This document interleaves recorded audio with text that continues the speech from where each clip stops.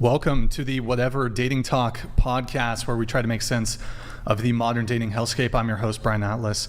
Thanks for tuning in tonight. You could have been anywhere in the world, but you're here with me. I appreciate that. We're coming to you live from Santa Barbara, California, every Sunday and Tuesday, typically at 5 p.m. Pacific. I do apologize for our delayed start. We had some flakes, no-shows, cancellations. We have two people who are arriving probably in about 15 minutes or so, who are going to be joining after the start of the show. So apologies for the delayed start. A few quick announcements. This podcast is viewer supported, heavy YouTube demonetization. So please consider donating through Streamlabs instead of super chatting, as YouTube takes a brutal 30% cut. So if you super chat 100, YouTube takes 30. If you donate 100, Streamlabs only takes 3. Streamlabs.com/whatever. Link is in the description. We do prioritize messages that are made via Streamlabs. Now, if you want to interact nearly instantly with us and weigh in on the conversation, consider sending a TTS, text-to-speech message. $200 and up triggers TTS. TTS is via Streamlabs only.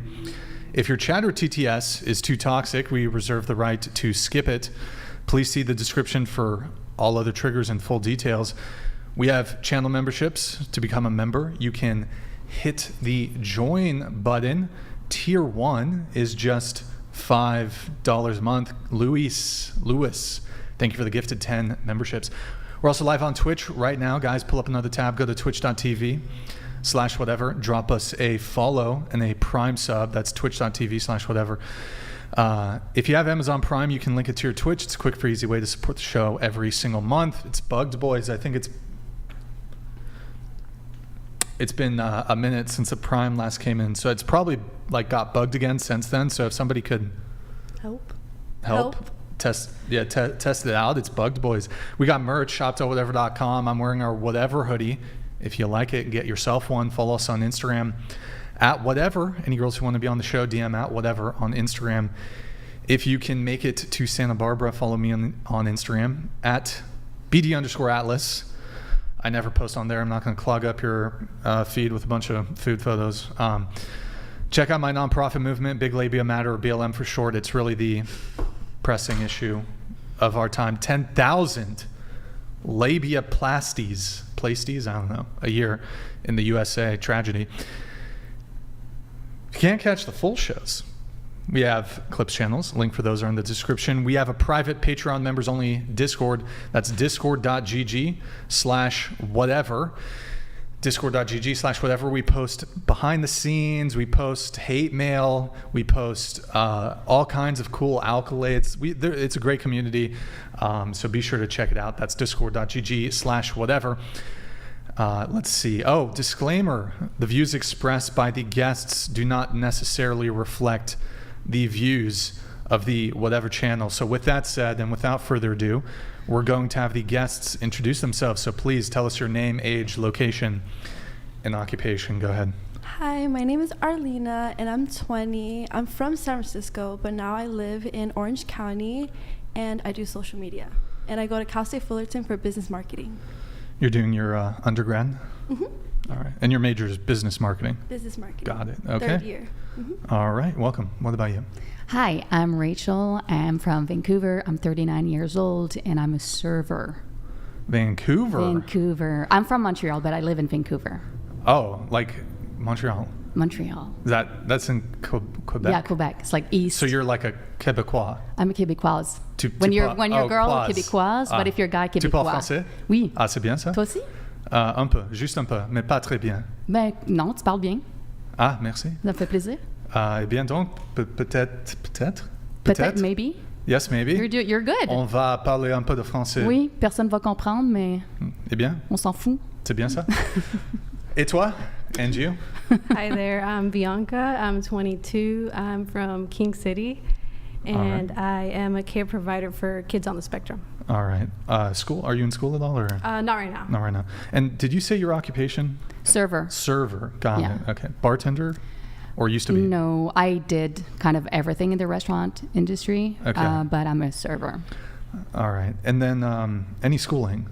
College or? Yeah, performing art. I'm I make money serving, but I'm a actress and musician and singer. Yeah. Did you go to school though, like university? I did performing arts, I did nutrition school, and I did photography school. Do you have, I don't know if it's the equivalent in Canada, bachelor's? Well, they were all they were all like sort of private schools. Oh.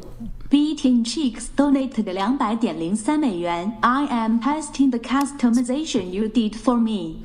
If it didn't work at what you said, I am going to be upset. Also, ladies, feminists especially, quit college if you are going. Learn to be a Christian wife. Gotcha, bitch. Gotcha, Beating Cheeks. You know, I had the images, but I actually had to get rid of all of them. You can hide that just while he's gone. Thank you, Beating Cheeks, though, for the TTS. It's been a while, man. Good to see you in the chat. Thank you so much for your TTS. So you get the little, that's a certain website, that's your sound, until we can come up with some sort of other sound. I had to get rid of the GIFs or whatever, but it's just images now. You were saying? Schooling. So they were all sort of like private schools in like 1 year program where you, except the photography school was college. So there's a thing in Quebec. It's kind of different. You have like it's kind of a pre-university like years, and sometimes you can do something specific, or you can do like courses that are pre-university for whatever program you want. But the photography school was itself a program. Okay. And everything else was just like a 1 year intensive thing. What about you? So, hi everybody, and hi live streamers. My name is Elby. I am 22 years old. I am currently an optician / optometrist as my occupation, and I go to school at UCI for biology. Wait, optometrist? Yeah, optometrist assistant. Oh, assistant. Yes. Because isn't an optometrist a medical doctor? Or I don't know if they're an MD, but they're an OD, correct? Yeah, they are an OD. So are you an OD? I am trying to get into school for to become an OD, but I'm currently just a college undergrad, so I'm not an OD right now. I just work with an optometrist. I'm not an optometrist. Okay, I see. Okay. Yeah. Maybe you had misspoke, but you said you were optician / optometrist assistant. Oh, okay. Did you say the assistant part? Yes. You did? Yes. Chat. Like at the first, like you clarified that you were an assistant, but initially I don't think you left off the assistant. I am an optometrist assistant. Thank you. Appreciate the clarification there. And you're studying what again in university? Bio. Bio, got it. What about you? Hi, I'm Emma. I'm 22 years old, and I'm currently a student studying communications. All right, welcome back. Thank you for being able to kind of fill in here last minute since we had a couple cancellations. M-Dog? I'm Morgan. I'm 18. I go to Santa Barbara City College, majoring in political science. And she's also a star athlete, soccer player. Okay, never mind. Anissa? I'm Anissa. I'm 19. I go to UCSB, and I'm studying biology. And you also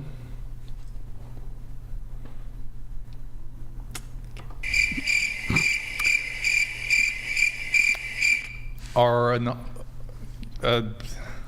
He's a brave and a decent man. He's a pioneer. Okay, sorry, that was cringe. All right, my name's Brian Atlas. I'm 35, from Santa Barbara, washed up, over the hill, has been YouTuber, content creator, and and stripper, male stripper. Andrew, what about you? Yeah, my name is Andrew Wilson. I'm the host of The Crucible. It's an entertainment channel on YouTube. I'm a political analyst, political satirist, and I enjoy doing conversations and debates. All right, welcome everybody. Welcome, Andrew. So we're going to go around the table once more. What is everybody's current relationship status? So are you single, talking stage, situationship, friends with benefits, relationship, married, polycule, sex, cult, harem, whatever it may be? 2024. If you're single, how long have you been single? What's the longest relationship you've ever been in? Go ahead. So I'm single, and I've been single for a couple months now, and my longest relationship would be 4 years. So like 3 months, you think, or you've been single? I mean, the whole summer. So that's okay, I'll say. And you said longest relationship 4 years? Mm-hmm. Okay. Right. Who broke up with who? It was more like mutual because of long distance. Was that the one that ended 3 months ago? No, that was in high school when I was in San Francisco. But Okay. I moved to Orange County. The one that ended 3 months ago, how long was that relationship? Only 6 months.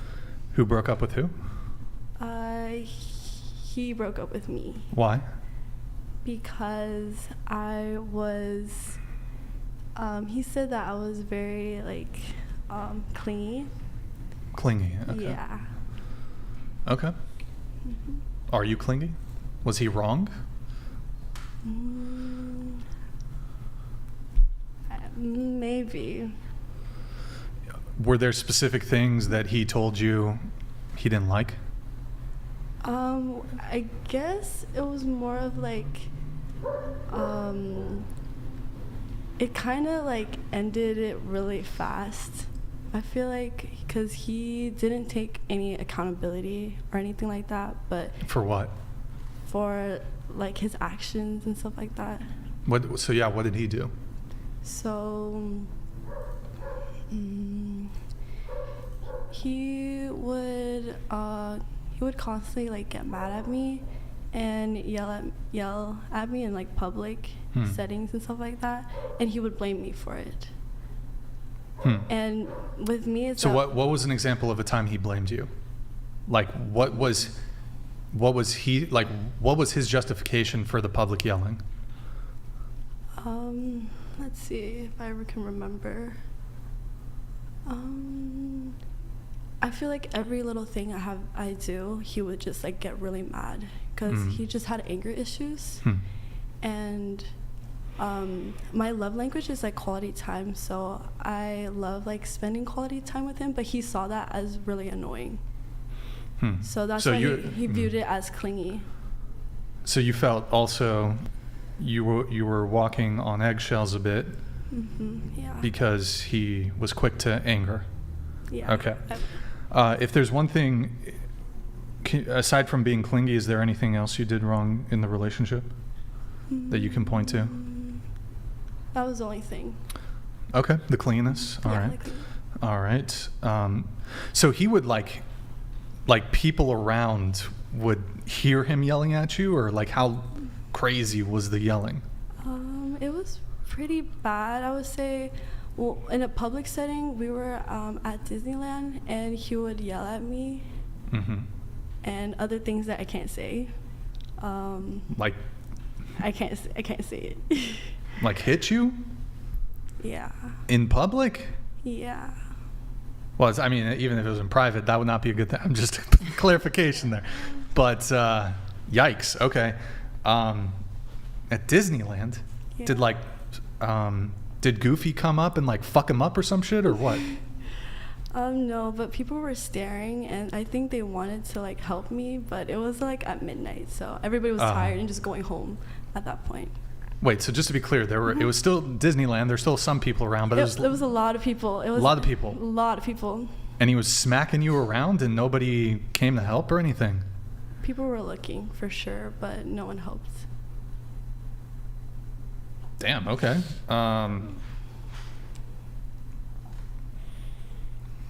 Did you smack him back at least? No. No smack back? I don't hit. No. Yeah. Okay. Never. Well, disavow that behavior. Damn. Sorry to hear that. That's. Would he yell at you in English, or was it like a different language? Oh, yeah, English. English? Yeah. Was it a white guy? Yeah. Was it a white guy? What's that thing? The Oxford study? What's everybody fucking talking about? Yeah. White guy. I'm a victim of Oxford study. Yeah. Oh boy. Okay. Oh yeah. Wait, how do you know? You know about that? Yeah. Wait, how do you know? Wait, what is that? What is that? I don't even know. I just see the TikToks. An Oxford study is like, is it an actual study in like? I think it is. It is. It's an actual study, and they study in Oxford University, I believe. I don't know, but it's just about how like Asian girls and white dudes tend to date each other. Can you ask Grok, Austin? Can you pull up Grok and see what is the Oxford study? Okay, damn, good times. By the way, I heard before the show you two were talking in a different language. Was it was it Tagalog? It was Tagalog, yes. Yeah. Okay, you guys are Filipino? Half. Half. Oh, half. Okay, Yeah. all right. Yeah, let's see what Grok has to say here. Make it a little bigger here. What is? Yeah, go ahead. Let's see what that is. All right, what's Grok gonna tell us? Hopefully it doesn't. There's an, but rather make it bigger. In the context of discussions about interracial relationships, specifically between Asian women and white men, users have pointed out that while there might be real research the way it's invoked online. Okay, scroll down. Wait, COVID, what? Scroll down. Well, that's not helpful. Okay, all right. Grok, all right. Good time. So you're single now. In any case, you've been single for 3 months. Any rebounds or anything in the 3-month period? Your friend just gave you away, by the way.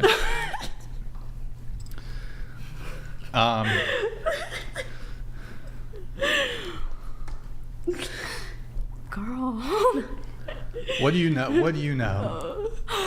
No, it's her thing. Like, do I have permission? You have permission. Wait, what I give you permission. What are you gonna say? She's got permission. I give you permission. She's just having fun right now. That's all I'll say. She's having fun. I just have to tell her and remind her. What kind of fun? I swear. So when I mean like fun, like she's just talking. She's like in talking stage with guys, but I just had to tell her like, hey, you gotta be careful, right? I tell her countless many times because I am that one friend that always tells her to be careful. But that's how much I care about her. There are guys I feel that kind of take advantage over her if she's not really being careful, especially if like they are implying that they want more out of her than she should be giving. They want more out of her than she should be given. For clarification, when I mean like want more out of it, I think they just want head. What? Yeah. Like Brian, I've been told that you've been grok blocked. What's that mean? Well, I guess if you don't know what that means, then you've been grok blocked. I've been grok blocked. Okay. You've been grok blocked. Yeah. So, wait, can you repeat that one more time? Like, let's say we're at a party, right? Hi, Matt. And like situation-wise, and some guy is just chatting her up, and it's pretty obvious that depending on his like body language and how he's trying to get close to her, asking her like, hey, like you want to go get Raising Cane's or something after this, or like let's go out after, like what are you planning on doing after this party? She'd be like, yeah, I'm down. I'm good, I'm down. I'd have to tell her like, dude, do not go one-on-one with the dude, because there is a high chance of where that's going to lead to, right? Especially Where does that lead to? It could be anywhere, dude. Like S-ing the D? Like, isn't that what you said? Yeah, like getting head or some like receiving head from her, or from like, or like doing more than that, for instance. Like and like wait. that's like the like that's like. And so that's what you're trying to prevent. Yeah, basically. You want her to just go full home run, like you don't want. No, I'm just telling her to be careful, like. With that, sometimes. Like her eyes. No, like my eyes. Or her hair? What do you mean? No, sometimes. Because of the head. No. Like, because that shit's hard to like get out. You know, if it gets in your hair. Like, I'm just saying is that basically, if she's one-on-one with a dude, anything could happen, and I just have to tell her to be careful, or I try to tell her like, I don't know if this is a good idea. If you are really moving forward to hang out with this guy, like at least have some of her friends around, so then that way like he can't like either take advantage of you. You barely know this dude, right? You've just met him at a party, and you're already like full send, ready to just hang out with him afterwards, just one-on-one. So you've been advising her in a friend capacity, not to S the D too soon. Yes. Is that Yes. my understanding? Yes, swap the D, give head, Yeah. have sex, whatever it is. Like, just be careful. That's what I pretty much advise her to do. When is an appropriate time to do that? Like how? Like not the first night. Like it should be like maybe the second date, or. Are you referring to like going like second base, third base with like someone? Like the you know, the S-ing the D. It's like oral sex, right? Like head. Oral copulation. Oral copulation. Yeah. I mean, I would say Fellatio, Brian. Yeah, fellatio. Fellatio. So I think a good time to do that would probably getting to know the person even more. Not even like after the third date. I think I would say I'm a little bit more traditional. Like I have to, or like this is what I would also like want to help her out on doing, because I feel like she tends to rush into things a lot. And so I would say like a good time to probably do something like second base or third base would be once you like already committed, you know. I'm not, unless like you want to go for casual, like that's like not within my realm, basically. Like pretty much you do whatever you want, but if you are trying to be serious with someone and you are committing to them, I'd say like sex should be like after committing to a relationship. Okay. All right. So I guess just to move things along, kind of go back really quick. You've been single for 3 months. Are there any guys in the picture?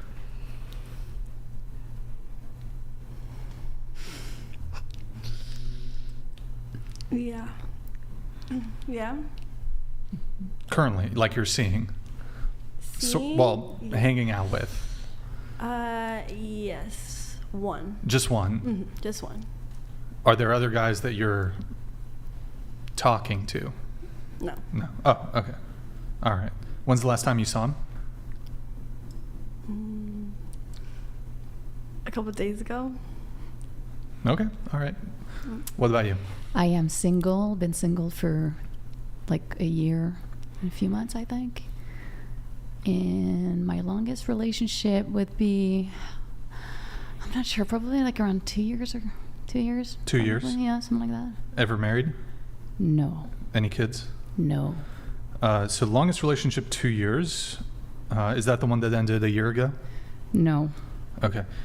Who broke up with who in the 2-year relationship? I broke up with them. And then the relationship a year ago, who broke up with who? I broke up with them. Okay. All right. Why? The last one? Why? How about the last one and the longest one? Last one, I was just, I feel like he was a little emotionally unregulated. Like he would just get mad at things. Like he would just create problems basically out of nothing, and I just never knew why. And I mean, I think it was like insecurity and couldn't trust, also because of his ex. So I get that, but it was just kind of like blowing up in my face a lot, and we're just getting into conflicts a lot for what I felt was no reason, and I was just like can't be in conflicts this many times, or like all the time basically. And then I was like, I can't. Yeah, it's just too intense, too all the time. Okay. What about you? I'm single. All right. How long you been single for? A long time. Forever? Yeah. Okay. Never had a boyfriend? No. All right. Just like silly ones, but like I don't. Silly ones? What do you mean? Like, can you move your mic this way? Yeah. This way. Right here. Yeah. Yeah. They didn't last that long, so I don't. What's the longest period anything's lasted? Like a month or 2 months.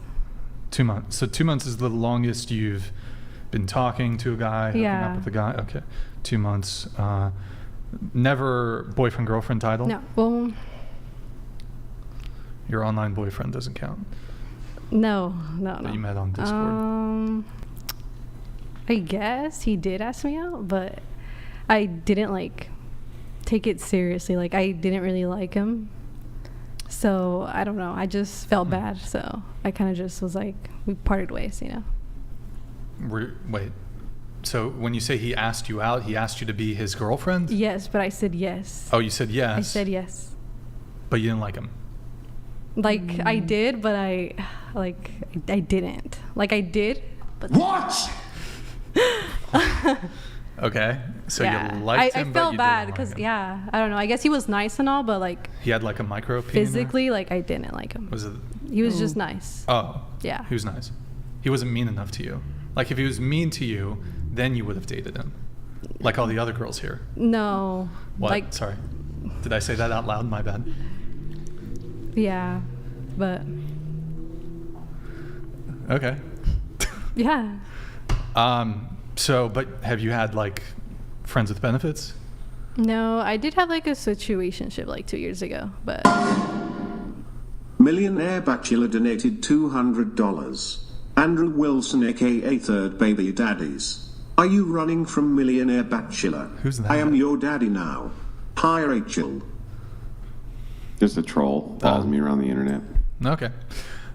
So, no friends with benefits? Have you had a hookup? I'm not saying anything. Well, I mean, it's a dating podcast. I know, but so I'm good. I'm good. I mean, so are you a virgin then?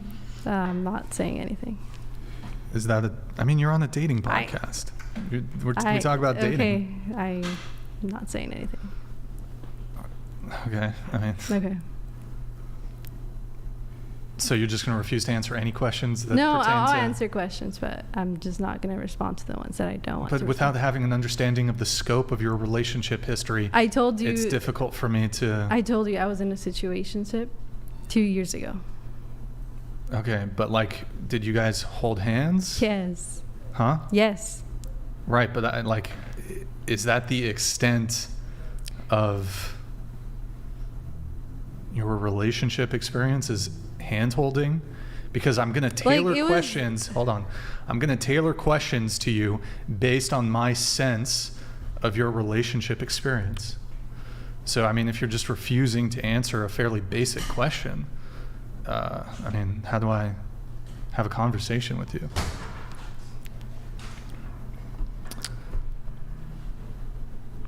Like, you're 22, right? I know. Like, we're all adults.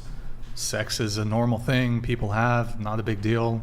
Nobody's judging you if you've had sex. If you're a virgin, nobody's judging you either.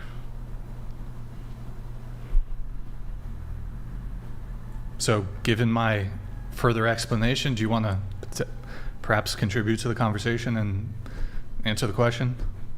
No. Okay, what are you willing to answer then?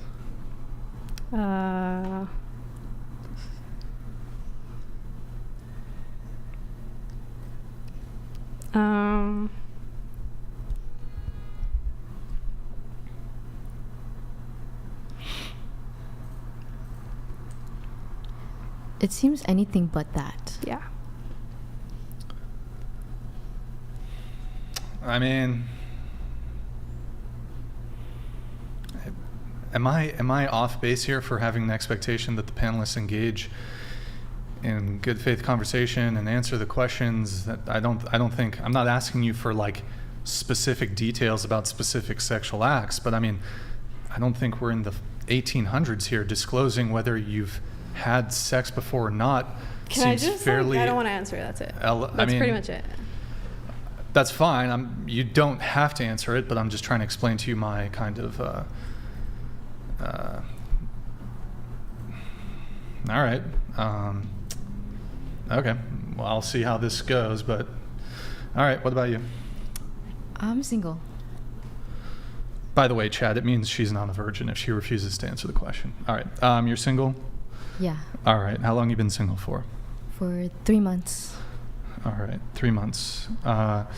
Longest relationship? 2.5 years. Okay. And the 2.5-year relationship, is that the one that ended 3 months ago? No. Okay. Who broke up with who in the 2.5-year relationship? My ex-partner did. Okay. And then the one that ended 3 months ago, who broke up with who? He did. And then I was like, okay. All right. So you've been single for 3 months. Any guys in the picture currently? Any rebounds? Nope. No rebounds? Nope. Rebounds. Not ready to Come mingle. on, friend. Throw her under the bus. Not ready to mingle. And she knows. That's true. She doesn't like anyone. Okay. All right. All right. Are you on dating apps or? Nope. Ever been on a dating app? I have.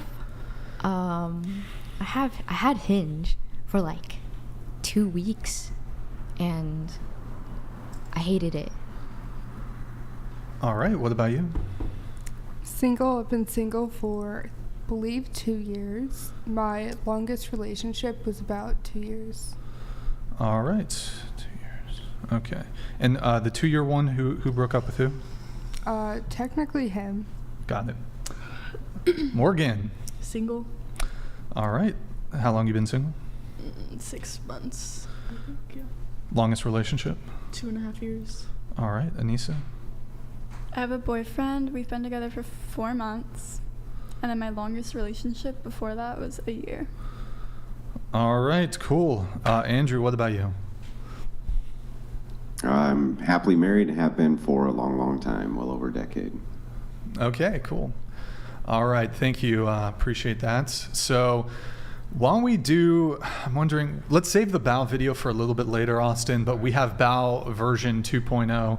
I'm going to just jump right into the pre-show notes here that we have. So let's see. We have, where do we begin? Excuse me. Why don't...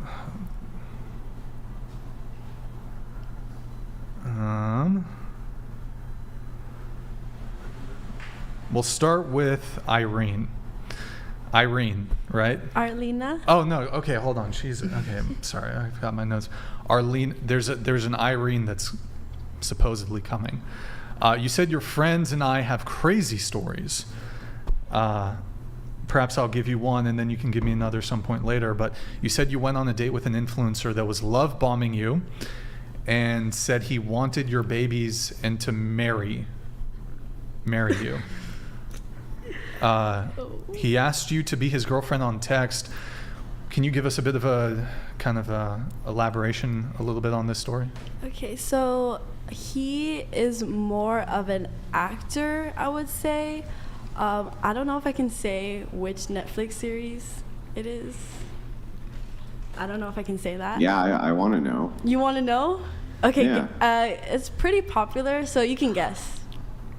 Squid There's Game? a ton of them. Not Squid Game. Jeffrey Dahmer. What? They all have Koreans in there. Not Jeffrey Dahmer. She's supposed to the Oxford study. Oh yeah. Shit. So think of Oxford study Netflix series and. Oh, wait. Castlevania? Nope. I don't know. What you want to tell us? Outer Banks. I have no idea who any actor from that show. Yeah, no clue. What Netflix series is that from? Who the fuck is that guy? I never watched it before, but he said he was from Outer Banks. Like an extra who got paid like $200 for a day I have or no some idea. shit? Okay. I have no idea. So, but you went on, and he's an influencer too. So he's not just an actor. He like does YouTube or some shit. It's like TikTok dances. Like he's like a model as well. He's just in that industry. I have no idea. Okay, and so he asked you to be his girlfriend over text. Yeah. But so, did you guys go on a date? We only went on one date. I only saw him once. Okay. And then after the date, is this when he started the love bombing and told you he wanted babies and to marry you? On the first date. He said this? He said all of this, yeah. Okay. And in your notes, you also say you had a gut feeling about something, so you went through his following list and you did what? So I went through his following list and I DM'd 20 girls from his following list to test his loyalty, and I came to find out that he failed. Well, hold on now. We need to clarify a couple things. So you went on just one date with him. One date, just one. And then it was after the date that you did the loyalty test. I did a loyalty test because... After the date, correct? After date. Okay. And how long had you guys been actually talking, though? Like, how did you guys meet? He DM'd me on Instagram because he saw one of my reels. He slid into your DMs. Yeah. I see. Okay. And so, let's see. And then how soon after the first date did you do this loyalty test? I believe within 2 weeks, a week and a half. Okay. And so he was love bombing you. He asked you to be his girlfriend. Did you say yes? Yes, I did. Okay. And then what was the nature of this loyalty test? I gotta ask. I just had a gut feeling that he was definitely talking to other girls, because during the first date he was on his phone most of the date, and I thought it was because of work, because he's an actor or model, so I thought he was on his phone for work purposes. But I was wrong. He was texting other girls on the first date while being with me. And so you DM'd 20 girls. Like, so were these girls you knew, or that? Oh no, it was his following list. His following list. So they were following him. And then what was the message you DM'd him? I was like, hey girl, can you please test my boyfriend? I just have a gut feeling that he's talking to other girls, and I would really appreciate it. And they and some of them actually answered and did the loyalty test. And what was the nature of this test? It was like a pass or fail, and I knew he was gonna fail, so I just needed proof. But what was it though? Like, were they sending him nudes? Were they telling him, like, what were they actually doing? Tilt your mic down a bit, please. Here, just tilt. Tilt. Sure. Okay. So they were just flirting with him in the DMs. Okay. So they didn't make an arrangement to meet up, nothing like that? No. It was all just flirting. All just flirting. Can you tilt your mic down? And are we talking about flirting like, hey, I think you're really cute, that kind of thing, or are we talking like what kind of flirting are we talking about here? I really want to see you, and these girls are from like out of state, so he said that he would fly them out to LA to see them and meet up with them.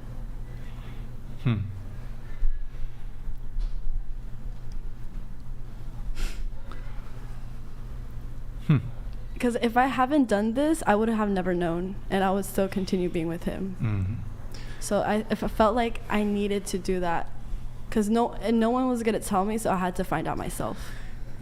You said that he called you and you knew that he had DM'd those girls, and then he broke up with you because he said, after what you have done and who you messaged, I can't be with you.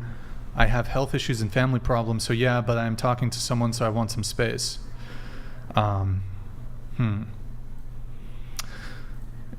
Interesting. Now, I want to go around the panel on this because I've heard about these things, these loyalty tests, although typically you don't hear them being done within two weeks of meeting somebody. Granted, it's complicated because he did ask you to be the girlfriend. So I suppose there's some expectation. Well, did he say he was going to be monogamous? Yes. Or perhaps that's implied. I don't know, but I would say that's implied. Like, I don't see who would not understand this as implied. It's fair to say. Otherwise, why would you ask that? Even if there wasn't an overt conversation about exclusivity or monogamy, if there's a boyfriend-girlfriend conversation. That's kind of what it means. To clarify, though, he did in fact say, "I want you to be my girlfriend," and you said yes. Yes. Okay. Had you guys hooked up? No. Did they hook up? No. Okay. All right. So, It is complicated, though, insofar as you went on one date. He moved things along very quickly, but I suppose there was an expectation of loyalty. Do you think he was trying to make you his girlfriend in furtherance of trying to sleep with you as fast as possible? He said that he wanted a stay-at-home mom. That doesn't really answer my question, though. So do you think he was trying to move things on really quick? Hey, first date, I want you to be my girlfriend, so that he could hook up with you quicker?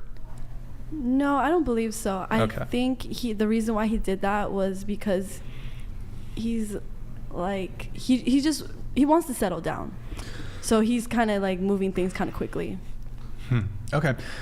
Opening this up to the panel, is it acceptable to test your partner? Well, start with you. I'm assuming the answer is yes, but I'd like to hear some reasoning. I personally did that because I felt like I had no other choice, and there was like no other like way for me to find out.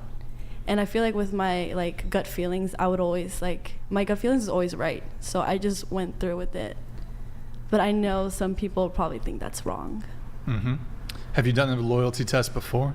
No, it was just with him. Just with him. Okay. What about you? Your thoughts? Yeah. Is testing your partner acceptable? No, I mean, like, logically speaking, if I want to be with that person, it's because I trust that person. So if I already have that feeling, I don't see that being coherent. Mm-hmm. You know what I mean? Wanting to be with some, and that whole story, it's a little crazy. It's crazy. One day is nothing, and then he wants to a stay-at-home mom, and it takes you one day online to figure this out. I mean, this guy doesn't want to settle. Like, let's be real. This guy doesn't want to settle down. In my opinion, this guy is just playing. Sorry, that's my. Maybe I'm wrong. I can be. But that's, I don't see. But do you think justified to do I don't think it's ever justified. No, I think it's weird. Like, I would never do that. Do what? The loyalty test? Like, just testing people? Okay. Yeah. Or testing for, like, no, I don't think there's justification for it, kind of ever. Can I add on to that? Well, let's get all the panel's answers, but yeah, you can add on. I agree with her. Either like he likes you, and like you don't have to worry about it, or he doesn't. Like either he does or doesn't.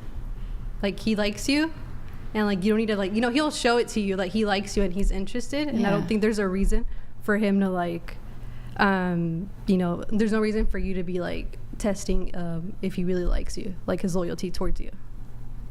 If that makes sense. Okay. Like it's either yes or no. Like, I see the reasoning why you did that, because there were signs that were based on your gut intuition that his mind was elsewhere.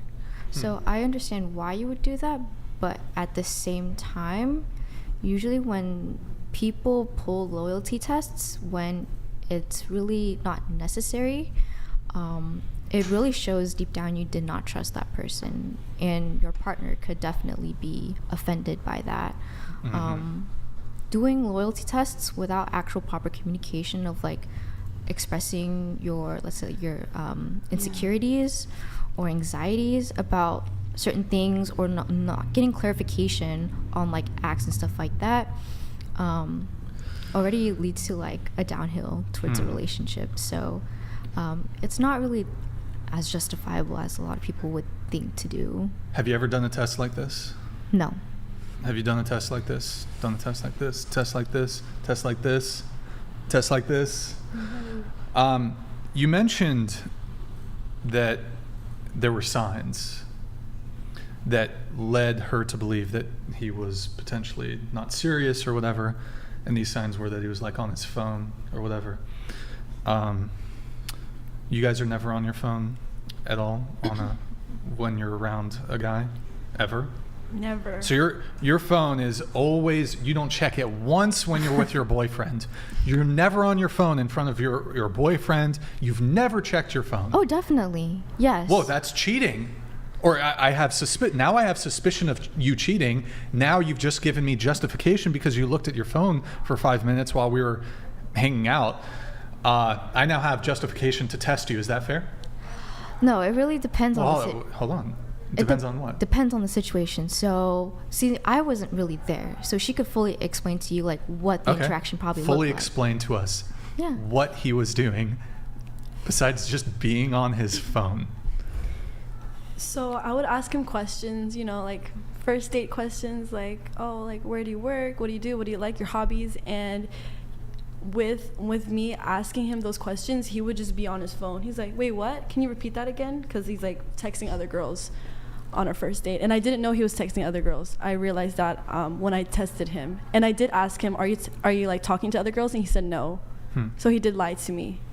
Were you talking to other guys? Nope. Okay, interesting. I believe you that he was probably texting other girls. He was probably not serious about what he said. He was probably playing you, whatever. But I do wonder, because you mentioned the word signs, right? If there's signs, that would be pretext or justification to do a loyalty test or some sort of test. I can see why she would do it, but I'm not saying it's entirely right to do so. We're gonna ask Grok, not yet, but in just a moment, what AI thinks about doing like testing your partner. But going back to the signs thing really quick, do you think it would be justification, for example, if you were like dating a girl and she posted a bikini photo, that would be enough justification for you to do a loyalty test on her?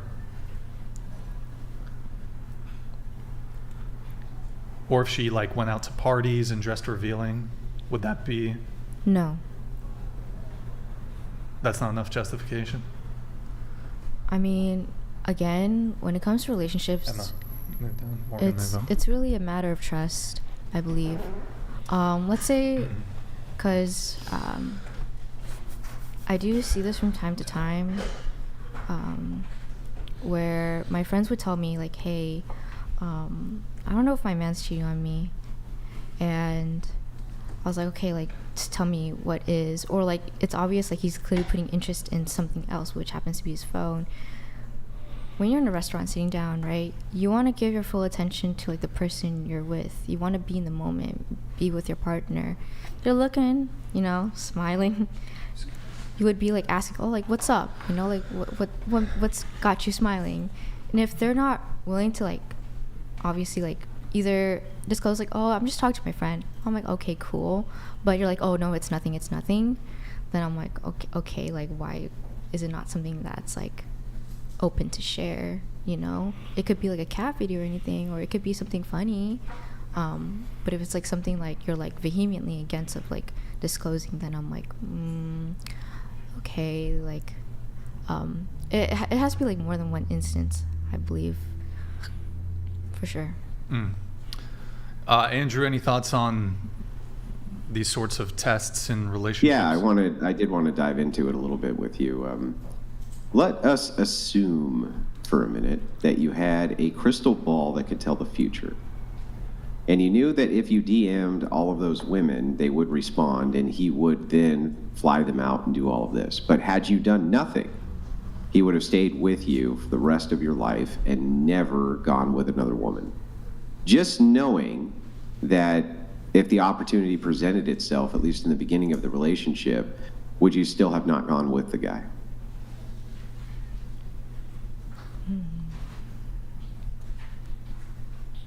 Is this a question open to everybody on the panel? No, I'm asking her.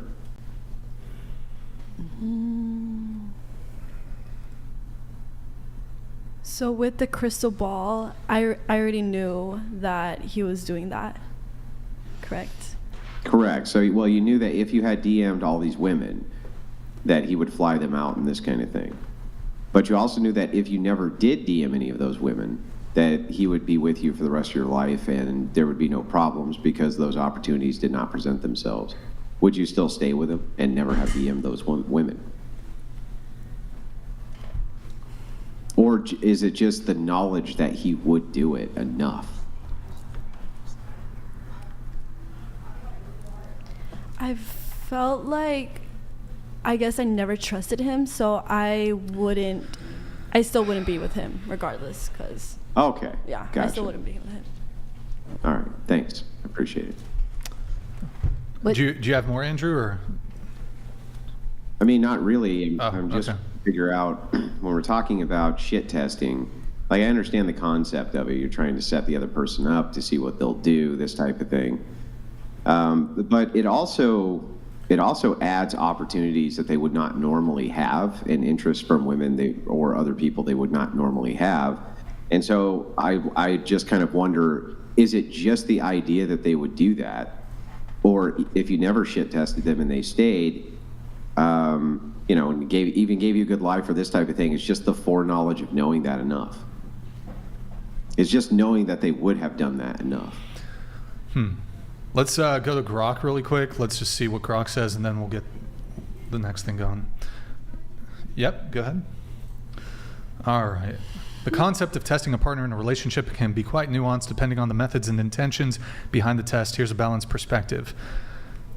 Sometimes small ethical tests can reveal how a partner might handle certain situations like honesty or loyalty.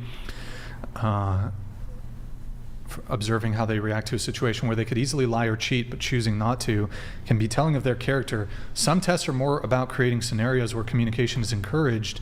For example, discussing hypothetical situations. Cons of testing, let's scroll down a bit. Regularly testing a partner can erode trust. If the partner finds out they're being tested, it might lead to feelings of betrayal or manipulation, which can damage the relationship's foundation. Manipulative behavior, intentionally setting up scenarios to trick or trap someone, can be manipulative. Healthy relationships are based on trust, not on constant vigilance or proving one's worth. Insecurity, frequent testing might reflect one's insecurities rather than any actual problem with the partner's behavior.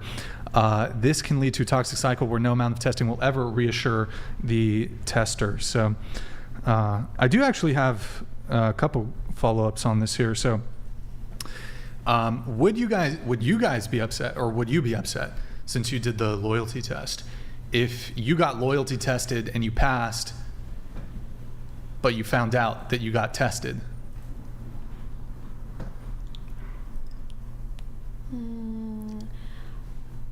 I always advocate for like healthy communication beforehand, and with him, I did ask him like, are you talking to any girls? Do you like any girls? And he said no, but I didn't believe him. So for me, is if I told him the truth about me not talking to other guys, then I guess it really depends if I lied to him or not.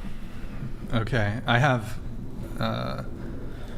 Well, I don't know if this, maybe Andrew can let me know what he thinks about this argument, but would any of you object, let's say you were married to a guy and he wanted to, you had kids with him, and he wanted absolute certainty that the kids were his, he asked you for a paternity test. So this is your husband.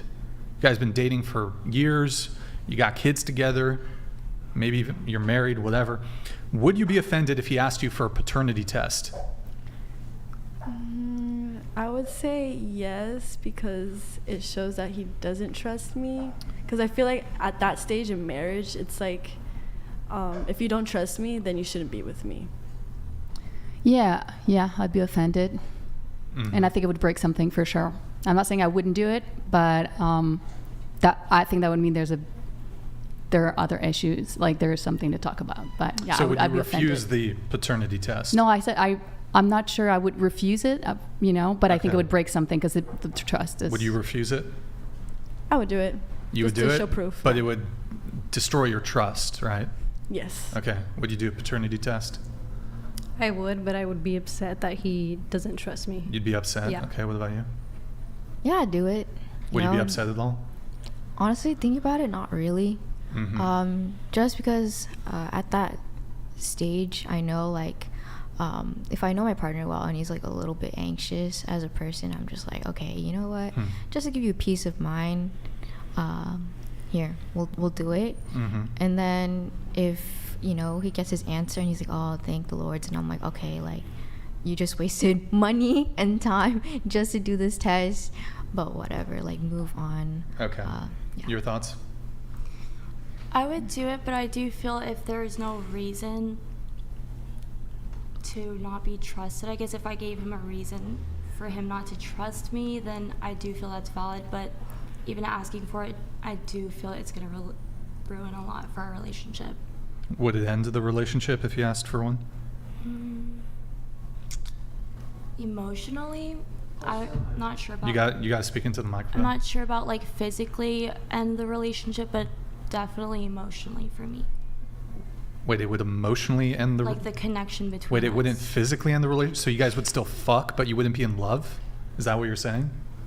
I mean, if we were having a child together, I wouldn't necessarily... I would try to find an alternative before, I guess, getting a divorce. But in terms of the emotional connection with my husband, it would break that trust agreement between us. What about you? I would take it. I don't think I would be that offended, to be honest. I mean, I do think, like a lot of other people mentioned, that it would be kind of a problem that we need to talk about. And I would definitely want to know where is this coming from, because I don't think those things ever come from nothing. But I would take it. I take it. I think it's way bigger than just a relationship. You wouldn't be upset or... Maybe a little bit, but I don't think I'd be upset after like a while. Anissa? I would take it, but it would definitely be like hurtful, and it would also like indicate, like you said, like a deeper issue. Andrew, any thoughts on the... Yeah, I'd like to ask a slightly different question. What if he went ahead and took a paternity test without your knowledge? And then you found out about it. Would that upset you? Yes. It's the same. I mean, it's worse, even. Yeah, but if he knew that perhaps you'd had discussions about this or something like this. If he knew that you were against this, or you thought that somehow this was him bringing your integrity into question, and so in order to spare that, right, this is perhaps he's anxious on his own part or whatever, for whatever reason, he decided that he would just go ahead and do this on his own to establish paternity. In order to not upset you, isn't he kind of in a catch-22 there? Right? Isn't he in a catch-22? Either he tells you about it and you get super upset, so he has to do that. Yeah. Right? I mean, what are his options at that point? Yeah. I mean, if he doesn't tell you, I mean, what you don't know doesn't hurt you, but right. Like doing anything behind your, communication and trust is that, because even you said like it's bigger than the relationship. I mean, trust is the relationship, in my opinion. If I don't trust someone or my friends, what am I having? Why would I be in the relationship with them? So yeah, I understand that, but I'm not looking at this from your perspective. I'm trying to look at it from the other person's perspective. So women are always assured of paternity. That's not a thing that they ever have to worry about, right? They know it's their baby because it's coming out of them, right? Yeah. Men are the only ones who are ever going to have doubts about paternity. They're the only ones. Since that is the case, if they wanted the peace of mind of a paternity test, which since almost all forms of family go from father to son, including the last name living on, I understand why men want a paternity established, especially now that we can do it. And for most of human history, we couldn't. I'm not even sure that, I'm not even sure. I don't think that it even has anything to do with whether or not they trust their partner, but rather it's just peace of mind. So if you set up the option of, if you asked me for a paternity test, I would get super offended and I would be upset about it. What choice are you giving them except to go ahead and go behind your back? Well, the thing is, like, my expectation is that he trusts me. Yeah, but I'm not sure that it's an indicator he doesn't. Well, you think somebody would just get a paternity test, even if he truly trusted you? If he like fully trusts you, like that wouldn't make. So, haven't you ever had intuitive doubts about things which were absurd or didn't make any sense or were kind of silly? Like, for instance, maybe you had a dream that your spouse had cheated on you, so you wake up and you start smacking them, right? And you call them names, and you're like, how? And he didn't even do anything, right? It was just like some stupid intuition that you had. And then you're like, okay, now hug me and tell me everything's okay. And he's like, I didn't even do anything. I was just sleeping, right?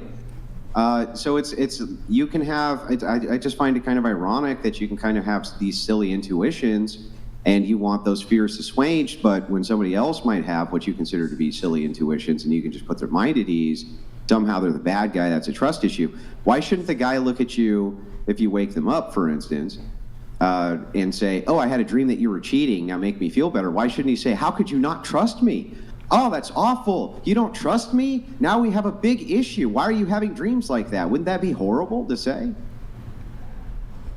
In my opinion, I feel that intuition is very different from intrusive thoughts. So if there's no, I guess, inner knowing or maybe even a sense of rationality when it comes to trusting your partner, then you are just kind of feeding into your own ego or those intrusive thoughts that they're cheating on you, but they have given no reason for you to believe that. Yeah, but an intrusive thought is irrational, right? It's an irrational fear. There's people who have irrational fears of spiders. They have irrational fear of all sorts of different things, and they're generally not shamed for it, right? So let me give you a couple of examples. An irrational fear of heights, very common. An irrational fear, like raise your hand right now if you're claustrophobic. I'm sure at least one of you at the table is. Yep. Every single time, at least one person will be. What about fear of heights? Raise your hand if you have that. Yep. Okay. So we already have established this right here at the table. There's two people who have irrational fears, right? Wait, Morgan, but the thing is what? Wait. Tell Andrew, I don't think fear of heights is irrational. That shit's irrational. Say that shit. Brian said that fear of heights is not an irrational fear. Yeah, what if you're 3 feet off the ground, dude? What if you're 3 feet off the ground? Then is it irrational? What about 2 feet?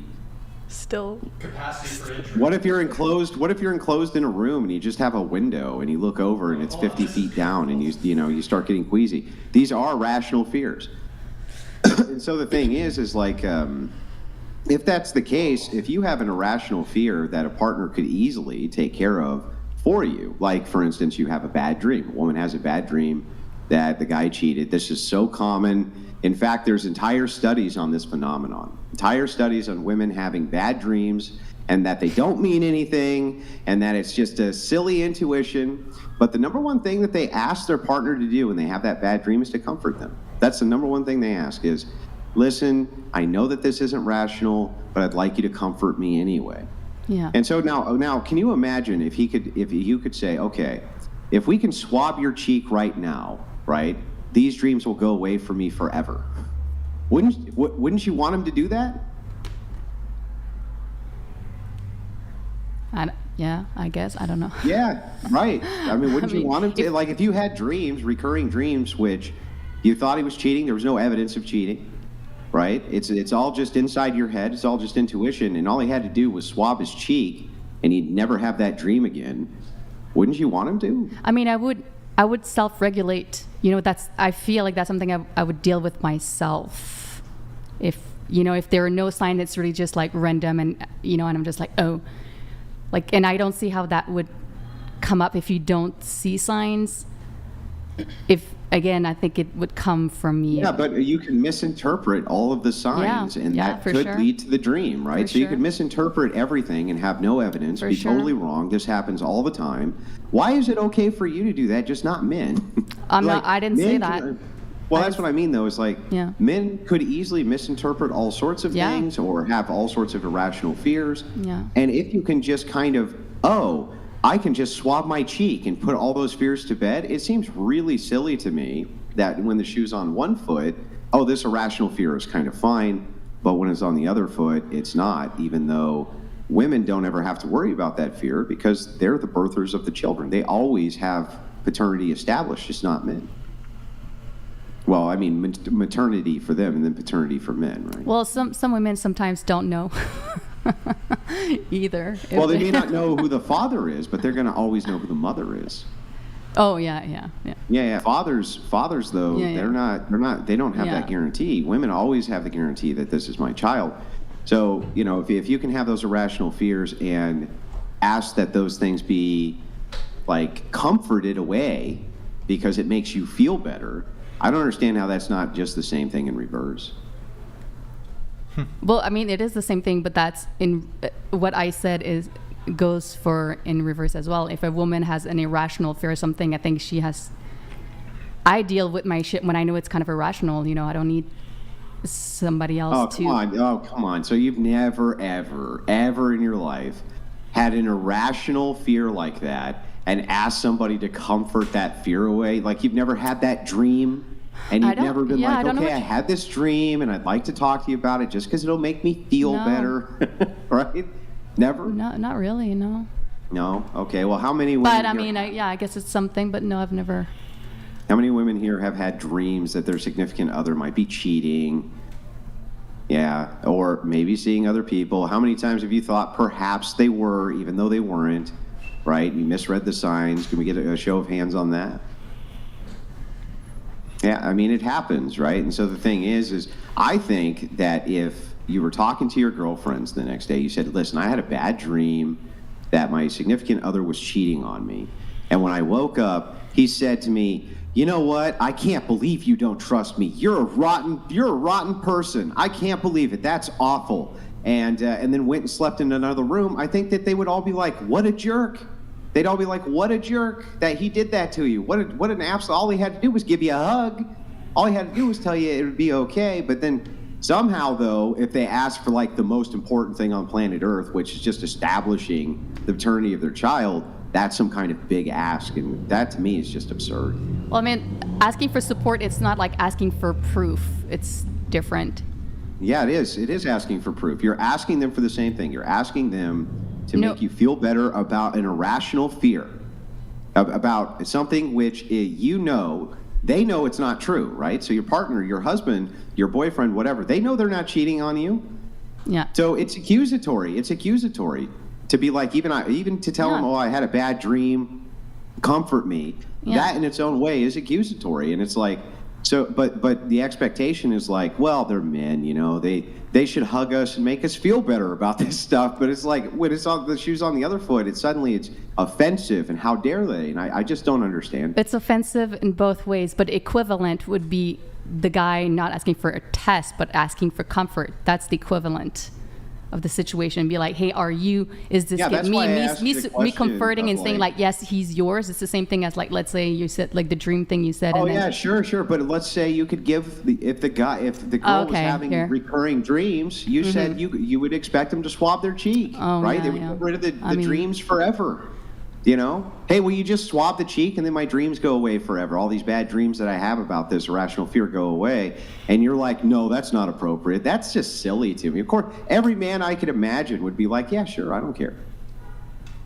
I doubt it. I don't think they would care. I highly doubt it. I don't think they would care. I think that, every man I've ever talked to has woken up with a woman next to him who has said this to him, who has said, I think you're cheating, blah, blah, blah, blah, blah, blah, blah. And I know it's not rational. It's a bad dream that I had. It's not even true, but I had the bad dream. Make me feel better. That's you don't think they find it annoying? You don't think they find that annoying?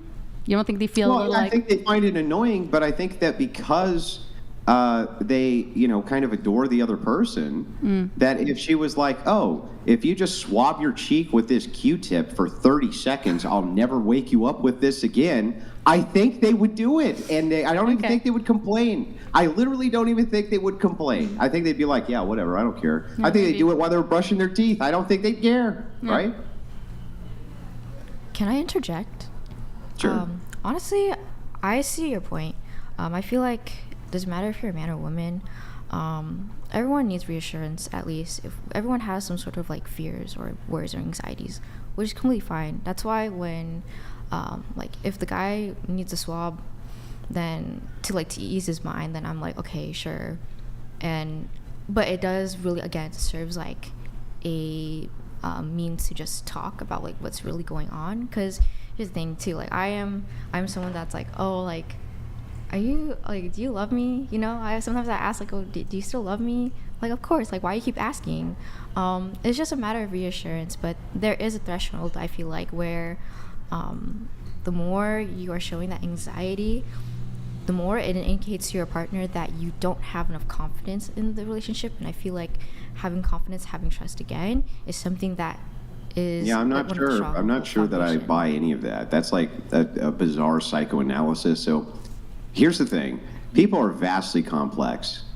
Individuals especially are vastly complex, and their experiences are so different from one another that it's essentially impossible to even determine even the basic things of like what would make one guy a jerk might make another guy endearing.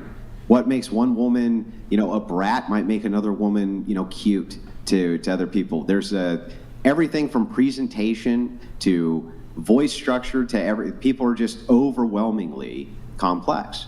And so a person can be an extraordinarily nice person. They can be a great person, trust you 100%, and still have an irrational fear. And it's like to be offended by the fact that you can, take that burden off their mind seems insane, because if I give you tons of examples of it happening the opposite way, it's just so common we take it for granted. At the same time, too, I feel like, again, before you get into a relationship, you are your own person. Everyone has at least some sort of line or boundary that they set. Of course, like once or twice, it's okay. Like I'll let it slide, but then again, you gotta work on it. Again, a relationship is something that is between two people, and communicating to work on like obstacles such as like anxiety or going through certain like irrational fears. I feel like that's a beautiful thing to like as a relationship, just to work on each other. But again, if it's not leading to like where it's gonna have any positive progress, like that's where the relationship I feel goes downhill. I feel like again, if we're going back to like the paternity test thing, I don't think it's that deep, but there is some like sort of like bitter feeling, but that again could be definitely worked out. A lot of things could definitely be worked out if there's communication. But I know not a lot of people here, or like a lot of people in general, are like perfect, secured relationships. Some people deal with like anxiety. Well, they could be though. I think you could be in a perfectly secure relationship, and one person still has a fear, which is just totally irrational for no good reason. And if you're with that person for a very long time, you know how they are. And so if and that's what I mean is like I don't think these things are done from a position of I don't trust you, right? I don't think these things are done from a position of I dislike you, or I think that you're a lady about town or a harlot of the night. I think that they're done because establishing paternity is something that men wish historically. Kings would have given kingdoms for this technology to be able to establish 100% who their heirs were going to be. They would have given kingdoms for it. And now it's right there at your fingertip for $19.99 in a Walmart. And it's like, give the guy a peace of mind, They do it for you all the time for every little crazy thing that pops into a woman's mind, right? Whatever it may be, whatever rational fear is. Oh, I heard a noise, go check it out. Okay, I'll go check it out, even though he knows there's nothing down there. Or, if the car's making a noise. No, it's fine, honey. There's nothing wrong with the car. No, it's making a noise. Okay, it's fine. Don't worry about it. There's so many times where men are kind of, operating off of taking care of the fear and irrational fears of women, and yet somehow they're supposed to kind of, women are supposed to get a pass on when it's their turn to kind of operate the same way towards men, and I've always thought that was absurd. Just, my take on it. All right. We have two new guests who arrived. We'll have them introduce themselves. Please tell us your name, age, occupation, and location, starting with you. Go ahead. Hi, I'm Irene. I'm 22 years old. I am currently working as a tarot reader. I graduated with a psychology major recently, and I'm from Dallas, Texas. A tarot reader, okay. Mm-hmm. All right, what about you? Hello, my name is Katarina. I am 22 years old as well. It was just my birthday this week. And then I work at a student financial center at San Diego State University. I am also studying there, majoring in marketing and sales and minoring in social psychology. And I'm originally from Europe. I moved to California about 3 years ago. All right, and so current relationship status, longest relationship? Single, and longest relationship, 1.5 years. How long have you been single? Around 7 months. Is that the 1.5 year No. relationship? Who broke up with who in your most recent relationship? My partner broke up with me. And then the 1.5 year relationship, who broke up with who? My partner. Okay. And then for you, relationship status? I'm single as well. My longest relationship is also a year and a half. I actually broke up a couple of weeks ago, really recent. 3 weeks? Like 2 weeks ago. Okay. Mm-hmm. Who broke up with who? I broke up with him. Longest relationship, who broke up with who? That is the longest one. That was the longest one. That was yeah. the most recent one. I Yeah. see. Okay. Mm-hmm. Mm-hmm. All right. And I have some other question here. So you guys were a little bit late here.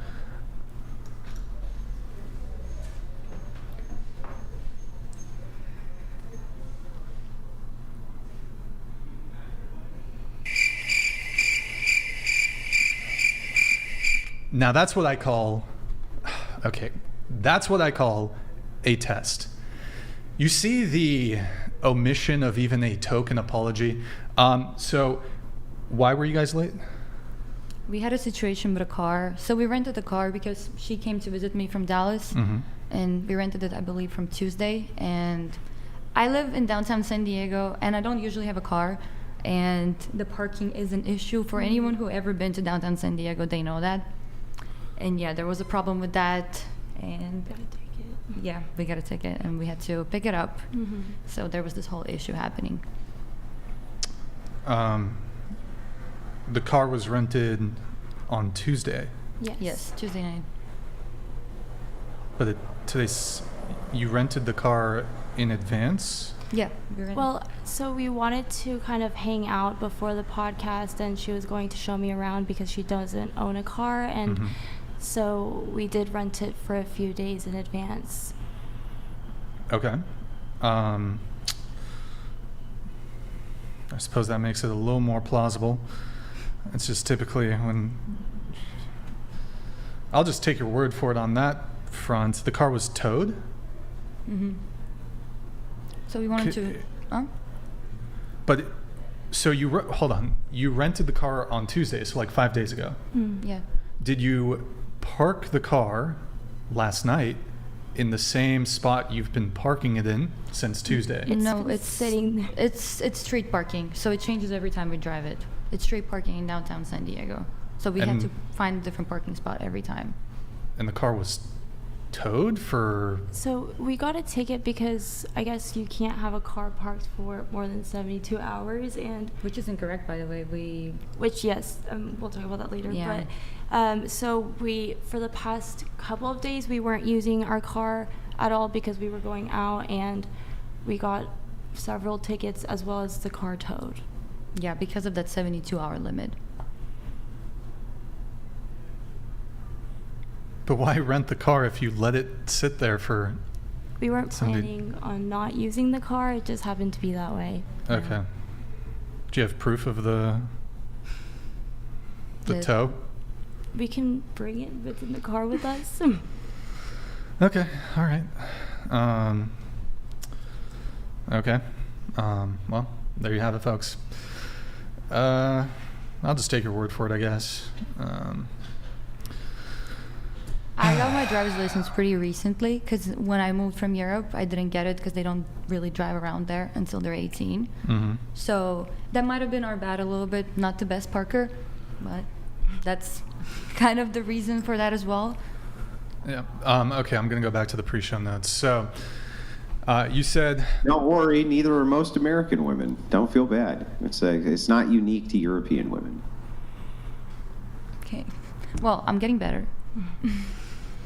All right. So you said your friends and I have crazy stories. Was there another crazy story you wish to share?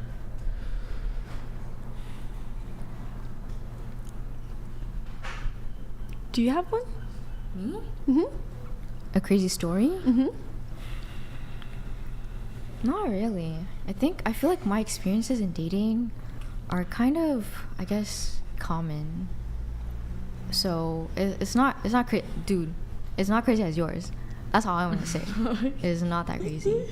But I did had a talking stage for like 7 months, which is not good. And I definitely learned from that experience. That was beautiful. That was okay. All right. I'll get into the other notes then. So let's see. We got Bianca. Bianca, you said the time I was love bombed by a narcissist. What's the story there? Yeah. So I met this guy online, right? And we met up. We had a date and whatnot, and it went good. So we just, every weekend he would come over. It was like a 2-hour drive, so he would come over, pick me up, and like we would go on dates, I guess, like cute dates or whatnot. And I think I was very delusional after the second date, and I started to get like really attached by like what he would say and do. And so just weeks kept passing by, 2 months, and I started to notice like little things that he would do, but like I said, I was like just kind of love bomb and kind of didn't say anything, like little red flags that he would do. And so it didn't end up good. Oh my God, that was the vaguest story ever. Okay. I will. Was he a diagnosed narcissist, or did you diagnose him as a narcissist? I guess I did, just because like I don't know, he would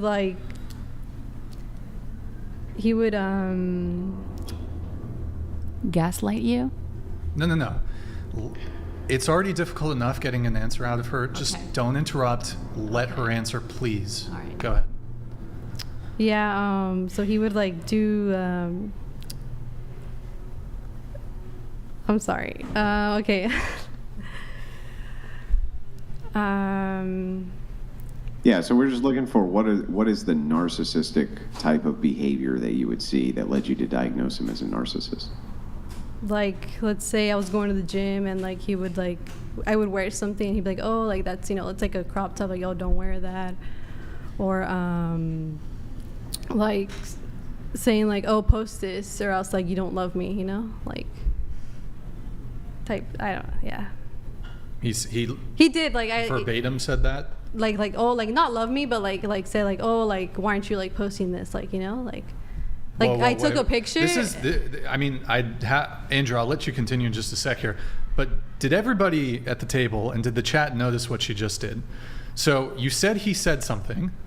Yes. And then when I pressed you, you said he actually didn't say that. Wait. He said something completely different. Wait, I'm getting confused. You said, if you don't post this, you don't love me. Like not love me, but like oh, like no affection towards me. Like you're not showing any affection, like, in that way. But there's a big difference between, at least I think, between a man saying, if you don't do this, it's proof that you don't love me, and a man saying, if you don't do this, this is perhaps an example of you not caring.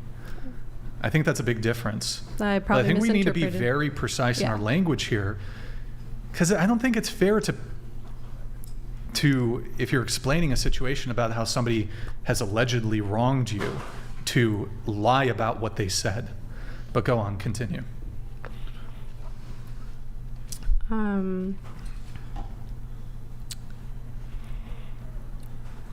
Yeah.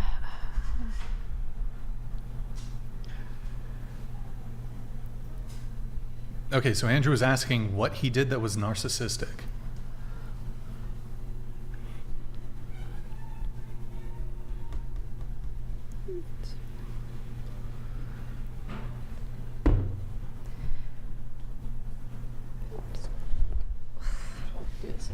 I'm sorry, I'm pretty bad at this.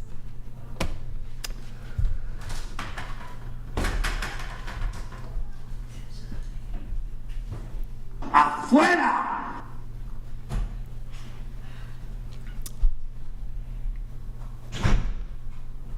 Wait, was that I think that's just going to be, I mean, I don't know why I think that's a quit. That's going to be a quit. I mean, she went into the bathroom, but that's going to be a quit. So,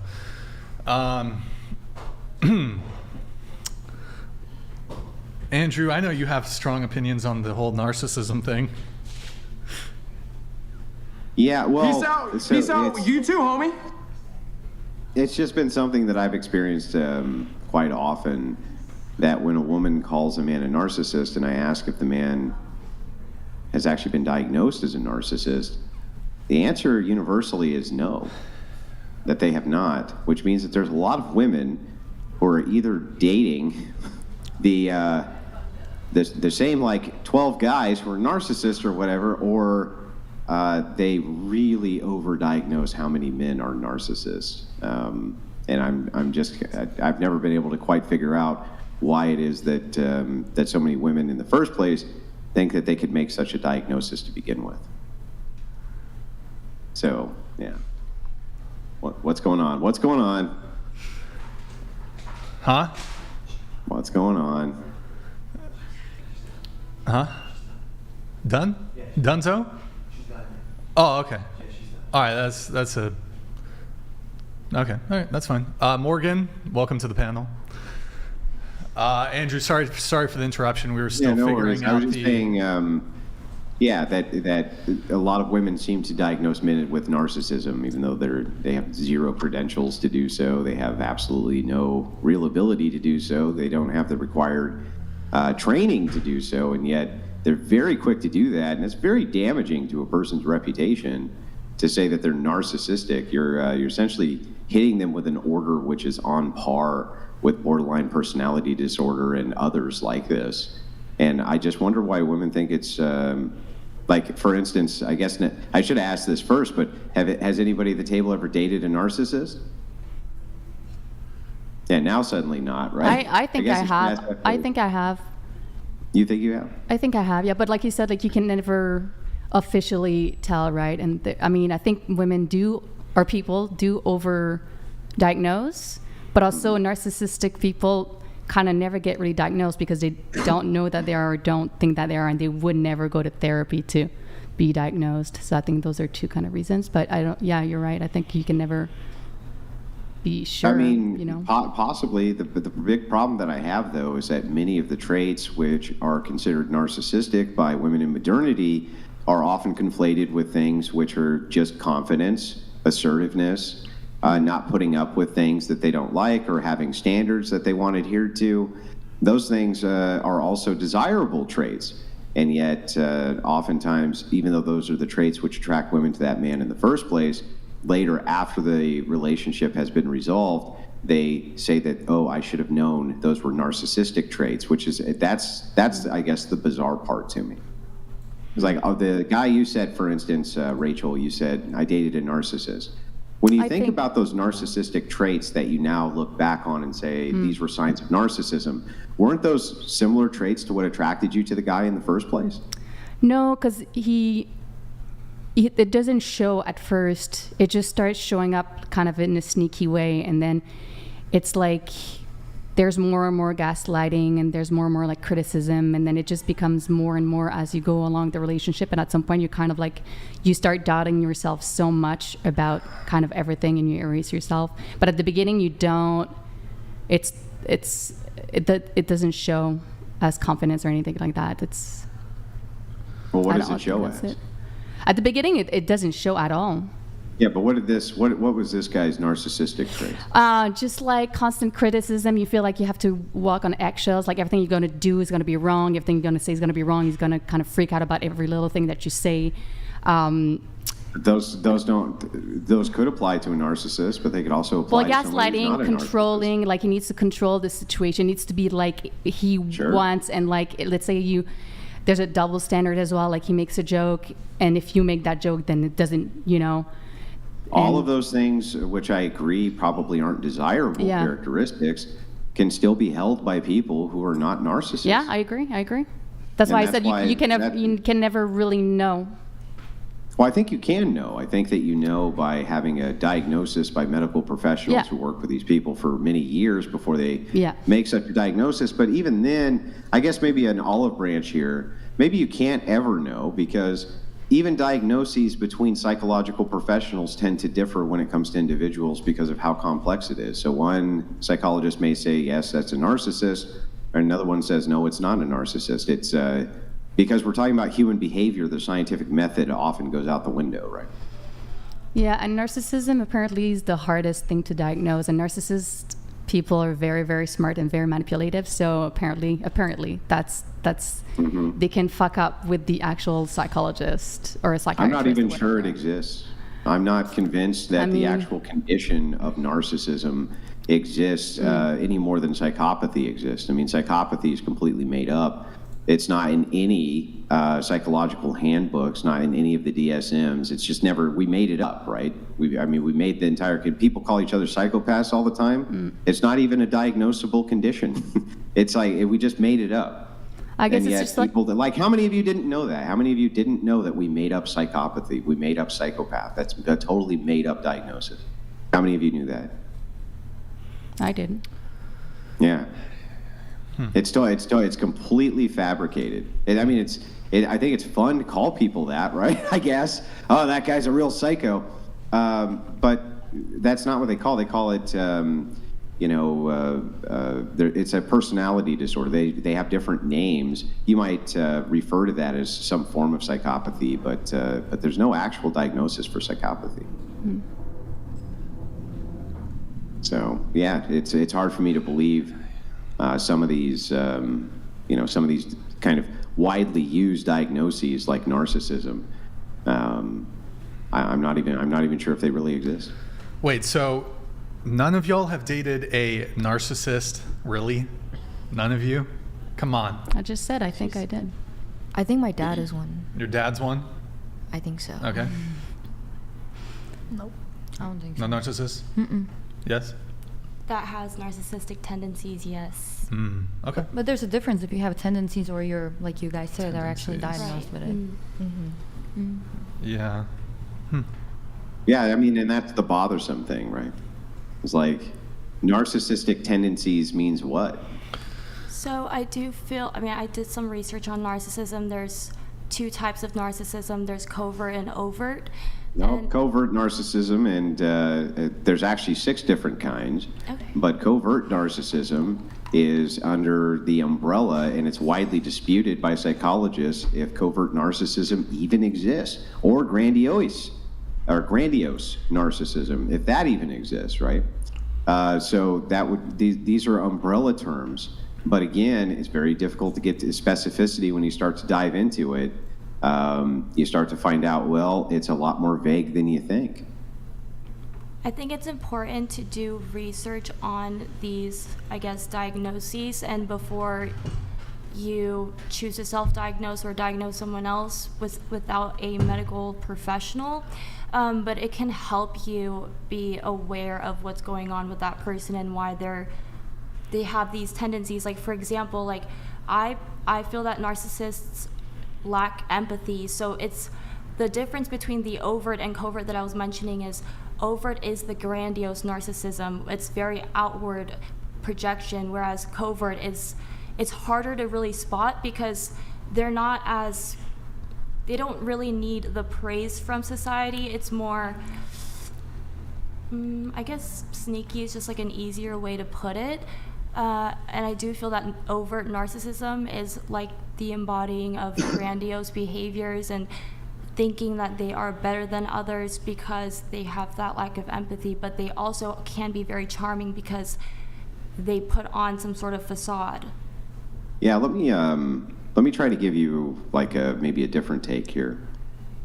Well, I was in a shop one time, and I was welding something up, and I looked up, and a guy had put a drill bit through his hand, and he was screaming, and it was bleeding everywhere.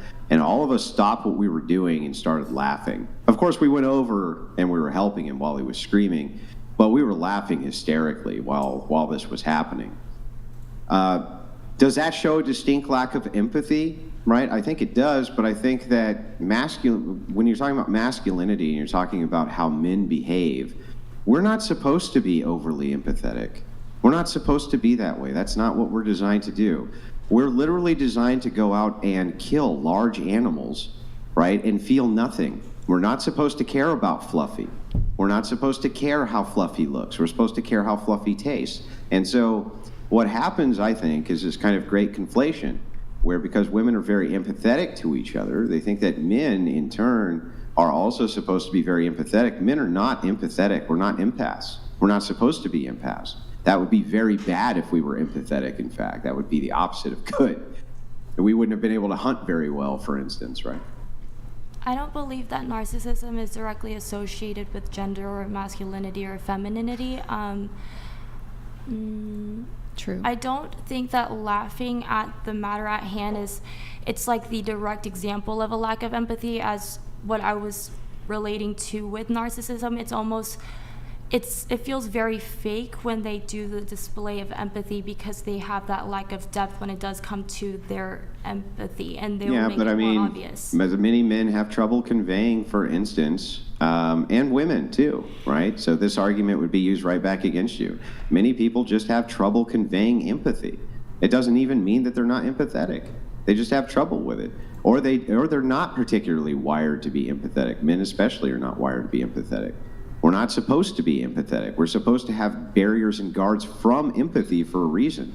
Men who are designed from the biological perspective to protect the tribe, they're going to have to kill other men, right? That's what they're wired to do, to kill other men. If they're wired to do that, how much empathy should they be bogged down with? Probably not much, right? Probably not much.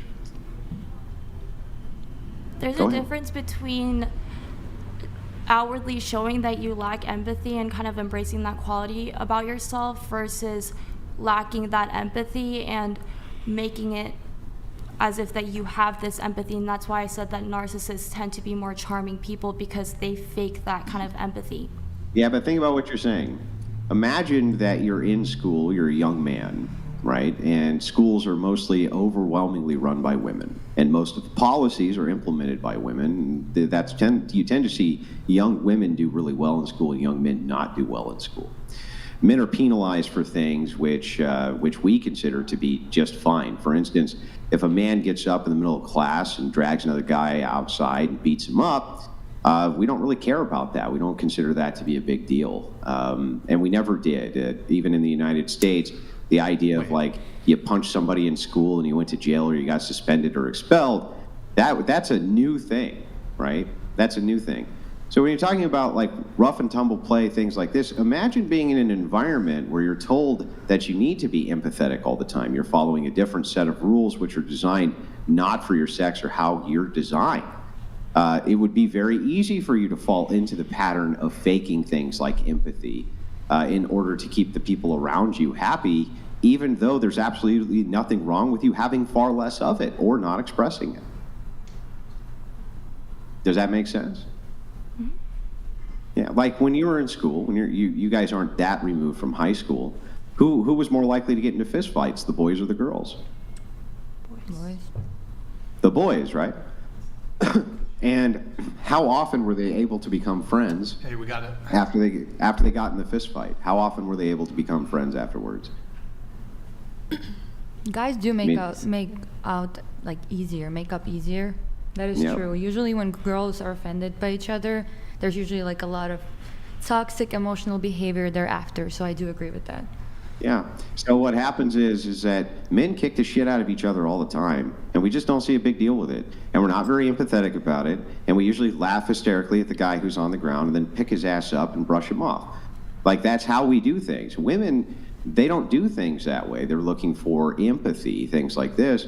But I don't really see why men need to necessarily live in a woman's world where we have to kind of pretend that empathy is this kind of primary edict, because for us, it's just really not. Wait, Andrews, originally, do you think that women are more empathetic than men? Well, I think that they display empathy much more than men. I think that the way that this is expressed is far different, right? I think that men can suppress their emotions far better than women can, and they're very good at doing it, and they have the chemicals in their body that make them good at doing it.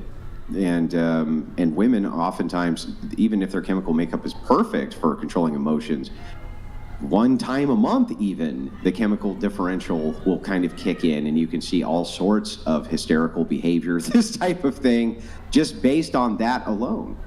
So yeah, I do think that men are empathetic, but I think that they display it far differently. And what I would consider empathy and what a woman would consider empathy are two very different things. Well, excluding the outward displays of empathy, assuming there is no display of empathy, either from a man or a woman, do you think women have a greater capacity to No, I think that it's just not countered. It's not countered. So I would say that the amount of empathy from any normal man or normal woman would be the same. But I would say that the counter that men have when they're applying things to it, different chemicals in their body to it, and then stoicism and perhaps reason, things like this, which they're rewarded for in society and always have been, they apply those traits to empathy. And I don't think that those types of barriers exist that way for women, and instead different types of barriers for different emotions exist for them. So I'm not saying that men and women aren't just as empathetic. I'm saying that you're going to think of it like a barrier that you have to walk through, one barrier, then the next barrier, then the next barrier. If all a person was empathetic, that would be terrible, right? And so these kind of displays are differentiated by what it is that men value versus women. And I think that we value reason, and we are rewarded for reason, and we're rewarded for keeping emotions under control, and women not so much. They don't really see rewards that same way. And so I think that there's kind of counters in how empathy is displayed. But don't you think there should be a healthy balance between logic and empathy, and emotional reasoning and logical reasoning? What if it's logical for me not to be empathetic? Which one should win? I mean, as someone, I am not... Yeah, but hang on, let me ask you the question again. What if the most logical thing I can do in a situation is not be empathetic? Then I But think... if I were empathetic, it would make the person feel better. Which thing should I do? I think, from my personal perspective, logical thing is always better, but I know that some people value emotions more, but... Yeah, I know, but what you just did was you just gave me a value judgment. And your value judgment is we should value logic over empathy. So if that is the case, if a man does exactly that, I don't see why he'd be punished for it, or how that would be a bad balance, because we're valuing that now higher than empathy, right? Yes, but I feel like the men that you're mentioning a lot of the times are the men who doesn't have any empathy or lack complete, like, any emotional capacity to understand the other Those men, people completely lack those traits, are extraordinarily rare. I mean, extraordinarily rare. Yes, I'm sure that we've all encountered them. I think most of us who have encountered them probably didn't even know that we encountered them, but they're very rare. And I think that the reason so many people misdiagnose this, who aren't even in the field of psychology, is because they see things as being a lack of empathy, or see things as being a lack of emotion, because they would behave differently, or they're used to people behaving differently. But that doesn't mean that the person actually lacks empathy, right? No, of course not. I just think that both genders, or people, because it doesn't always apply to gender, I'm more of a logical person, whereas my friend sometimes is more empathetic. I think we both need to work on each other and learn from each other how to improve both sides. That's all I'm saying. Yeah, but I'm going to kind of reject the balance thing, right? I don't think that you need to be balanced. I think that there's kind of a hierarchical order of how things should be done. And do I think that you should defer to kind of reason and logic before emotion? I do. And I don't think that that needs to be balanced. Why does that need to be balanced exactly? That to me seems foolish. That doesn't mean like it has to be 50% balance. That just means try to understand the other person too. If you know, yeah, but that's logical, right? You're asking for logic here. If you say would you try to understand the other person's perspective, I mean that's exactly what we're doing the second we're arguing, or the second we're crafting arguments, or the second we're doing any of that. We're literally trying to understand the other person's perspective. The entire course of discourse is to do this, right?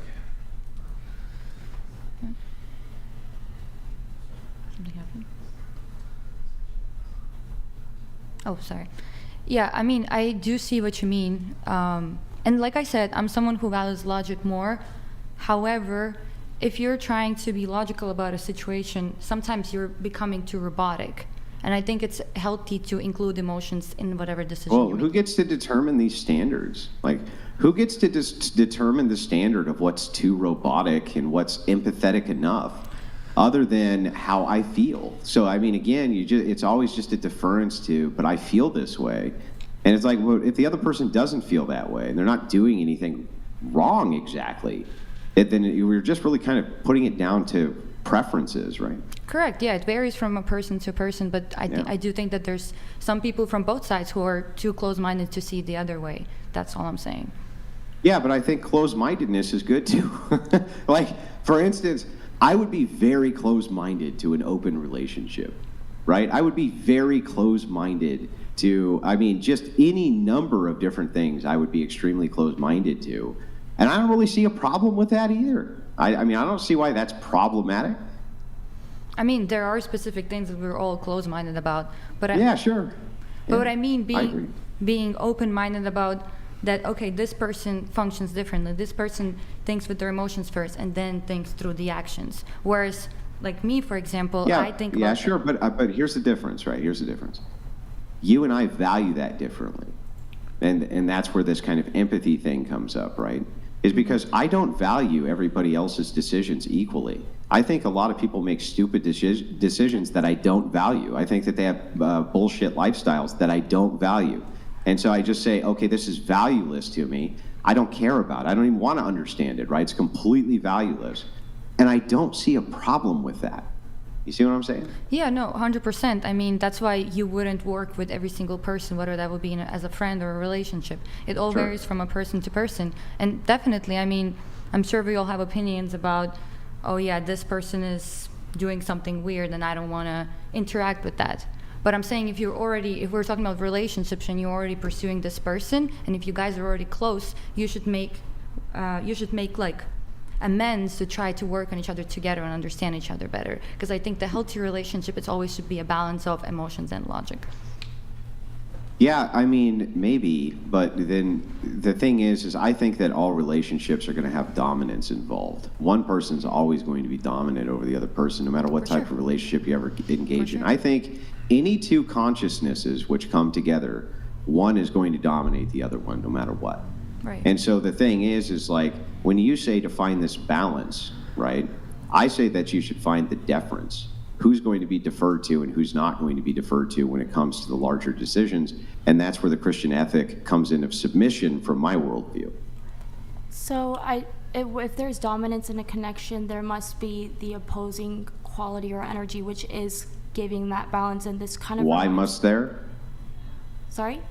Why must there? In order for someone to be more dominant in a connection, there must be someone more submissive. Why must there? What must there? Yeah, I don't understand the premise here. So in order for someone to be more dominant, one person has to be more submissive. Is that what you're saying? Yes. Okay, gotcha. All right, go ahead. So this kind of reminds me of the golden mean.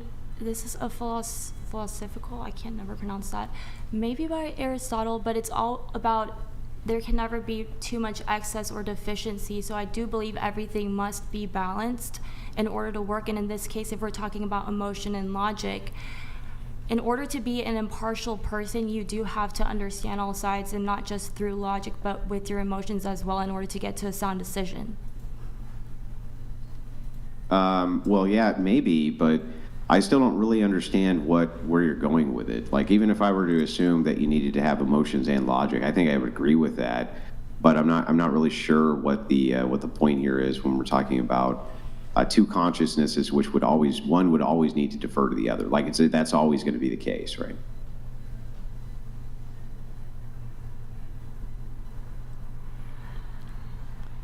It's just I think that.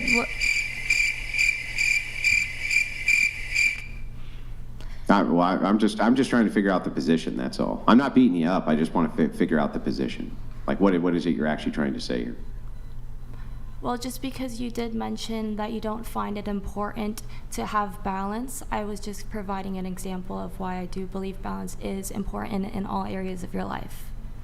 Well, balance to me would assume, like if I was trying to balance this pin, that it was equal on all sides, or otherwise it would fall over. But as was just demonstrated by the gal next to you, and I'm sorry I didn't catch your name because you came in a little late, but she said, well, when we're talking about balance, what if you had the pin still balanced, but it was like this, right? What if it was over on its side like this? It's still balanced, right? It's just all moving one direction. But when you say balance, I'm not sure that I'm looking for equality or equality between logic and emotion. We just want balance here, right? That's what you're saying? Yes. Mm-hmm. Okay. Yeah, so I mean, if that's the case, then I wouldn't disagree with that. I'm just saying that I think that the deference to logic and reason is usually going to be superior than the deference to emotion. And that men are, generally speaking, more reasonable and more logical. And so, generally speaking, I think that women should probably defer to men. That's my basic syllogism. I'd say to each their own on that stance. Yeah, that's all I'm gonna say. Wait, what does that mean, though? To each their own? To each their own. If you do feel that way, then in your own stance and in your own way of logically thinking, then so be it. If we're gonna talk about this in the sense of like relationships and stuff like that, someone who probably feels the same way as you is going to complement that. In that way, will create that ultimate balance in your way, right? Well, I mean, there are people that want to be furries, and they will find someone who wants to do that with them. But do you object to his? I think Andrew's getting to kind of, at least to some degree, this concept of women being submissive to men. Do you object to this in a relationship dynamic context? I would say, like, it definitely is a trope that is quite common. What do you mean a trope? Like, it's a relationship type that men are more dominant than women. It's very common. I understand that. But there's also, like, relationship types that I feel like the woman wears the pants, to some extent. There are some stay-at-home dads, for instance, and the mom would be the provider. Well, we can go ahead and grant that there's all kinds of relationship dynamics. There are women who are more dominant. There are women who want to date soy boys and peg them. I'm not really interested in that, though. What I am interested in is kind of more painting with a bit more of a broad brush and seeing what works best, generally speaking, when it comes to relationships. What do men generally want? What do women generally want? Because we can make all these carve-outs about, well, I have a friend who knows a brother who knows a guy, and she pegs him. Okay, cool. But I think what Andrew's talking about is he's taking a position. He's not just saying, well, whatever floats your boat. He's saying, I think, Andrew, you can correct me, the best relationships, they work out best if the woman is submissive to the man. Is that correct, Andrew? That is correct, yes. Yeah. I'm saying that would be generally what I would consider to be optimal. I think that the deference to the man is generally going to make most relationships more optimal. Yes. I mean, I agree kind with of my, yeah, sorry, go ahead. Sorry. I agree that it's generally true, but like she mentioned, there still are exceptions. Like, I would consider myself, like, I want to be a provider, for example. Stop the cap. You want to be a provider? I do, yeah. For a man? Yes. Who should... Can you provide for dinner for the whatever podcast tonight? That would be a good way to make up for the tardiness. Yeah. Then you can be a provider. I mean, I want to be a provider for my guy. Oh, okay. Well... Well, so Brian, I guess you have to be a provider for all the women tonight. Yeah, we are going to do a pizza intermission, but so you want to be a provider for your guy, so like you'll pay on the first date? Yeah, or we can split it. But I am in college right now, so of course I'm still working myself up. But I'm saying in the future, I want to be a lawyer, and I want to make a career for myself. I don't ever see myself as being like a stay-at-home mom or like a housewife.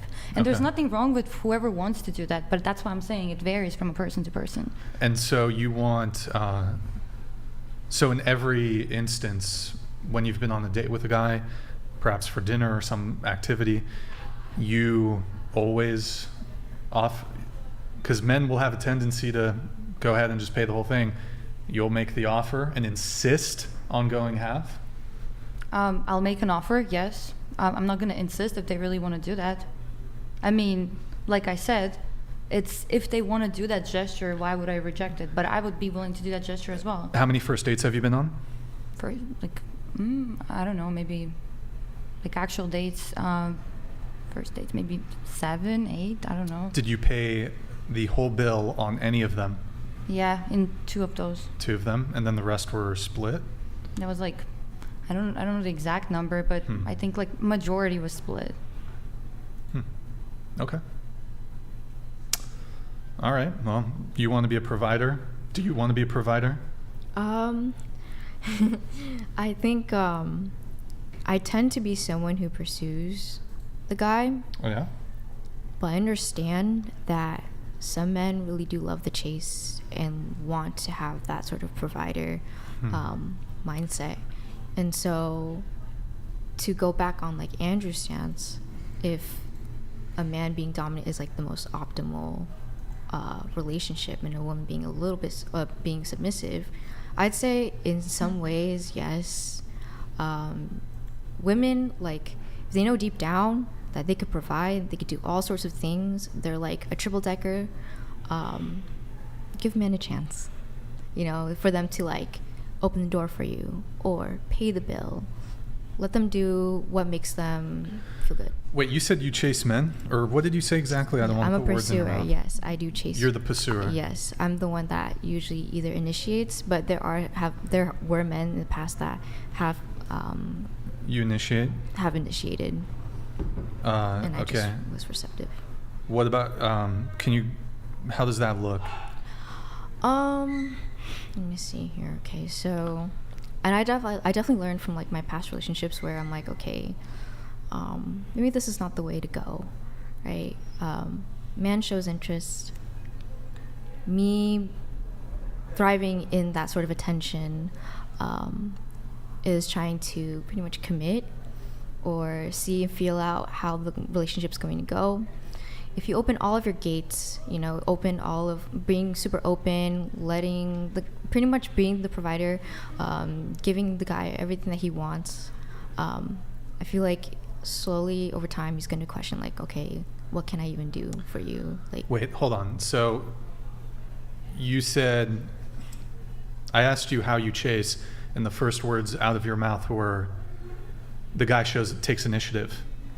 Yeah, I would say, like, for some of the situations I've had, but the one time that I actually did pursue, or the several times. The one time you pursued? A couple times. Okay. So a couple times I pursued, I was like, okay, like, I obviously show interest, and it'll take a couple of times for, like, the guy to, like, pick it up, because some men are oblivious. Hold on, I need details here. So you say yes. you show interest, but the men are oblivious. They're not picking it up. Yeah. So what are these signs that you're giving? Like, I'm out? obviously chatting him up. I'm asking like, "Oh, what are you doing like after this?" I'm just like obviously like staring at them, smiling, just being actively engaged, making like side flirting comments here and there.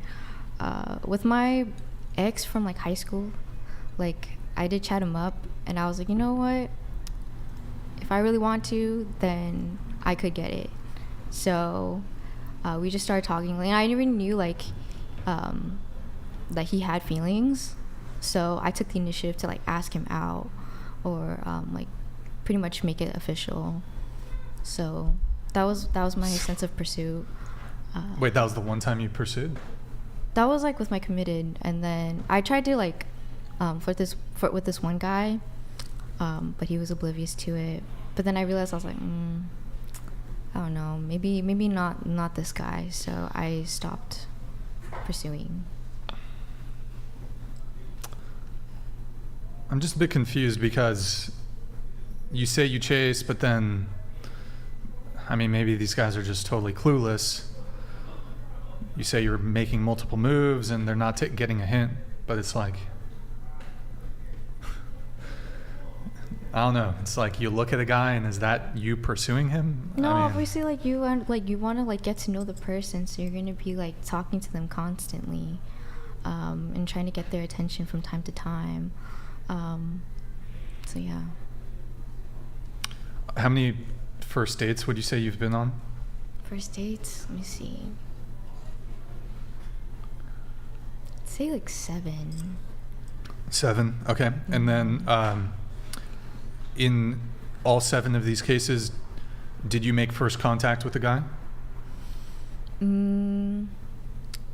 I would say at least like 2 to 3 of them I have. So some of the guys are not as confrontational to like make the move, and so I would make the move and I would pursue it. But only for 2 or 3 of the guys you made the first step of initiative. That's when they become like the committed relationships that I've had in the past. Except for that one dude that I was like, okay, I'm not feeling it. Wait, so a minority, you said you like to chase, but a minority of the men you've been on dates with, so you approach them. How are you meeting them? In person? So, the three was in high school. So 2 of them were in high school. I would just see them in class every day, just like sit next to them, chat it up, you know? That's how I would pretty much like get a feel and decide whether I want to like, you know, be with that person. Have you ever approached a guy? A guy? Yeah. Like give me a situation. They're not in your social circle. They don't go to school with you, or maybe they go to school with you, but you don't have a class with them or whatever. You saw him in school, thought he was good looking. Did you ever walk up to him and introduce yourself? I did, yeah. But this was like, I had never met him, but like beforehand. It was just like during like a college involvement fair. Thought the guy was kind of cute, and I wanted him to join my club. So me and my friend, like we went up to him, but I was like, yeah, like what's your name? And then we just chatted up. But like it was very brief because he was busy. So. Of the 7 first dates that you went on, how often did you ask for the phone number or the contact info? Oh, that's a good question. None of them? No, I would say, let me think. 'Cause it's been a long time. Like, I'm not gonna know this on the top of my head, you know? It's been a long time since what? Like asking for numbers for a guy. Usually because like for me, and I think like this is how I would approach like friendships too, is like I don't think about like wanting to like be with a guy right away, you know? If he's cute, he's cute. But I usually want to be friends first with the person, and if anything like ever sparks, then like of course I would take things a little bit further. But here's the thing. Sorry about that. Oh. I don't know what happened. Sorry about that. Okay. Okay. And then phone number wise, I would say like a couple of times. I can't really give you like a definitive number, just because it's been a while. So it's like a passive thing that I don't like actively remember. Like, okay. I asked his number. Did you plan and set up the first dates? Ooh. These can be yes or no answers, by the way, just letting you know. I would say there were times where I would have to initiate, like, hey, like, let's go on a date or something. No, first date. First date? Not a guy you've been dating for 3 months.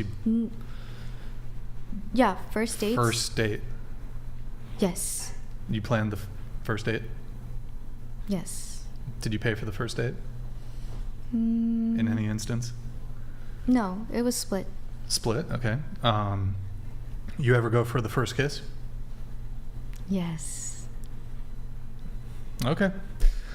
All right. Just girls will say they like to chase, but then you question them a little bit and they'll say, well, I looked at a guy once and I winked at him. Did you go up to him? No. It's like, okay, bro, you don't chase. But okay, all right. Let's see here. Hey, we're gonna go to Twitch, okay? Let's get that pulled up. Sorry, guys. Guys, you got to go to Twitch. Like the video, guys. Like the video. Hit that like button. Go to twitch.tv/whatever. If you have a Prime sub, drop us a Prime sub. It's been 19 minutes since we last got a Prime. Help. It's Bugged Boys. Drop us a follow. Drop us a Prime sub. Check if your Prime's available. Also, go to our Discord, discord.gg/whatever. We post BTS. Our whole stream schedule is there. All hate mail, everything's in there. So be sure to check out the Discord. Thank you guys. Appreciate it. All right, we're going to ask here. Gorlock the Destroyer, Stifler's gone today. Ask everyone to rate their looks on a scale of 1 to 10. You can't pick 7, starting with you. Go ahead. My looks? Or everyone? Your looks. Your just your own looks. Can you scoot into the table a little bit?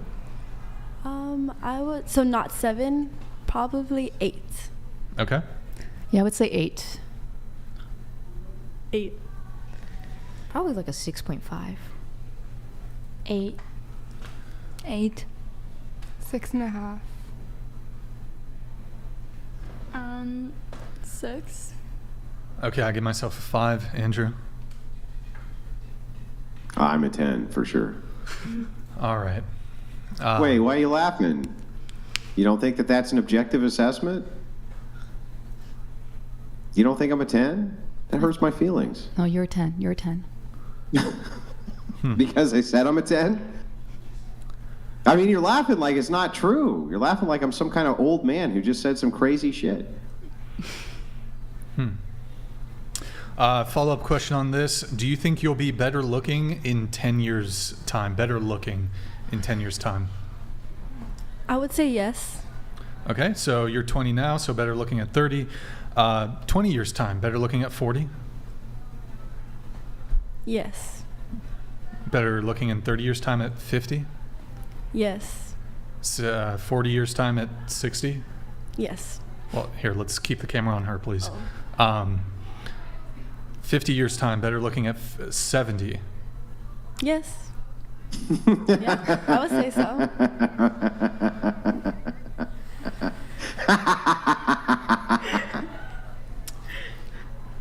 Does it just keep going until you die? Yes. You're literally the hottest the day before you die, is what you're saying. Yes. Okay. All right. And I just, okay. Okay. Do you take any forms of psychotic medication, antipsychotic medication by chance? Me? Yeah. No. Nothing for depression? I don't take any of that, no. Okay. When, 30, 40, 50, 60, 70, when's the peak? My peak? When's the peak going to be? I feel like there is no peak. I feel like it just keeps on getting better. Interesting. Before I get into that, I'll have everybody else on the panel answer this question. You're 39. Will you be better looking in 10 years' time at 49? No. Okay. And then you're 39. Were you better looking 10 years ago at 29? Yeah. Better looking 20 years ago at 19? Well, I'm not sure, to be honest. I mean, yes, probably from from the outside attraction. Yes. Can we close the door, please? Okay. What about Morgan? 10 years, yeah. After that, no. Okay. What about you? 10 years, yeah. Okay, so you're 22, so better looking at 32. 20 years time, better looking at 42. I'd say so, yeah. Okay, and then better looking at 52, 30 years time. Okay, let's go to 40 years, better looking at 62. I'd say I'd be okay, yeah. Let me just repeat the question in case there's any confusion. The question is not, will you still be attractive? The question is, will you be more attractive in 10 years' time? Or 20, 30, 40 years' time? So you, just to be clear, a 62-year-old version of you would outcompete yourself for men. Yeah, depends on the situation, but I think no. Then in that case, like, I Why? wouldn't be more attractive. I mean, the way I'm kind of seeing things is like, I see how my parents are, and they're pretty. They look pretty good for their age. Sure. Yeah, you can still be good looking when you're older. And so That's why I'm a 10. Let me ask you this. If we put you, how old's your mom? she's 60. We put you and your mom in a room with 100 single men. No, let's just do 1,000 single men between the ages of 20 and 60. You think you're going to have, and you don't get to talk to them. They just see you both and they have to pick which one they want to date. Which one they think is more attractive. Do you win or does your mom win?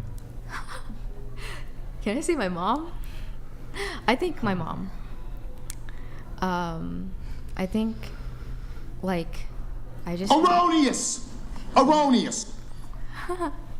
I would think my mom, because she's beautiful. And you're not?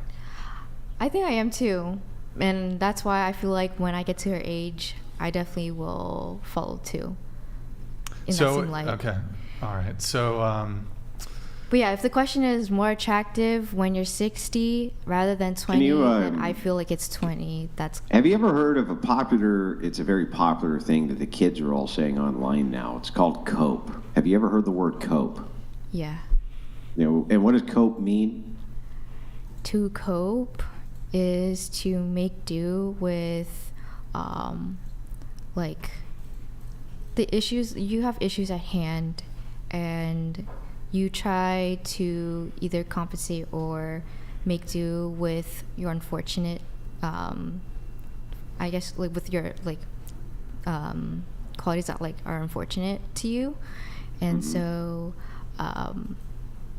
in a way to, like, distract yourself from experiencing the emotions that come with those unfortunate events. Do you think that most people would think, like, I'm assuming your mom's probably 20 plus years older than you, I would guess? Mom's 60. Your mom's 60. Yeah. You think, I just want to make sure that we're clear. You think that any random guy, I'm not even saying age group, just any random guy would rather date your 60-year-old mother over you. I just want to make sure that we're clear, and you're absolutely not coping here, right? No. No, so they would?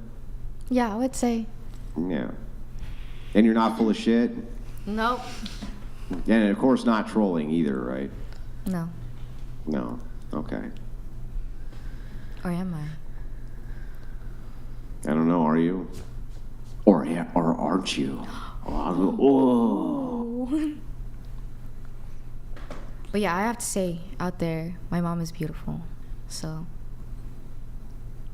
Yeah, well, I mean, she must be, because every man on planet Earth would much rather have her at 60 years old than you at, let's see if I wrote your age down here. I didn't catch it. Is it 22? No, yeah, that's not right. What 20. Is your age? Is it 22? 22. Yeah, so they would rather have 60-year-old grandma over 22-year-old chick. That's your actual stance, if she right? could provide and she got the looks, I mean. Nobody cares. Men don't give a shit about women who can provide. Nobody. Literally, men don't care at all about women being providers. They like them because they're hot. They don't care about. That's the big attraction that they have to women. You know what they don't care about? I'm going to tell you all the things they don't care about. You ready? They don't care how much money you have. They don't give a shit. They don't care if you work at Starbucks. They don't give a shit. They don't care if you're a manager at a McDonald's and they're a multimillionaire. They don't give a shit. They don't care that you're great at philosophizing. They don't care if you're phenomenal at logicking. They don't care about any of that. What they care about more than anything else is that you're hot. That's what they care about. So here's the hierarchy of needs. You ready? You're hot. And then, there you go. There's there's the hierarchy of needs for men. I just given it to you. They're right there on a silver platter. Gave you the secret to life for men. Right there, it's simple. So I just wanted to explain that to you, that your 60-year-old mother in the dating market is likely not going to outperform you at 22 years old. That's pure cope. Okay. I mean, if there's an opportunity to tap, then any man would take, right? Are you saying if there's an opportunity to smash your mom? I mean, some guys would. I would say, I'm not Sure. saying Yeah, we would agree. Sure. Yeah, but nobody would ever disagree that some guy, some 79-year-old guy is going to tap your mom. Yeah, I'm sure he will. I'm sure he'll get his ass out of his bed and he'll go over with his walking cane and he'll really give it to her. But the thing is, like, what does that have to do with anything, though? Walking cane.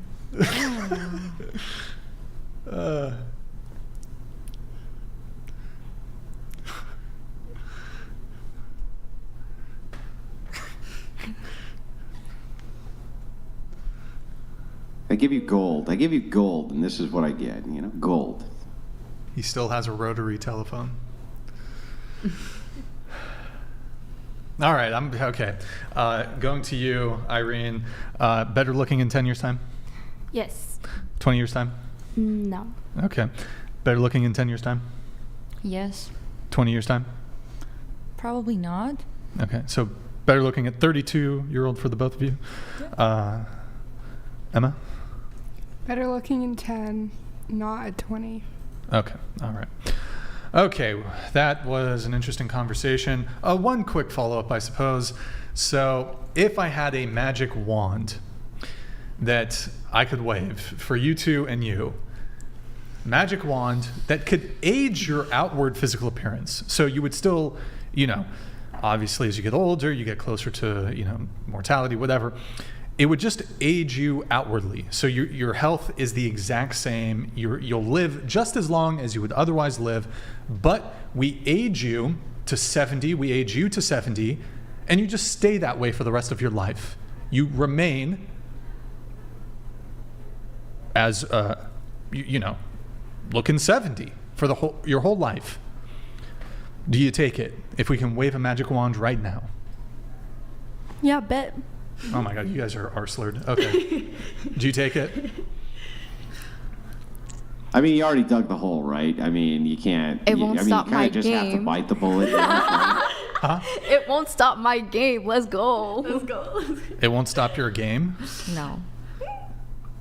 It won't stop your game? Brian, for situations like this, you need to get one of those aging apps for the computer and then age them forward and show them what they look like. You know what? That is a good idea. Wait, I'm going to have the Discord. I'm going to have our Discord team do it. So guys, if you can, I want you and you right now look into this. I need you. Hold on. Scoot this way because you're out of frame. Well, scoot the chair, lady. Scoot into the table so you're in frame. Okay. Look into this camera right here. Okay.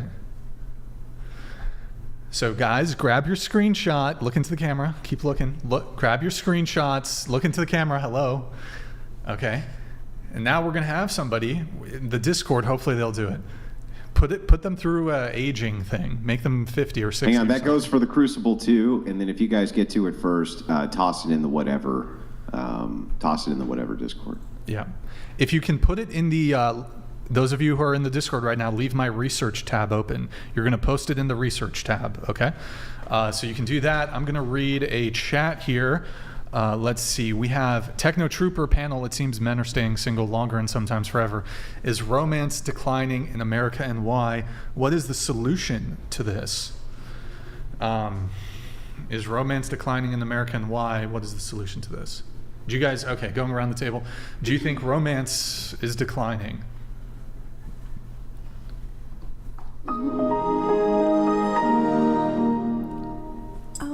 I would say it really depends on the person. Like, there's a lot of people that are lucky out there to have like healthy and romantic relationships, where like others maybe not.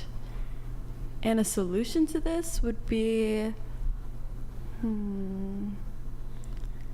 maybe people getting out of their shell and like talking to people and going on dates. Mm-hmm. Is it decline, like romance, like being romantic or couple? I'm not sure. Is chivalry dead? Is that what it is? Okay. And did women kill it? I mean, part of it, yes, I think so. I think guys are kind of scared because women did become kind of rough. In Quebec, like, the women are rough, man. Like, it's almost like inversed. The roles are reversed, and like men don't really go towards women because women just kind of like, they're rough. The French Canadian women, I'm telling you. Uh-huh. Yeah, it's tough out there. The Quebecois. Yeah, it's with their the poutine. Is it the poutine? Poutine? You think that's what did it to the women? I don't think that's the poutine, but poutine did some really good things, though. Canadian bacon did some amazing things, I think. You think it's Trudeau, like his fault? Like Trudeau is at fault for many, but let's not. Yeah. But yeah, don't even talk about this. But okay. Yeah, I think so. Yeah, I think part of it is like Is chivalry dead? I think I could only like say it from a perspective. I feel like my scope of the dating life is probably pretty, I would say, small. Just because I've been in the same community for years, but I'd say it's declining. It's still here, but there's not a lot of men that are doing like typical chivalry things. So yeah, it's at a decline. I feel. Same community, like the Pokemon like card OC, collection. I'm from OC, so. You mean the place that's right next to LA, like the biggest metropolitan area in the country? Yeah. Yeah, it's tough out there in the greater metro LA area. 10 million plus people. It's hard. It's very secluded. Basically in the forest out there in Orange County. Don't look at me that way. You're in the forest. You're in the sticks. No, OC suburban. Like it's it's. I know. I'm being sarcastic. Oh, okay. You're in the rural parts of Orange County. Yeah. Are there rural parts of We're in the Orange County? We're in the skies. Orange County is pretty. Isn't it pretty Republican? Mm-hmm. So you're a Trump supporter, right? No, I don't want to disclose that because, like, again. It's okay. Like, you can do it. No, I don't. I need to like. You're like a Bernie bro. No, because I feel like Kanye. No. Oh, okay, my bad. Go ahead. No, I just feel like I need to do more research on like stances before I even like say anything. Cause. Yeah. Who are you voting for? Not disclosing. All right. Okay. All right. Is chivalry dead? Oh, you mean so? Okay, hang on. I just want to. So you're voting for Kamala Harris? I'm not gonna lie, dude. I think I might forget the date to vote because I tend to forget certain things. Awesome. Yes. That's actually good. I'm glad. If you did know the date to vote, you'd be voting for Kamala, right? I don't know. I really don't know. If it happens, it happens. If it doesn't, it doesn't. She's gonna write in Timothy Chalamet for president. Wait, he's British. Never mind. And not He's 30. not British. He's not. He's from New York. I thought he was born in England. I'm pretty sure he's British. Timothy Chalamet? I don't think so. Well, he's. Okay. I don't. Whatever. Okay. What about you? Is chivalry dead? Well, so the question that was asked, are we like kind of grouping romance and chivalry? Like, sure, I guess. I feel that romance is on a decline, but with chivalry as well, it is declining, but it has potential to be revived. It's still somewhere. I think. Yeah, I mean, it's somewhere. It is. It's gone. That's where it is. That's the somewhere that it is gone. Your thoughts, go ahead. Yeah, it's definitely declining, both romance and chivalry. I blame social media for that and hookup culture and people feeling like they always need to put up a front. I think there's not a lot of authenticity left, and that's a problem. Emma, what about you? I think it's very well alive. Okay. All right. Okay, I'm going to get through some of my notes here. Irene, you do the tarot cards thing. You describe yourself as the goddess of peace. So, okay, let me explain that so it's not like I'm being narcissistic or whatever. my name Irene, actually the definition of it is derived from the Greek goddess of peace. So I used that for my username. Do you consider yourself a goddess? I don't. Okay. And then on your TikTok, you're a Sagittarius, Gemini, and a Pisces, like 3 or whatever. So there's like there's little symbols. A lot of people kind of get confused. I guess it's not that noticeable, but it's saying I'm Sagittarius Sun, Gemini Moon, and Pisces Rising. That's beautiful. Thank you. I have no idea what that means. I can explain. That's you know. You were on Fresh and Fit. Yes, we both were. You were sitting right next to Myron. Mm-hmm. Question, very important question. Did you or did you not sniff his chair when he got up? I did not. That's a lie. Just kidding. Okay. Did you guys say anything on that? Wait. What? What? Yes, you did. Yes, you did. Yes, you did. Don't lie. Yes, you did. You caught me. Oh my gosh. Like after the cameras were off, though. Like you wouldn't dare like let that shit be caught on camera. I would never. But like you definitely like you. It's just between us. Okay. I'm not gonna get into it. Did it smell like the Justin Bieber fragrance, or is it more like Acqua di Gio? Did I say that right? That Giorgio Armani, the one? It's very popular. Like Dolce & Gabbana. More like Dolce. Okay, all right, just checking. Okay, well, chat's saying you did. The chat says you did. Chat says you did. Okay, well, that's crazy. It's unanimous between 2 chats that you did this. So. Did you guys get into any debates on that show?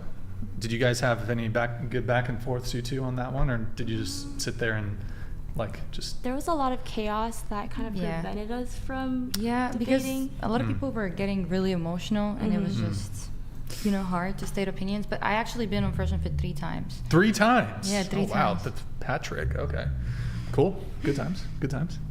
But that specific episode, no. I mean, a little bit. We got to talk a lot about like femininity and masculinity, and we already know Myron's take on that. So sure. All right. Yeah. Okay. Let's see. We'll get through the rest of the notes. Actually, you know what? Before we get into the notes, I have to bring it back to, let's see. I did have a question. What should men do when it comes to dating?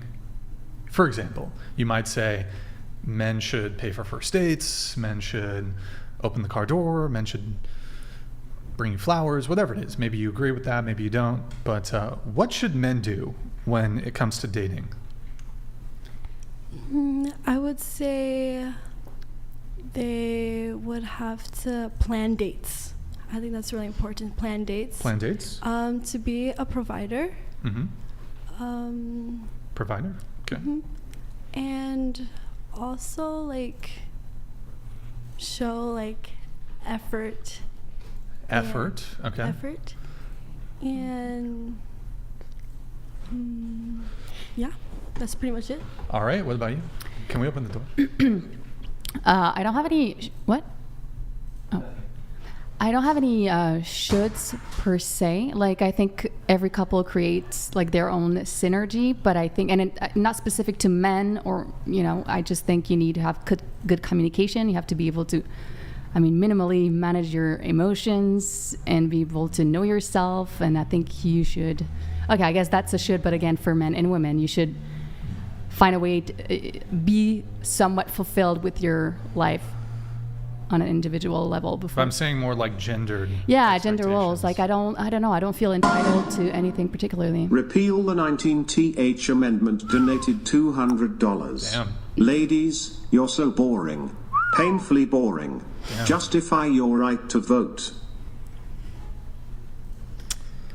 Repeal the 19th. Well, thank you for the TTS.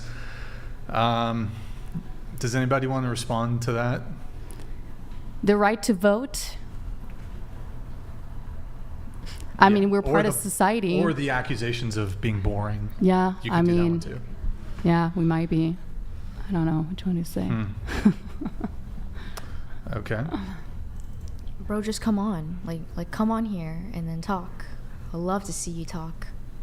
If you happen to be... I mean, I'm on here right now if you'd like to have that argument.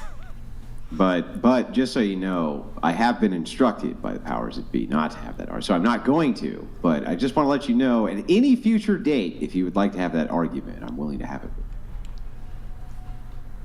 All right, well, I guess back to the whole, what should men do when it comes to dating?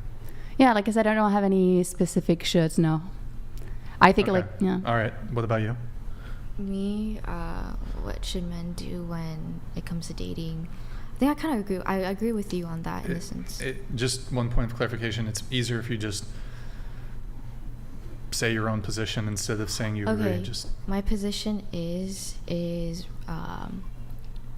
like, before you get into a relationship, I feel like men should pretty much be secure with themselves first before even pursuing. Yeah, but you can say this about women, so I'm asking, like, what should men specifically do? What should men be? What should they do? So be good communicators. Shouldn't women also be good communicators? Well, it seems like a lot of these things, even in terms of like planning dates, or even like giving gestures, doing a lot of things, could be things that both genders could do. Okay. But men specifically, I think they could be pretty good listeners. Even if they're not going to fully understand like how a woman would feel, just listening in is like pretty good. So there's nothing exclusive, in your view, nothing exclusive that men should do when it comes to their gender expectations and dating? Protector, provider, lead? They could protect. They can, but should they? They should. Okay. I mean, if I'm your woman, then like protect me. You're obviously probably going to be at least like slightly bigger, right? Yeah. To the size that you could protect. I'm very small, petite. Mm-hmm. So you want a guy who's would protect you or capable of protecting you? Me, yes. Okay, and men should do that. They should protect their girlfriend. Do you think men have an equal expectation on women that the woman should protect them? No. Okay, so gendered expectation then. What about you? I personally appreciate chivalry, so like those little things like making sure the woman is on the inside when they're driving by, like the cars, and opening doors, obviously, and of course, if the man did ask or plan the date, I would appreciate them to pay for the meal or the dates. Okay. You know, you said you want something that's, you know, doesn't apply for both genders, and I can't think about it right now because I feel like the things that I wanted to mention, like consistency and being a great communicator and just being straightforward about what you want, I think both people should be able to do that. So. Anything for you, Emma? I think they should wear the pants and lead. Okay. All right. And then let me ask you guys a question really quick here. So, would you find fault in a woman if a woman said men should do XYZ, should do XYZ? So a woman says men should pay for first dates. Men should open car doors. Men should be willing to sacrifice themselves in some sort of self-defense situation. They should take the bullet. Men should take the bullet. Would you object to if a woman said that? Would that be wrong of her to say that men should pay for first dates? Is that wrong? That's not wrong at all. No objections. Okay. Men should be paying cooking, cleaning, taking care of kids. Men should? Yeah, I get your little looks to the side. Oh, I just said a little troll.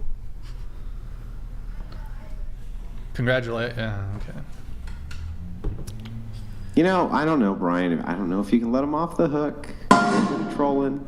Peeling my skin from boredom donated $200. These girls have the personality of a sex doll.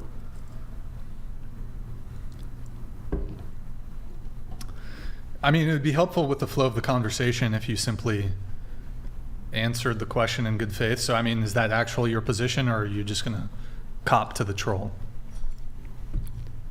I would say women are allowed to say, like, oh, like, for men to pay for dates and stuff like that. Okay, so are you walking back the men should cook and clean and take care of the household, or?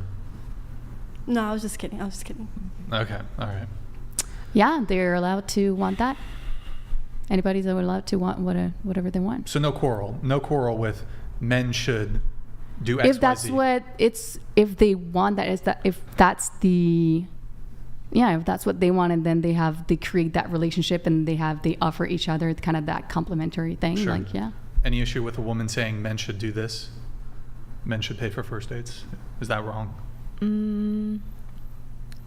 Up to that, I would say, like, if she wants it, then she can have it that way. But same goes for men too. Men could be like, women should be submissive, or women should be in this sense. You could think however you want to think. It's based on like what you want. So I'm not really going to like say no. You can't have this. Technotrooper donated $200. Ladies, would your parents be okay with you dating a guy that comes from a broken home? I like boring, it's peaceful. Technotrooper, thank you for the TTS. Just show of hands, would your parents be okay with you dating a guy that comes from a broken home? Show of hands. I mean. Okay. All right, there you have your answer. Thank you, Technotrooper, for the TTS. Any objections to women saying men should pay for first dates? I believe it's wrong under the circumstance that the woman who's stating that is not offering anything to the table either. Well, maybe she is. Then no, I don't believe it's wrong. Okay. Yeah, if that works for both of them, you know, if it's communicated and this is their preferences and it works, then yeah, there's nothing wrong. Emma, what about you? No objection. No Okay, objections. and then just my one follow-up to this is it wrong if a man says women should be submissive, women should stay at home and take care of the kids, women should cook, women should clean? Is that sexist? Honestly, I would prefer it that way. I'll be able to cook and clean and then do everything. I don't think it's wrong, but I always wonder what you mean exactly when you say submissive, and I think a lot of women have trouble with that word. Mm-hmm. I don't particularly, but I never know what it means exactly, because I think sometimes women hear like you need to shut up and do nothing and have no opinion and just say yes to everything. Wait. Luckily, you're asking the exact right. Well, okay, go ahead, Brian. Sorry. Just before, I'll let you get to that, but I want to just get the panel's answer on that. So, of the things I listed, if a man says you should do all those things, sexist? It's just a matter of preference. I don't think it's like innately wrong to have like a preference or to feel and think the way you feel. Hopefully that person could find the person that agrees with those thoughts as well. You should be a politician. What about you? No. All right. That wouldn't be for me, that person, but there's nothing wrong with that. Again, it's all about preferences. I think it's fair to say. Okay. All right. Andrew, do you want to have the exchange about the being submissive thing? Yeah, well, I just wanted to clarify what it means. It just means you do what you're told. Yeah. That's what it means. No matter what. Well, no, I mean, it has to sync up with reason. So you do what you're told within reason. But the thing is that quantifying reason. This is why when I talk about kind of whenever you have two different consciousnesses which come into contact, one's basically necessarily always going to dominate the other. In this case, I do think that men do tend to dominate relationships, and I even think that that's a good thing. I don't. Not only do I not think that's a bad thing, I think that that's how things ought to be. But you don't want like negotiations? Like you don't think that you don't want do generals want to negotiate with colonels? I don't know. But does that mean that you want that in your relationship? No. Okay. Well, I mean the answer is no. So like I think that you can have tons of objections or needs or things that you want from a submissive role. that you can ask for and get, right? Between two different individuals. This can be a business relationship. This can be anything, not just a relationship. You can have two people who are in these roles, and one who's in the submissive role can request things within the confines of reason, and usually those things will be granted. The thing that happens, though, is that inside relationships, eventually two people come to an impasse. Who do we defer to? Well, that's the thing. I feel like let's say you have a discussion, then it's like, for me, it's like the best idea should win. Yeah, but who gets to make the determination as to what the best idea is? Well, both so people. What happens when you have an impasse, and it's kind of very pretentious, in fact, when people say, oh, I want a person who we're never going to have an impasse, or we're never going to have I think this is the way and he thinks this is the way, or vice versa. That's every relationship that you're ever going to be in. There's going to be an impasse which comes up. Mm-hmm. The question is, who gets deferred to? So you think everything is within the confines of what should be, and so does he, right? Who gets deferred to? Yeah, I think that. When you say, well, those with the best idea. Yeah. It's like, well, who gets to determine that? Well, that's always in the discussion. I think, like, if you have a discussion with someone, then you both are like, you have the discussion, you think you're right, and he thinks he's right. Yeah, well, then I don't think because you're the man, I don't believe that because you're the man, you automatically have the best idea or the best course of action. Somebody's got to be the tiebreaker, especially when there's kids involved, right? Somebody has to be the tiebreaker, especially when there's kids involved. You can't be at a perpetual impasse when it comes to your children's welfare, for instance, right? Somebody has to be deferred to. So the question is, who gets deferred to? This is the great question, by the way, of the 21st century. Mm-hmm. And this is the question feminism cannot answer. We must have children, and in order to have children, we're going to have men and women sleeping together. And in order to have good results with those children, usually those couples need to stay together long term, right? Or you're probably going to have bad results with the children. Every study on planet Earth confirms this. So what happens when we're inside of these relationships and feminism has taught you to be a strong, empowered, awesome, epic woman, boss babe in tight leather who can take down 300-pound men with machine guns with nothing more than your 120-pound ninjutsu? And you end up in an impasse, right? You end up in an impasse with your husband. Now, this used to be codified into law. And so the codification into law was, well, there's an impasse, you're going to have to defer to the husband. And now that's no longer law. And so now we end up in these, well, we can't make the decision because neither party will back down. So how do we solve that is kind of the great question in modernity. Yeah, I mean, I just feel like two grown-ups will naturally figure it out together, not just because funny. You choose, I don't think it goes that way. I think naturally, like, they both people, you will come up with like. Two people can't decide on gun control. No, but like they can't decide on where they want to go eat together. They can't decide.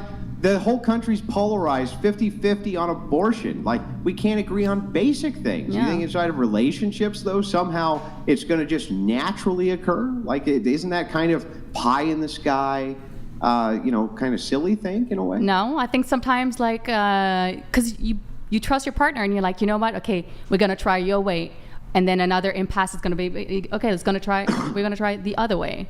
Like, it's wait, a mutual hang on. That thing. requires a concession. We'll try it your way. Yeah, but I think the concession sometimes going to be from the woman. Sometimes the concession is going to be from the man. But the man says, let's say. Well, okay, but here's the thing, right? Yeah. So it used to be codified into law that when there was an impasse, it deferred to the man. It's no longer codified into the law anymore that it's deferred to the man. You would agree with me that's true, right? Yeah. Yeah, and so when we have these great impasses, what happens when neither party backs down?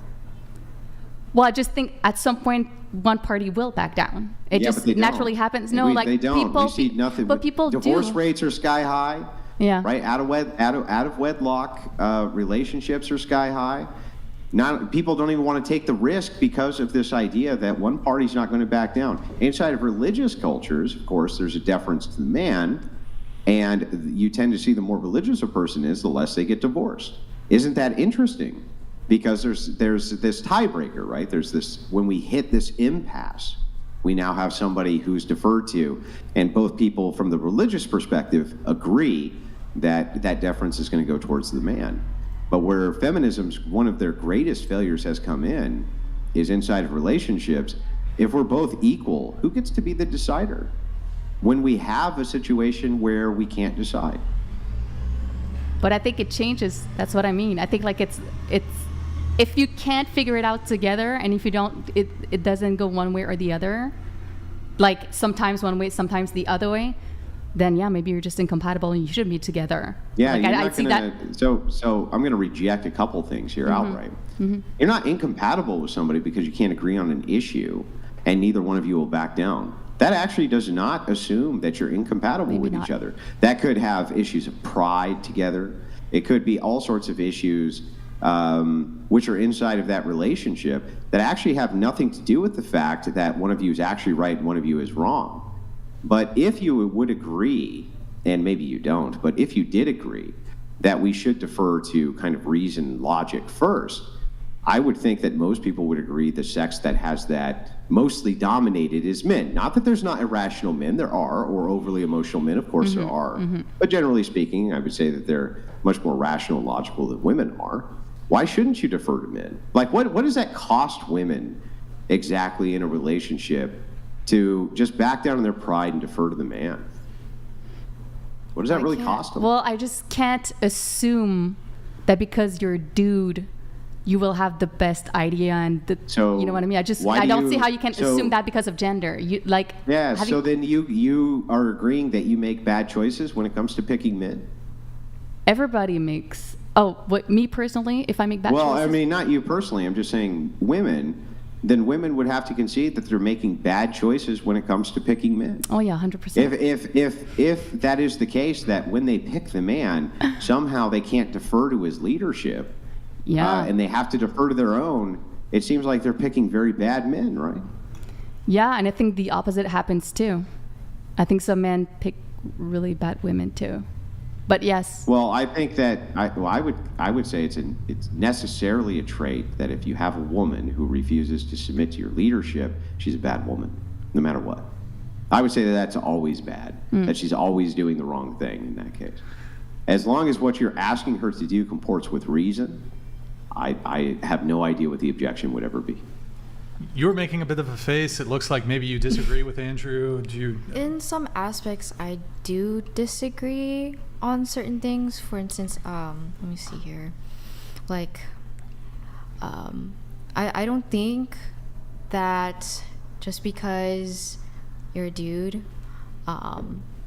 like we would have to submit to pretty much your decisions.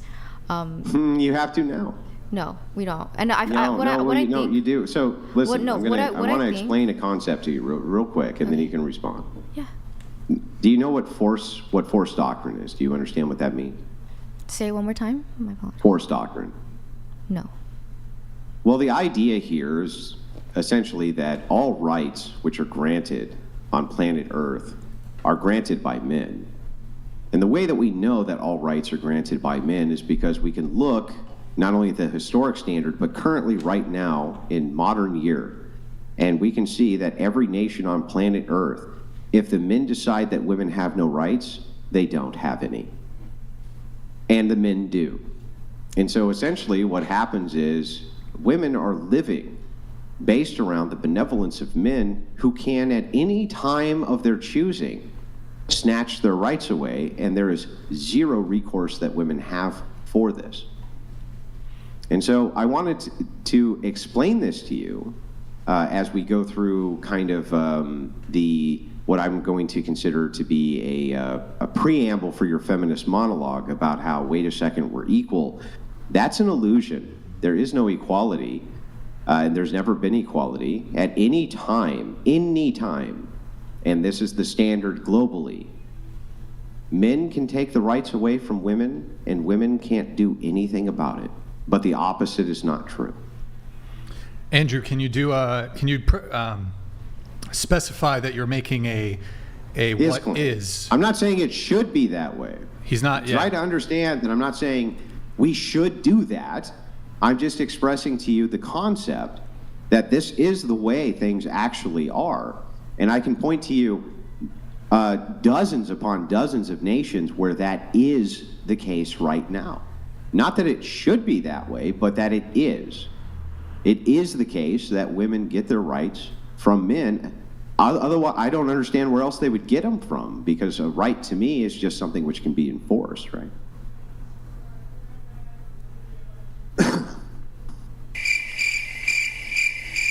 Well, there was no question, so. Well, no, I was actually going to let her dive into what she was going to say. I just wanted to give her the preamble, so that she understood. She understood my worldview. She understood where I was coming from. Yeah, I do see where you're coming from, and I feel like, or from what I know, like the Women's March, and just like instances where I feel like women have tried to, or like fought for their rights. With what? Foul with what? Bad it is language? a matter of... Would they fight with bad language? Please, we want our rights. I mean, honestly, what do you think women fought with? What do you think they fought with? Do you think they went and like took their broom handles and went and beat the men over the head with them? They whined in the streets. They didn't fight. There was no fighting. They didn't fight for nothing. The act... I mean, that's the truth, right? The act of the march is to pretty much promote like the rights of women, and I feel like in order for that to push forward, it was through the recognition of men that also have supported those rights as well, and it was a joint effort. It's not just simply... no, I agree with that. I agree that it's a joint effort. That's why. That's actually to my point. But what happens if men decide it's no longer a joint effort and they decide tomorrow, men, you know what? Women don't have any rights. What happens to women's rights then? Guess we'll... Like, let's say 1 million women were marching in the streets for their rights, and men went, no, you get nothing. What could women actually do about that? Good question. That is a good question. I feel like, in that sense, we'll never know unless it actually happens, right? Oh, no. It actually has happened more times than you can count, and it's happening right this second in dozens of countries where men say, okay, all you women, you're second-class citizens, and you can't do... And you know what they do? Nothing. They can't do anything about it. Mm-hmm. It is hard to seek asylum in, like, different countries. I feel, and it takes... Yeah, but what if the globe did it? What if the men of the globe just went, nah, women, second-class citizens, men decided that. Women could never make such a decision. If women collectively tomorrow said all men are second-class citizens, we would laugh. They could never enforce it in 1 million. How would they ever enforce that? They couldn't do it. Only men can do that, right?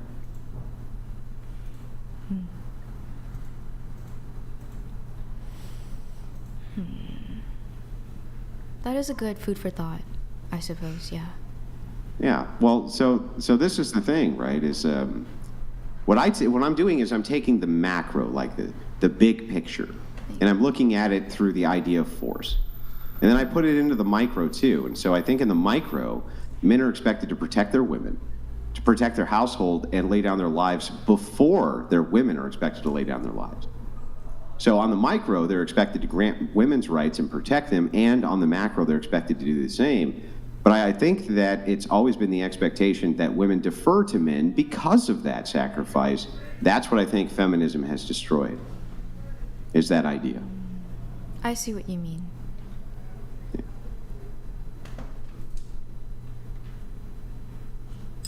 That's all. That's all I was saying. One sec, I'm trying to arrange a little pizza here. Getting a little pizza going. Little pizza. Over Rachel, we were having a nice little discussion there. What are your thoughts there? Yeah. On Forstock? I know. I understand what you mean. Like I get it, and I also agree with what you just said. Because I mean, it's not even agree disagree. It is a fact. It's just the case. It's just the case. Right? I mean, unless you think about like a super sneaky organization of women getting guns, and even then, like, I wouldn't know, because then the army is full of, you know what I mean? If I don't know, we went there. Yeah, men are always in the key position. Yeah, you know, like at the, no matter what. Let's see how, I mean, that what kind of organization. But so I get it, but still under no, but it's still under relationship level. Even though I understand the comment, but I still have an objection. But I still know, yeah, because I still feel like okay, I would trust my men so that it's like I wouldn't like submit to his final decision necessarily because he's just a man, but because I trust him, and I'd be like, okay, like we're not going my way, like he's not, you know, I would probably I would be like, because I trust him, and then I would be, let's do that, and then we see that it's not the right thing to do, then I don't know, we can have another discussion later, you know. I've heard this many times. I think it's a good point to say, I want to be able to trust the person I'm submitting to, of course, right? Yeah. But I want you to think about this, right? The situation. Mm-hmm. Basically, every man you're ever going to be with, pound for pound, might as well be a gorilla. At any given time, if they so chose, they could literally rip you to pieces if they wanted to, and they don't. Mm-hmm. They don't. They could, but they don't. Why doesn't that ever, like, kind of make women trust men a little bit more? That the fact of the matter is that they really could do that, and they just don't do that. But I mean, the fact that the man is stronger physically doesn't change the fact that if I realize you're very messed up in your head and you are irrational and stupid and you are, like, your decision or whatever you want. In the animal kingdom do women get a choice? Only in this one. But yeah, because men defer, humans are different. Defer to reason. What's that? Well, humans are different than the animal kingdom. Well, we're animals. Yes, but we have consciousness, and that changes everything. Well, we just have the ability to use reason, right? And animals don't have that ability. Yeah. And so through pure reason, which is a thing which, by the way, is pioneered by males exclusively almost, right? There's almost no great philosophers who are females. And it's not because they were barred from it. It's just because they just weren't interested in it. They had a different interest in what it is that they wanted to do. Mm-hmm. Though there were a few good philosophers who were women, especially there's some saints I could point to who were pretty good at it too. But it's through reason alone that men have pioneered this idea of rights, protections for women, things like this. But they never actually had to do it, right? Ogle donated $200. I appreciate that these ladies seem to be open-minded about what Andrew is saying. It's hard to argue with, but some do anyway. But don't be mistaken, ladies. Men very much appreciate you. Yeah, well, I mean, that's the thing, right? It's not an attack on women to try to get them to understand the bigger picture. Imagine you're inside of a society where everything is essentially built for you. Everything is built for you. Everything is built and tailored around the comfort of the people who are in that society. All the wires and all the wiring and all the electricity and all the everything that you enjoy essentially is built underneath the guise of a patriarchy with the illusion, a female illusion of equality. And that equality doesn't really exist. It's never really existed. And the thing is that that's a great gift, a benevolence that men give to women. And women just kind of sneer at it. And it's always been bizarre to me because it's so obvious to any man who looks at it. Well, if they wanted to, if we decided tomorrow to be lions, right,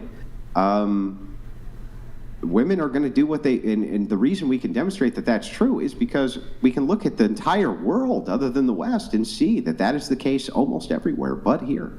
Mm-hmm. Mm-hmm. I do have an update. We got the old photos. Yo, Craze, thank you for the gifted 20 subs, man. So we have old photos for her. We got a lot. It would have been good if we did like a side-by-side. I should have specified like do side-by-side comparison. Like, but whatever. Let's pull them up. Let's see what we have here. So... yeah, way hotter. Wait, should we... fine as hell. Wait, can Dude, you look hella fine. You too. Can we show Andrew here? Oh, wait. It looks so. Oh, I thought there was. Did we delete it? I look better. Oh, maybe it's on the video I tab. look better. Okay. All right. Let's just X out of it. Is that? Damn. That's you. So fun. That's So her. fine. All right. Scroll down. I look like I can make good porridge. All right. That's next. actually pretty good. Hang on. Pull that last one up, Brian. Pull that last one up. Okay, is this Rachel at 60? That's me. Oh, wait. I think that's me. That looked. It is. Yeah. Oh, but she didn't. No, I wasn't part of this. Yeah, she's not. God, oh my God. I was. But she looks better than the other one did at 60. Wait. Go back. Let's just get through it quick if we Thank you. can. Wait, oh my what? God! Look They at- gave her a mustache. What the fuck? It looks like they X gave out her of- like an old mustache. Damn! I look like. Wait, look here. Look into this camera. Look into this camera. Wait, go. Oh, the one below is Hold on. like. Better looking. Better looking, bro. Tell us the lie, troll. Tell They us were not. the They lie. were not answering the question. That's an obvious one, though. You know. All right, let's keep going. Yeah, there was that one. Oh my gosh. Oh, come on. That's good. Come on. That's a banger. That's Yeah, the geriatrics and the walkers are going to be able to get enough of you. The 20-year-olds be lining up at the door, too, though, right? 100%. Yeah, 100%. Ridiculous. All right, let's see. Oh! That's you. Oh my God, that's good. Hey, wait, put it back. That was too good. Damn. I still look cute. I'd hit. I mean, Emma would hit. Okay. Yeah. All right, next. That's funny. Is this? Wait, is that? You look like you can make really good food. I do. Let's see here. We got. Well, who got Andrew at 60? Did we got Andrew at 60?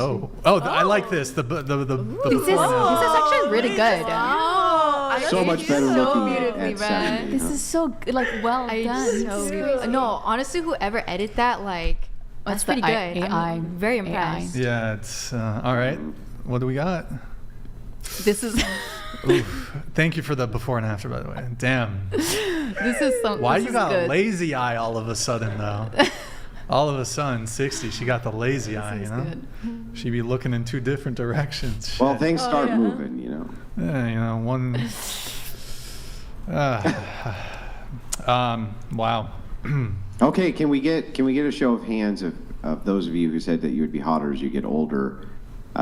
Would you revise your answer now? Show of hands if you would revise your answer. I look fine. They're committed. I don't know, dude. I look like I could make some really good pho. Right? Yes. Oh my. She would make really good fun. I would make really good pho, bruh. Yeah. Oh, me so horny. Me love you long time. Oh, she makes good pho. Now, I just want to make sure that we got this answer, though, correct. Brian did ask you both if you could be cosmetically altered so that you looked like that right this second, but it took no time off your life. You both said that you would, and you still would commit to that? Because if that is the case, it's my bad. Right, the Crucible will, in fact, raise the cash to have you surgically altered to look like that. I promise, we will do that. So go ahead. I will chip in. If you're willing to do that, and the whatever podcast is going to chip in, if you would be surgically altered to look like your 70-year-old self, go ahead and raise your hand. I love this idea, Andrew. I will equally contribute. Any woman. And Brian will equally contribute. We will make sure that you are surgically altered to look like your 70-year-old self. Raise your hand if you want us to do that. Also, Andrew, if I can I think to sweeten up the deal, we're not going to send you to Turkey. We're going to keep you local. We're going to get you the best plastic surgeons.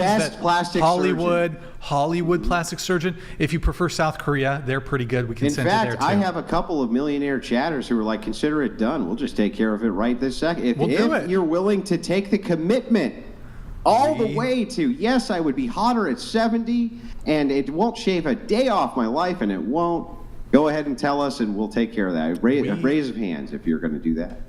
See, Yeah, I bet. I would. Okay, all right. Are you doing That's a legally binding contract, by the way. So we will sue you if you don't do it. Just saying. Draft it up, boys. Draft it up. Such a liar too. Like, why just keep with the cope and the lie bullshit, right? Like, you got caught. You know you're trolling. You know you're lying through your teeth. You're not going to do the surgery to look like that, lady. Come on. Unreal. but I'm just saying. What's that word cope mean? What's You're that just word saying cope what? mean? You're again? just saying what? I'll let time do its thing. Oh, okay. I'll let time do its okay. thing. Yeah, that right? makes sense. Yeah. I just personally would not want. Wait, Andrew, I have a simpler idea. No, hold on. I think the plastic surgery, because the women, when it comes to this plastic surgery thing, will argue, well, hold on. When it comes to plastic surgery, there's a risk to your health anytime you go under anesthesia. Hollywood has makeup that, without the use of plastic surgery, that's very convincing. So how about for, how do we do this? We will fund their makeup expenses, and for the next 10 years, we will provide you for the makeup. 1 year. We'll just do it for 1 year. We'll provide the cost Every single day, the makeup artist will come in and get you all dialed up as your 70-year-old self, and you can go out to nightclubs, and you can do it up, Granny. Yeah, maybe, we could get one of those prosthetic faces, like the face mask. They're very convincing. So you don't have to pay a dime. Not a dime. Not a dime. No It's all on surgery. us. No surgery. We'll take care of it. All right, we'll talk after the show. Yeah. We'll get it set up. Yeah. By the way, I just want to let you know, though, there has been a social experiment where this was done, and the woman did sadly take her own life after just 6 months of this experiment. Another experiment was done where a woman dressed as a man, and sadly that woman also took her life after a very short amount of time. So I did want to let you know about the risk, but don't worry, it's not going to take a single day off your life, and you're going to be way hotter, right? Oh, Andrew, are you talking about Nora Vincent? I think that's that's the second example. The second example, yeah. Look, you guys got to put your money where your mouth is. Got to do it. You got to do it. You got to do it. You don't do it. In fact, I feel like the entire internet will help contribute to that, just to watch what happens. After a week when you're on your knees crying and go, oh my God, I can't believe how awful this is. I think they will. We got to do this experiment. We got to do it. And if these two girls, if they back out because they're scared, no offense, this is open not just to you. We'll do it for somebody else. We'll do it. We'll do it. We'll do it. We'll do it. By the way, over to the whatever chat. Can you put a 1 in the chat if any of these women looked better at 60, and a 2 in the chat if they didn't? And then, Brian, if you don't mind bringing up the chat so that these delusional bimbos can see for themselves, I would appreciate it. That's a lot of 2s. Yeah, that's a lot of 2s, man. Oh wait, also chat. I think that's a really good. Do you guys want to see us do that every show? We can do that every single show. So those of you in the Discord, that's going to be our new thing. We're going to do it every single show. If you guys do it though, do like the before and after, like the pre. Can you put? By the way, any more submissions? No. That was the last one? Okay, all right. We'll do that. I think it's a good segment. We'll add to it.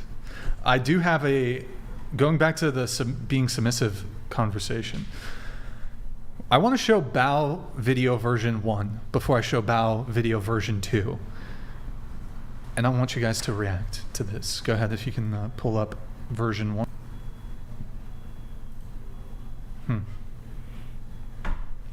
Oh. Boom. Yep. I kind of missed it. Did we miss it? No. Boom. Huge bow. Huge bow. This is actually my ex-girlfriend. We broke up. Unfortunately, she wasn't doing enough for me, so I had very high standards, so. Yeah, this is my ex-girlfriend. This is at my my apartment. She was doing good. I mean, she wasn't perfect, but you know, she tried her best. I'm a fan of noodles, so could you close the door? So one more time, just so the bow really quick, the bow. Just hit it. Boom, huge bow. Okay. Would you bow for your man? I would, because I feel like in Asian culture, it's just a respectful thing. Okay, all right. Would you do it? Would you hit a bow? I guess if that was my culture, but no. All right. Would you do a bow for your boyfriend or whatever? I'm Asian, and So? I would not bow for my boyfriend. But may I? You would not bow. But if okay. it's like, yeah, like, but like again, it's not something that I would have to do in my culture to bow to like my significant other. That would be for my elders. No, but he asked for it. You wouldn't do it? Okay. No. You had something? Because bowing is up, but I love welcoming my boyfriend, like, because I get excited for him to come home, and I would like, so bowing just feels weird, but I would be like, I often like just jump on, I don't know, just so welcoming you would do it. him. You would do it. You'd hit the bow. I wouldn't do the bow, but that would be my bow, I would say, like, because to me that's like the welcoming he asks thing. for the bow. Oh. He asks you to bow. I don't know. That's fucking weird. If it's not our culture, that's kind of weird. I don't think that. I think it would be a joke. It would he's a fucking ginger. He's a ginger, and he wants you to hit the bow. I mean, that's a very irrealistic. What do you mean, bro? He's a ginger. What's wrong with? Hold on, they fucking bow. Scottish or some shit. Fucking. I mean, knights. I see this just as a sarcastic thing. Then, like, I probably would do it because I think it would be funny. Would you mind if I just gave you briefly a bit of pushback? Wait, really quick before the pushback. Okay. Let me just get the answers from the girls. Would you bow for your man? No. No way. Really quick, why?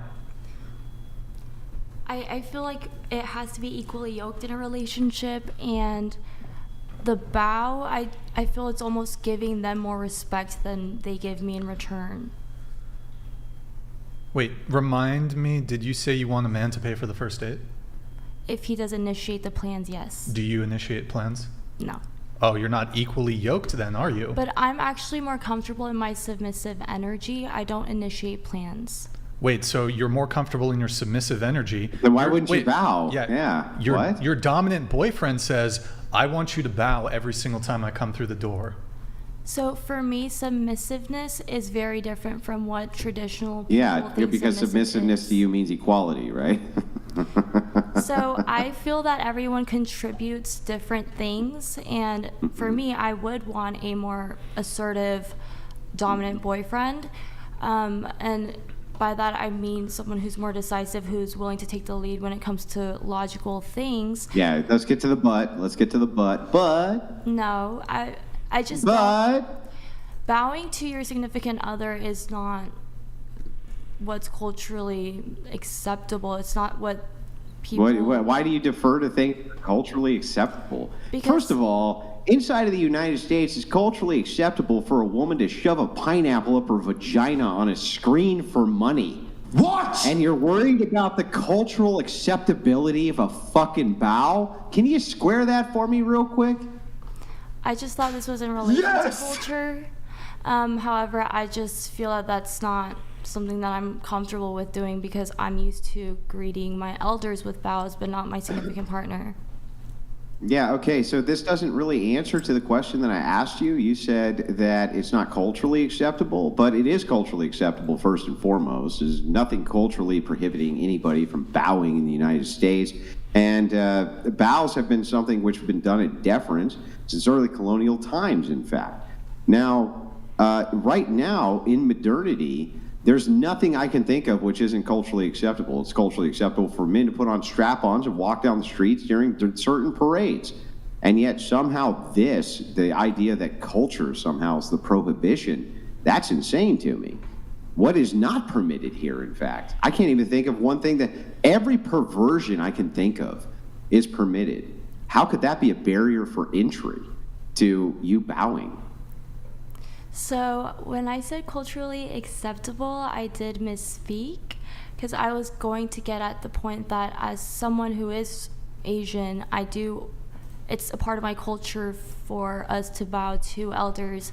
And in relation to that, I'm more used to how it's done culturally, and I just do not see how it's related to like relationships, and I don't think I owe them that bow even if they were to ask that. Wait, may I sorry, go ahead, Andrew, if you want to continue. No, you can jump in. Oh, okay. Question, do you want to get married one day? I do. Okay. Do you have any expectations on, your boyfriend or whatever at the time? You want him to get you a ring, I'm assuming? Mm-hmm. How much should he spend on the ring? It doesn't matter for me. You're fine with the cubic zirconia from Amazon? Sure. Okay. Do you want him, when he proposes, would you have an expectation that he get down on one knee to do it? Yes, because I do like some traditional values. Wait, so hold on. You want a man, by the way, I think getting down on one knee is way more of a bitch move than staying standing and just going like this. First off, if the guy's got bad knees, that's a big fucking ask.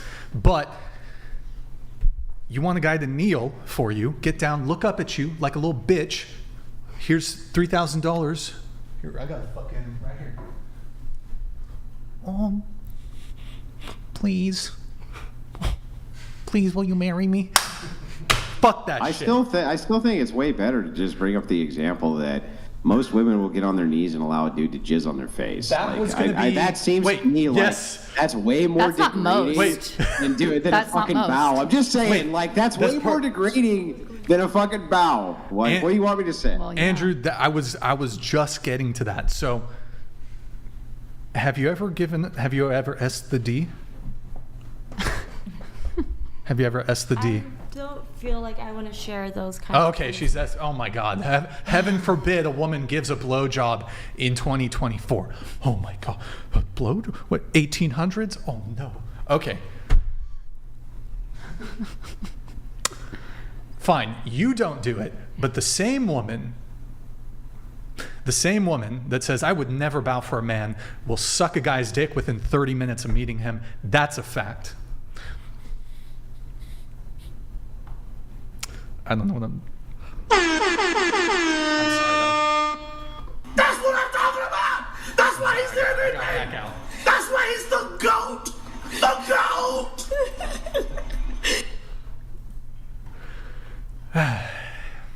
It's also coming from, what is the intention behind him wanting me to bow to greet him every day? What is the intention of him wanting you to insert his phallus into your mouth and then expel some fucking jizz, bro?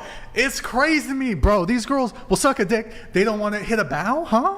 Hold on.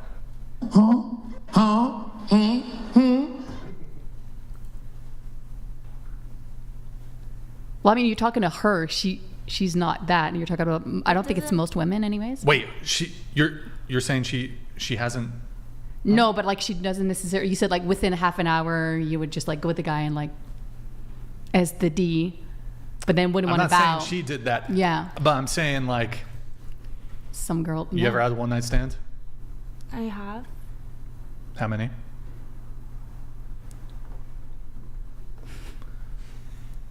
Oh my gosh, I would say 2. Do. Sorry, how many? 2. Do. Like how quick? Like how quick? What do you mean? From like meeting them to maybe a couple to several hours. So you'll let a man penetrate you? I just don't see how they correlate to me, because the sexualness of everything doesn't correlate to what I find respectful. Because I don't think that having sexual relationships with someone equates like what your values should be in a relationship. I think you're allowed to have those opinions be nuanced.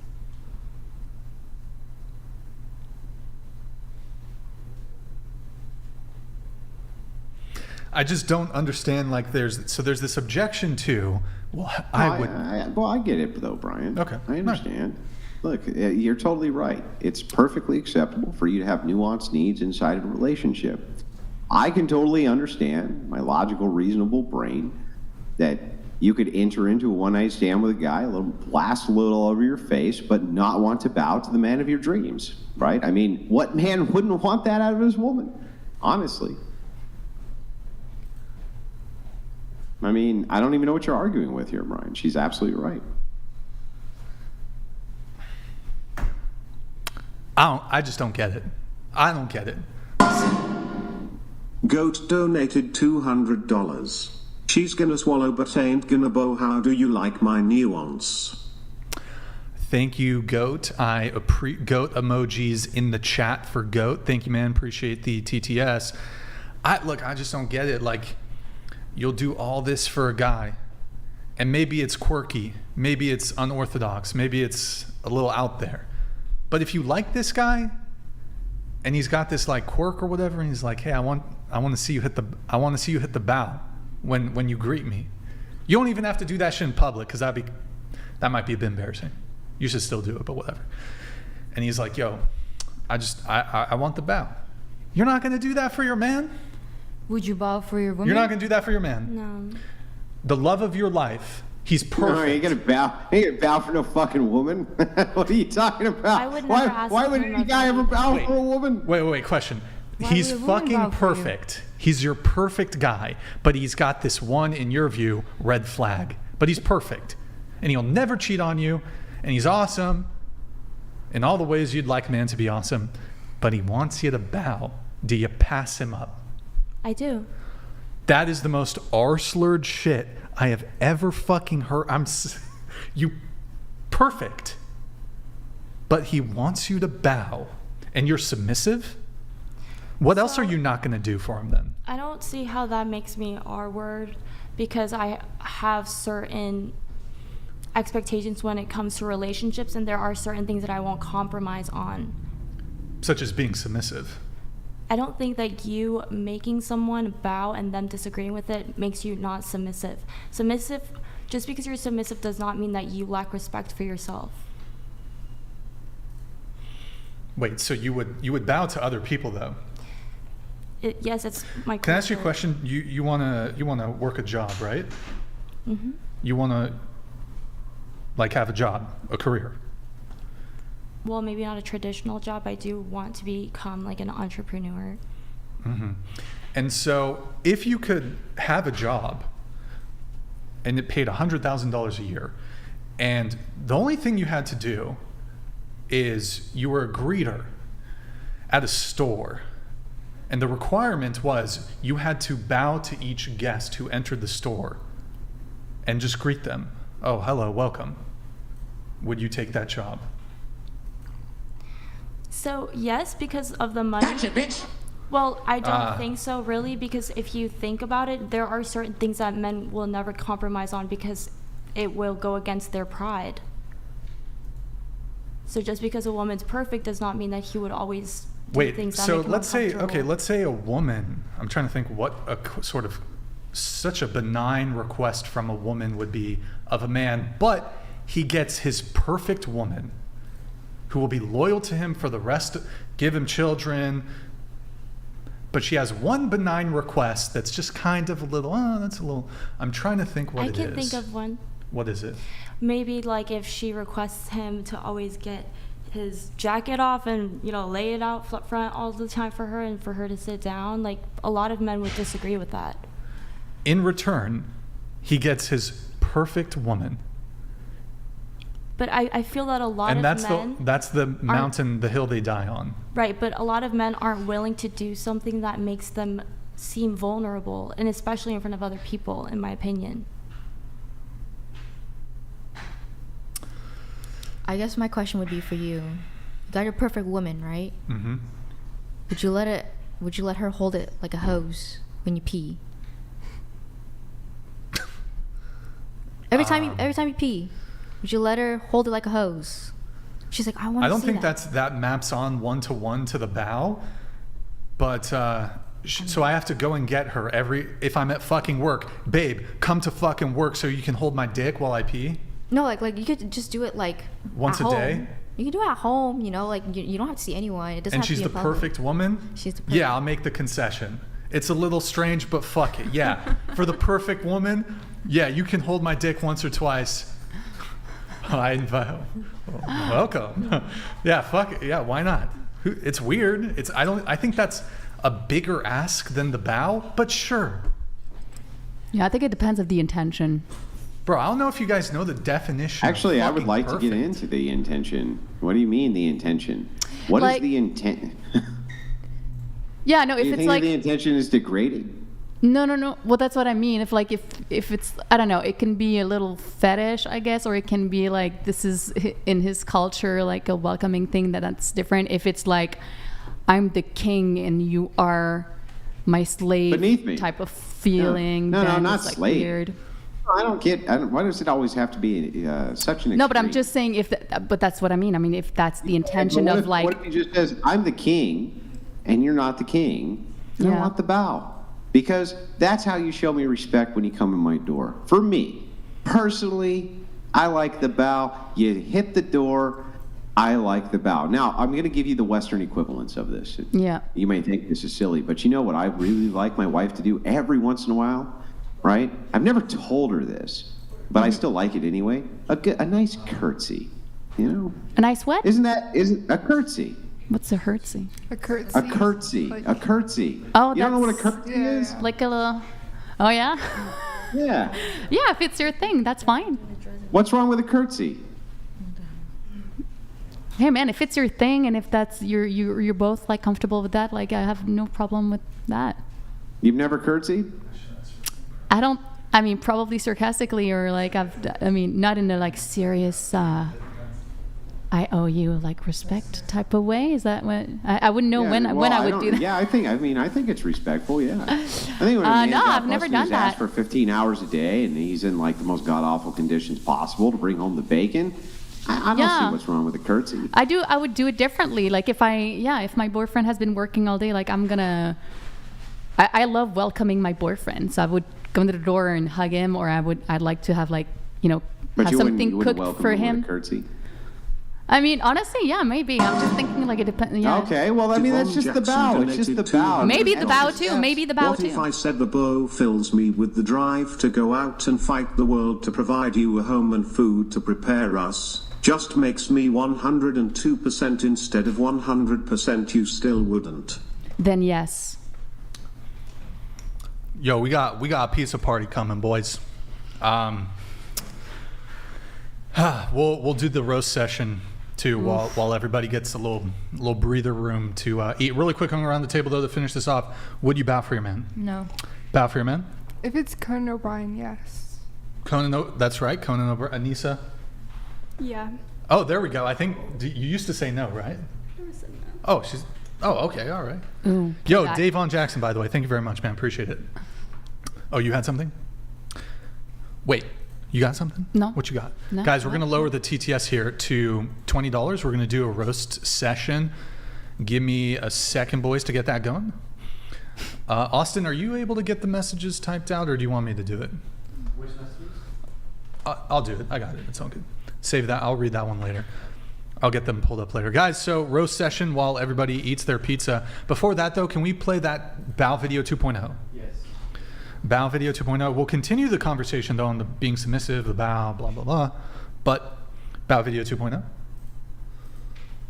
you want audio? Just really quick, just play it, I guess. Yeah, sure. But we might have to mute it. Or is it music? Yeah, it is music. Okay, no. No, yeah. Okay, this is... Okay, what do you guys... Ladies, this is a little... But there's a twist. Would you do this for your man? Yep. Hold on. Oh, no. What? Oh, no. Oh, no. What the fuck, dude? Oh, wait, there's no... We didn't have... Didn't expect that. Somehow there was no thing showing on the video, whatever. Like our reaction. Do you know what I'm talking about, Austin? No, there's nothing. Yeah, okay, it's fine. Does anybody want some? Oh yeah, does somebody not want pizza? It's pepperoni. No, I don't. I don't want some. Don't? Okay, that's fine. Thank you. That's the most disgusting thing I've ever seen on whatever, dude. Why would you ever play that? The beginning's good though, right, Andrew? The beginning's good. No, the twist ruined the entire movie for me, bro. But what if the guy loves washing dishes? What if it makes him feel strong and powerful, and that's how... Yeah, well, I mean, we have a word for those men. We call them bitches. Yeah, Call me a Shields. I think we're good.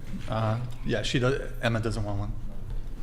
I mean, I've met a couple of men who tell me that they adore housework, but they're always liberal, progressive scumbags every single time. So, guys, TTS is 20. We're going to do a little roast session. What's a roast session? We're going to do a little roast session. So, TTS now set to 20 for... oh, fuck. Did not mean that. Yeah. TTS set to 20 for, I don't know, 10 minutes while we, take a little breather. Andrew's going to keep us entertained. He's going to tell us...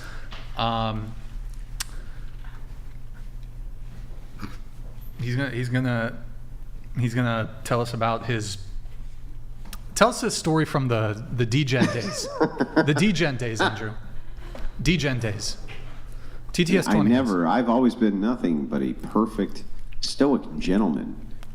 A philosophizer since I was a young man. I've always gone the straight and narrow, Brian. How dare you make such insinuations as to say anything to the contrary of that? I'm sorry. Unbelievable. I would like to actually get into this though with Rachel, but you do look like you can eat your pizza instead if you want. This is the roast section, so everybody's about to get. I'm not hungry. I'm good. Oh, yeah. I'm good. Yeah, you're not. Termayat Ops 4 donated $20. The male equivalent of a beau is opening the car door for your woman. No man is going to give up a perfect woman if she asks that any time she gets in the car you open the door for her. Delulu women. Yeah. Blowing Loads donated $20. You can't bow, but you'll bang a stranger and let him choke you and blow a load on your faces. Yep. You'll need Jesus. And some clam cream. The one before... Actually, that was a great point, the first super chat. The first super chat is stating, if you were a great woman, a man would be happy to go and open your door for you. It's like, and that's true. They would go open your door every single time you got in the car. They'd open your door when you went into a building. They would do all of that stuff. But you can't even get a bow? Like, you can't get a bow? But I mean, who decided that that's the equivalent? Maybe it's something else. Maybe it's, like I said, like what I like to do is like welcoming my boyfriend. Doesn't mean that I want to bow. Who said, who wrote? How do you welcome him? What do you welcome him with? I usually jump in his arm and hug him and just get excited. But I'm just excited when my boyfriend gets home usually. When I have a boyfriend. Brian Estadi donated $20. Brian, you are the last one on the panel that needs pizza. You won't lose your dumpy that way. Tubby. It's true, man. It's true. But look, I gotta Osted Chris Tabernac donated $20. Colistosti de Tabernac Ostid Colist de Vierge. Do you want the real accent with that or? No. Colis de Tabernac de Colis de Vierge. You need the consonants and you need some emotion in it. So, yeah, that face, Andrew.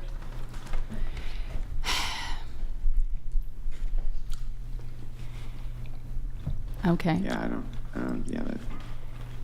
that just sounded evil. It sounded like sounded like an exorcism needed to happen. King Blackout donated $20. Look, boys, Brian's out here cheating on his burritos with that greasy pizza. What a degen! No surprise he got his plate first. Gulp gulp. Straight to the dumpy. He did get his plate first. I'm not. He did, and there was a lot of pizza on the plate, Brian, and it's all gone now. I'm hungry, bro. I'm hungry, man. That's fair. Gotta eat. It's a long podcast. Man. It's mentally. It's difficult. The legendary Trash Panda donated $20. Andrew, I'm getting another one. You all like them fire age photos? Share one. I had a problem processing yours. The program automatically set the slider to 50 because you already look old AF. Oh no. Andrea donated $20.24. First time donation. Keep up the good work, Brian and Andrew. Yeah, will do, Grand Meow. Will do. So, Chris donated $20. So I see Android 17 and Vegeta up on the shelf over there. Where did Android 18 go? Isn't she up there too? What? What? What kind of shitty Snapmore DBZ donated references? $20. The part of the show where I can afford to voice my Aussie dollar opinions. W-based chat. Ladies, feminism has made you less feminine. Drop your ego. Buying isn't worse than taking it up the arse. Prehistoric Queef donated $20. Would you date a guy that farts a lot but is an absolute 8.5 overall? I can answer this. I would, because Brian Sagging Tits donated $20. Too slow. Please, for the love of God, we can't handle any more garbage. Look, man, I need my energy, bro. Brian, did you tell him that Dean agreed? Dean agreed live on the Crucible to come on and do a dating talk panel. He agreed live right here to come on and do it, and then do a debate afterwards. Did you tell him that? Let's see if he sticks to it, you know? Well, I have him live on video. You saw the video, right? We'll see. Terminal_Lance donated $20. 3 Asians walk onto a podcast. The host says, I've seen this one before, all these donations, and Brian gets Little Caesars. It's not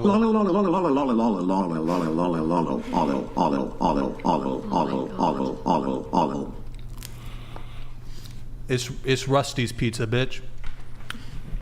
You think I'm gonna treat my guests well with Rusty's? Darian Murphy donated $20. Proof of Andrew's force doctrine. When Biden left Afghanistan, all military men stopped protecting the women who went to school. 1.2 million women no longer could go to school. Not a feminist in sight. Yeah, I noticed that there wasn't very many feminists recently pulling people out of the floodwaters either. Just wanted to point that out. Yo, we got I did video. see a whole lot of people getting pulled out of floodwaters. Not a feminist in sight. Can you pull the video? The saving the dogs or some shit?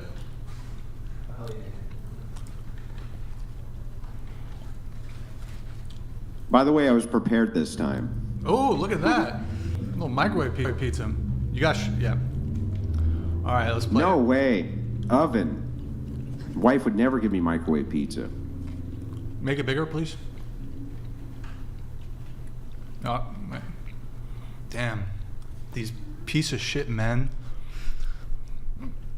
How could man. No empathy. They don't have any empathy, Brian. Man, these toxic masculinity right here.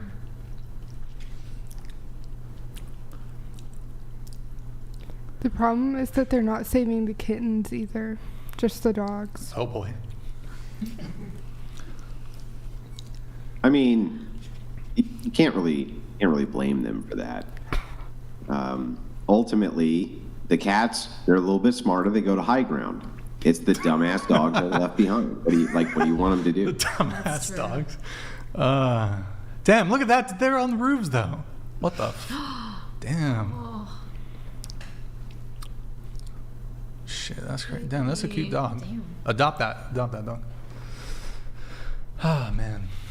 Yeah, this toxic masculinity. We need to put a stop to this. I mean, it's just, how dare these men? Okay, all right. No. All right. There you go. Yeah. All right. So that's it for the roast, boys. Come on. I paused it temporarily. We got some coming in. The legendary Trash Panda donated $20. Chair 5. I also had a problem processing yours. It kept giving you a moustache, so I took a closer look. You tucking your sack back, bruv. Them boys must be taped and packed tight, son. Talking about you. Whoa. You got a response? You want to scoot into the table so you... What did they say? On the bottom. Just scoot your chair into the table a little bit so you can, you know. Wait, what am I responding to? Yeah. All right. Dylan Joe donated $21. Dating should be like baseball. If you get a home run in the first few dates, go steady. Ever since cell phones were given to our generation, it added a whole texting phase to dating. Please chill with the fat jokes. What? North Alberta kid donated $20.81. This is the most reasonable, respectful group of women I have seen on this podcast. The boys are really reaching hard to instigate controversy. The incels are so annoyed right now. Fartbox donated $20. I would suck a fart out that ass and hold it like a bong hit Morgan. What? What? You want to respond to that, Morgan? I'd not like to respond. Okay. Ryan Calloway donated $25. Please add Trump saying "shut up, silly woman" to the soundboard. From the snake poem he reads at his rallies, so many places to use it. By the way, this pizza roast session was a great idea. Thank you, man. Don Becker donated $20. Andrew, I broke down to a femme today why women didn't have bank accounts, so they couldn't occur debt back then, and she just froze and said sounds like no freedom. Yeah, if that's Ryan's no freedom, failing sign me up. intestinal donated $20. We can't hold out much longer. Brian, please. It's true, man. If they could talk, man, they could talk. If you could be a fly in my intestine. Grid2 Go-Kart Sports donated $20. Do any ladies on the panel have armpit hair to show off? A little garnish makes pizza delicious. It's a shame Brian was too cheap to spring for real pizza with pineapple. Any armpit hair check?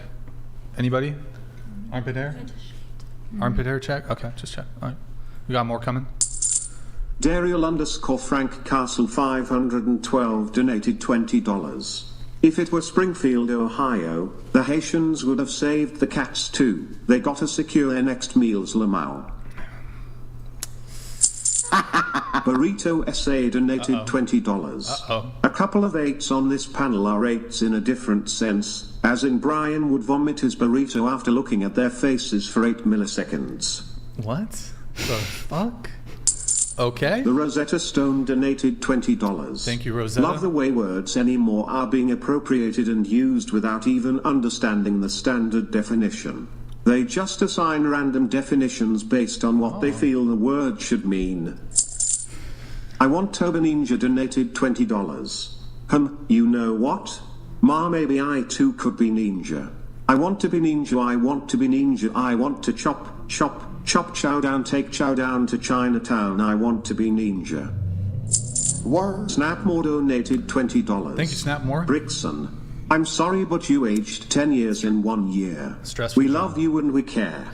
Please hit the gym. Hi, more gay. More gay? More gay. Shit. You want to tell us something, Morgan? Dylan Joe, there once was a man from Peru who fell asleep in his canoe while dreaming of Venus. He played with his penis and woke up covered in goo.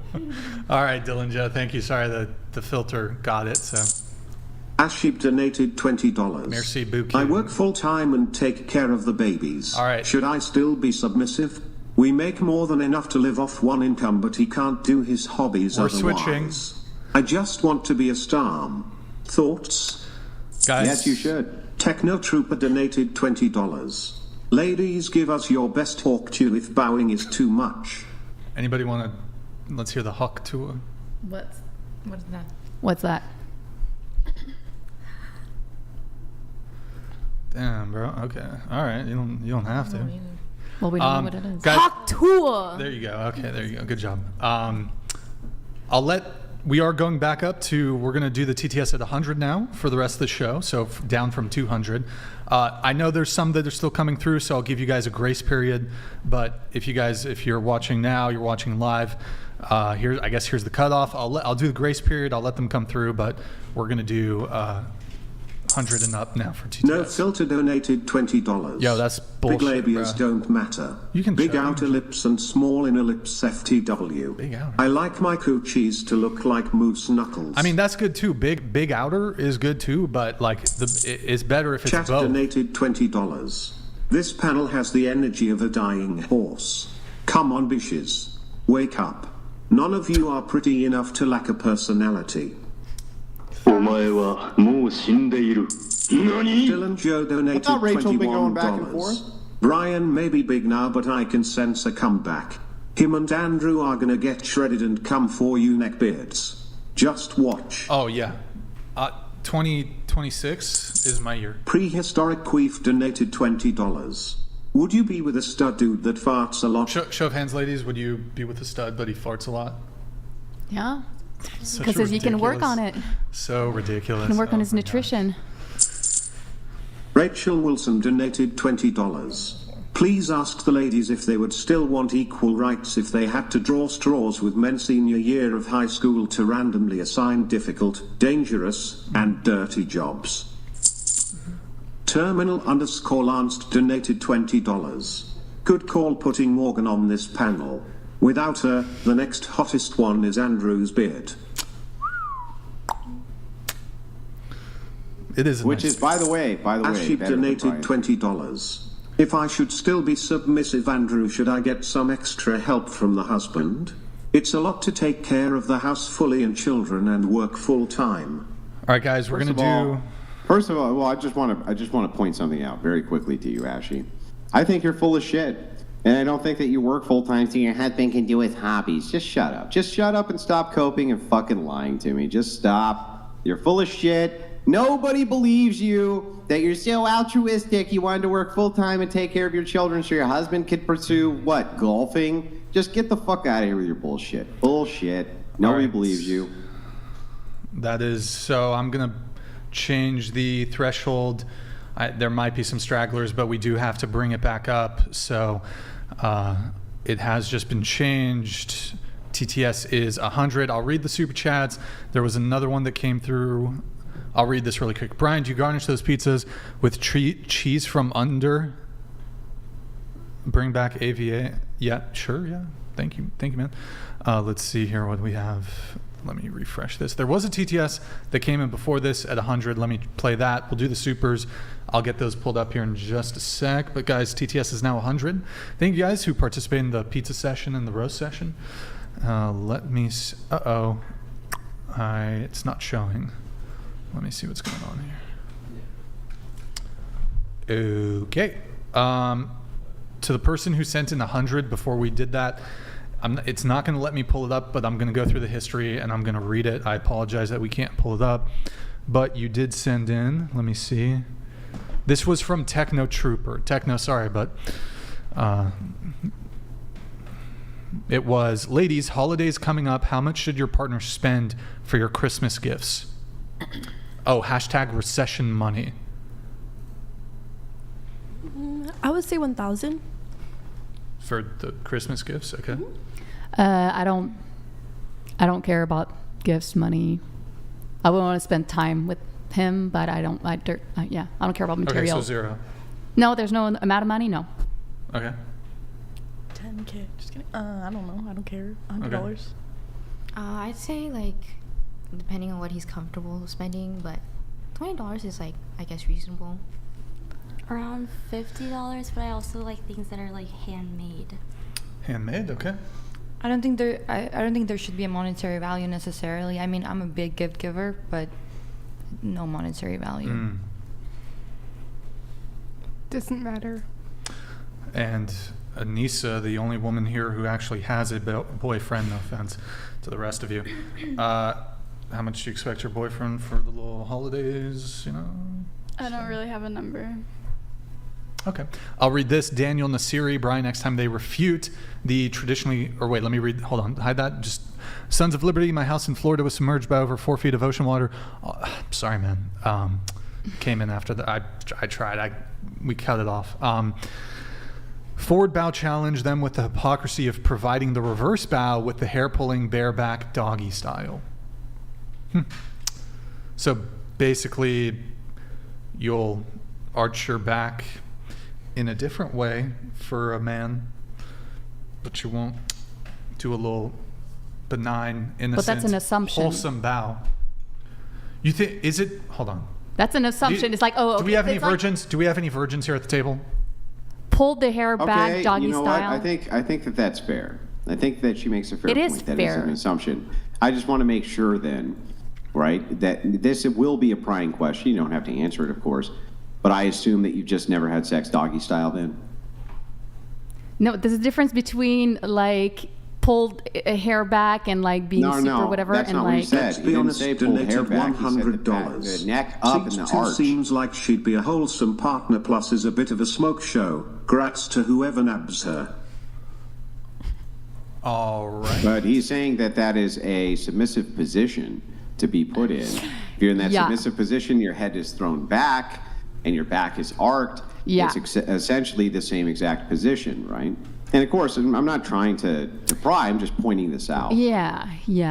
Okay. Yeah. Yeah. I guess that's fair though. It just sounded more aggressive, like you would let someone do that. Let me think.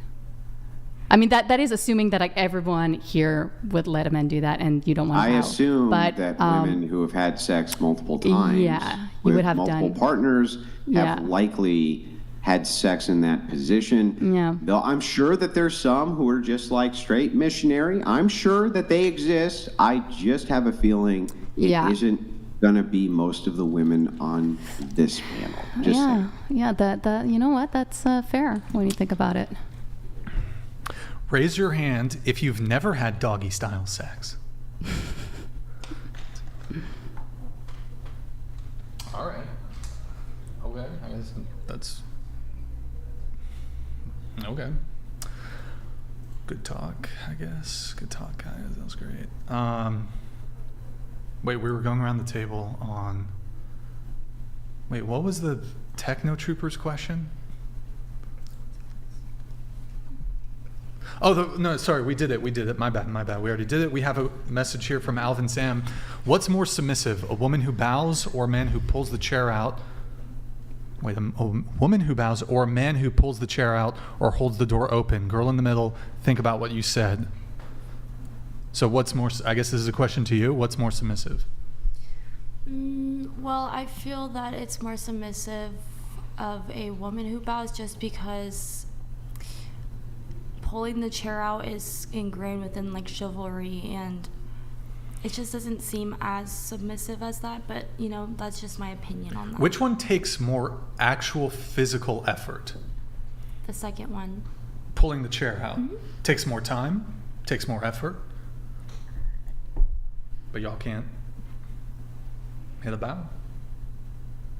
So I asked before, you didn't really answer. Would you bow to a woman if that she was the perfect woman for you? If she wanted that? It's an interesting question. No. It is And here, I'll give you my justification for it. I don't think that men are supposed to submit to women, and it's an act of submission. But not only is it an act of submission, it's a sign of respect. I don't think that men should be bowing to women ever. But it's also a submission to, like this guy said, to pull the chair out and hold the door open. I don't think that that's submissive. I think that that's a sign of respect, absent submission. You wouldn't consider those things as submission?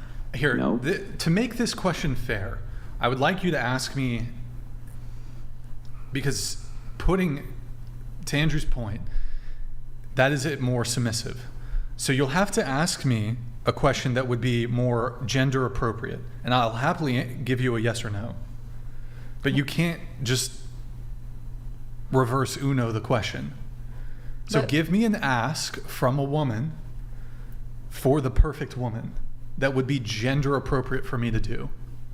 But why does it have to be gender appropriate? People are different. People have different ways of showing love and affection and respect. Well, because even within the worldview of there being 10,000 genders, Brian most assuredly takes the gender of the traditional he, him, right, under this paradigm.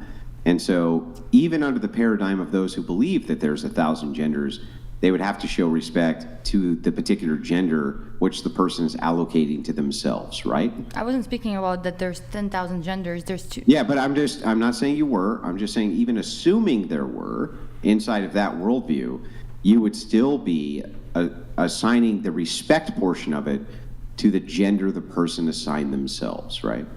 That's why. So either way, it's like a double-edged sword. So either he's the traditional masculine or assigns the traditional masculine, and not traditional in the sense of I go for tradition, but traditional masculinity. If that is the case, he assigns that to himself, whichever way, inside the other worldview or his worldview, you would still be showing respect through that, right? Okay, so you're just speaking from a traditional masculinity standpoint. Yes. Just from that. Okay, I understand that then. Well, so I think, so to your question, I think like if she was going to ask you something that's like gender equivalent for you, I think it would be something emotional. So something as to, so the bow would be a respect. Scoot the mic to the edge of the table, please. Okay. So the bow is like a respectful thing for you. And I guess for you to the woman would be something like you have to listen to her talk about her day. And for 10 seconds? For 10 seconds. Which is about 3, 4, 5 times as long as it takes. I'm just saying, like, that's the equivalent, right? Sure. Something emotional. Once a day, I will listen to her for 10 seconds. So there you go. I just feel that would be sort of the... Not a problem. For the perfect woman, you know what, Andrew? Perhaps I'm going to get flack for this. Dating is difficult. Dating is complicated. There's a lot of... I think people don't underestimate what perfection is. For the perfect woman, you ask if I would bow, and I was a bit hesitant. I wouldn't bow for a woman, but for the perfect woman, I'm going to get flack. There's not a lot of perfect women out there. In fact, I don't know if there's any. I will take the concession. I'll hit the bow for the perfect woman. Okay. Happy to hear it. What? Ashley McKee. Yes, Andrew. What? Yes, dude. I subscribe to your channel. I don't want to work full-time. I rather raise the children. His hobby is a band and spends roughly 1K a month on it, so I need to work so we make the bills. I love her show. Yeah, that sounds like an investment. So that's a whole different thing. Nope, you should still submit. It's an investment. You're hoping that his band makes it big so you never have to work again. Stop the cope, Ashley. Brian, thank you, I gotta add back to this. Yeah, no, let's get into it, Andrew. What?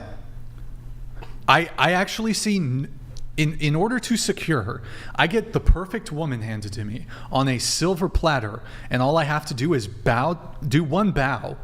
But otherwise, hold on, Andrew, here's the entailment. The entirety of the rest of the relationship, she's perfectly submissive, she doesn't quarrel, she's beautiful, feminine, all the traits that I want. Giant Guinness World Record book labia. Yes, Andrew, I will take the concession. This woman does not exist, Andrew. You can't bow, bro. Okay, but she literally lets me rest my feet on her back while I watch TV. You can't. But the bow. one, hold on, you can't bow. I'm sorry. I'm being extreme here, but I'll do it. You can't bow, Andrew. No. But Andrew, you're gonna have to take the L on this. Let me give you my rebuttal. Andrew, you got to take the L. I'm sorry, but okay. I don't care if you show up every single night to the best food you've ever had, to the best sex you've ever had, the most submissive woman who's ever existed, and she loves you to death. She will die, take every bullet for you. She will lie to the FBI on your behalf. She will help you bury the dead body in the backyard. You don't fucking bow. No, Andrew, I'm sorry, Andrew, but okay, here's the trade-off. So I don't accept the perfect woman. Then I must accept a flawed woman, correct? And in some way, she's going to challenge. It's already a flawed woman if you're bowing to her. There you go. That's the entailment. That's the logical entailment. It has to be already imperfect, an imperfect woman if you have to bow. That is the logical syllogism. So everything else is perfect. Woman, hang on. She's perfect in every conceivable way except you have to bow. Therefore, she can't be perfect. Therefore, you can never bow to a woman, Brian. Done, bro. Perfect, but I have to bow. That's it. I got to do a little fucking bow. Then she's not perfect. That's the entailment of the position, that she's not perfect. No, but okay, Andrew. Okay, hang on. I can prove this. I can prove this logically to you. No, you can't. But go ahead. If that perfect woman was perfect in every way and you did not have to bow, would you prefer that woman over a woman who was perfect in every way but you did have to bow? Well, yes, sure. Well, then we have discovered there's an imperfection, and therefore the perfect woman cannot ever exist if you must bow. Therefore, Andrew was right, and you just took the fattest L of your career, No, sir. but hold on. Let me just fucking rip out my chapter 3 from debateuniversity.com. You son of a gun. Here I got you, Andrew, because the perfect woman, but that's it. But you have to do this, which in the hypothetical presented would suggest that she is perfect, but this one thing. So then you're not, okay, but this doesn't make any sense because you're already making the claim she's not perfect. So why would you bow for the woman? You're who isn't overthinking perfect? it. Andrew, you're overthinking it. Hang on, the initial premise Ashley McKee was donated that... $100. Hold on. Is the investment more important, though? My kids are 1 and 2 and we have a third on the way. Ashley... I just want to give them the time they need so they grow up well. Thank you for your criticism. Thank you, Ashley. Well, I'm not trying to criticize you. I'm just trying to point out that, that's an investment. And yes, you should submit either way. Andrew, even if you're the primary breadwinner, you should still submit because that's still an investment. It's still an investment. Andrew, can I ask you a question? Andrew, let me ask you a question. Thank you, Ashley. Right, I appreciate it. Thank you. Andrew, you're a proponent of marriage, Christian man, Orthodox Christian. Yes, I am a proponent of marriage. Now, yes, would you have any quarrel with a man kneeling to propose to his girlfriend?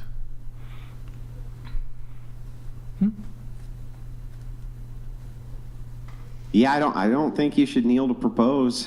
Yeah. But men do. But men do. Yeah, I think they probably shouldn't. I agree with you there. Well, I don't know what's the quarrel. Right. Well, okay, then I was hoping you'd say, You were hoping I would take the alternative position. You knew but look, I'm just saying, look, okay, you're trying to get me on a technicality, hang on. But I'm going to grant it and say Andrew Wilson thinks you should. That's not an act of submission. Okay, it's not an act of submission to kneel to ask for the marriage, because what you're actually doing, right, is you're saying, listen, this is the one time in my life that I'm going to show you some vulnerability as I ask you for this great leap from you. The one time ever. Now, if this motherfucker got on his knees every other day to propose, you would agree that there's a problem there, right? But like one time, like if you said to me, Andrew, I bowed once to the perfect woman, that's different. But you said you would bow. You would bow to the perfect woman. What? Like she's gonna hit the door and Brian's gonna bow, bro? I'm not gonna allow you to gish gallop, Andrew. You gish galloper. You're gonna hold on. You want me to answer the question? I'm gonna answer the question. Okay? Answer the question, bro. Now back to this. Okay, so back to this. So Andrew, here's the thing, right? I would rather die on my feet than live on my knees, and you're in favor of kneeling one time. I would rather die on my feet, and as if you bow, you're still on your feet. Boom, roasted, lawyered. Boom. Okay, so hang on. If you propose with a bow, Just Gerald donated $100. Would you recommend that Ashley, that men if you propose stopped with a bow? paying to send in TTS messages, you'd probably have to work less. Well, we appreciate Ashley. What if a man proposed with a bow? Is that okay then? Because he's still on his feet, Brian.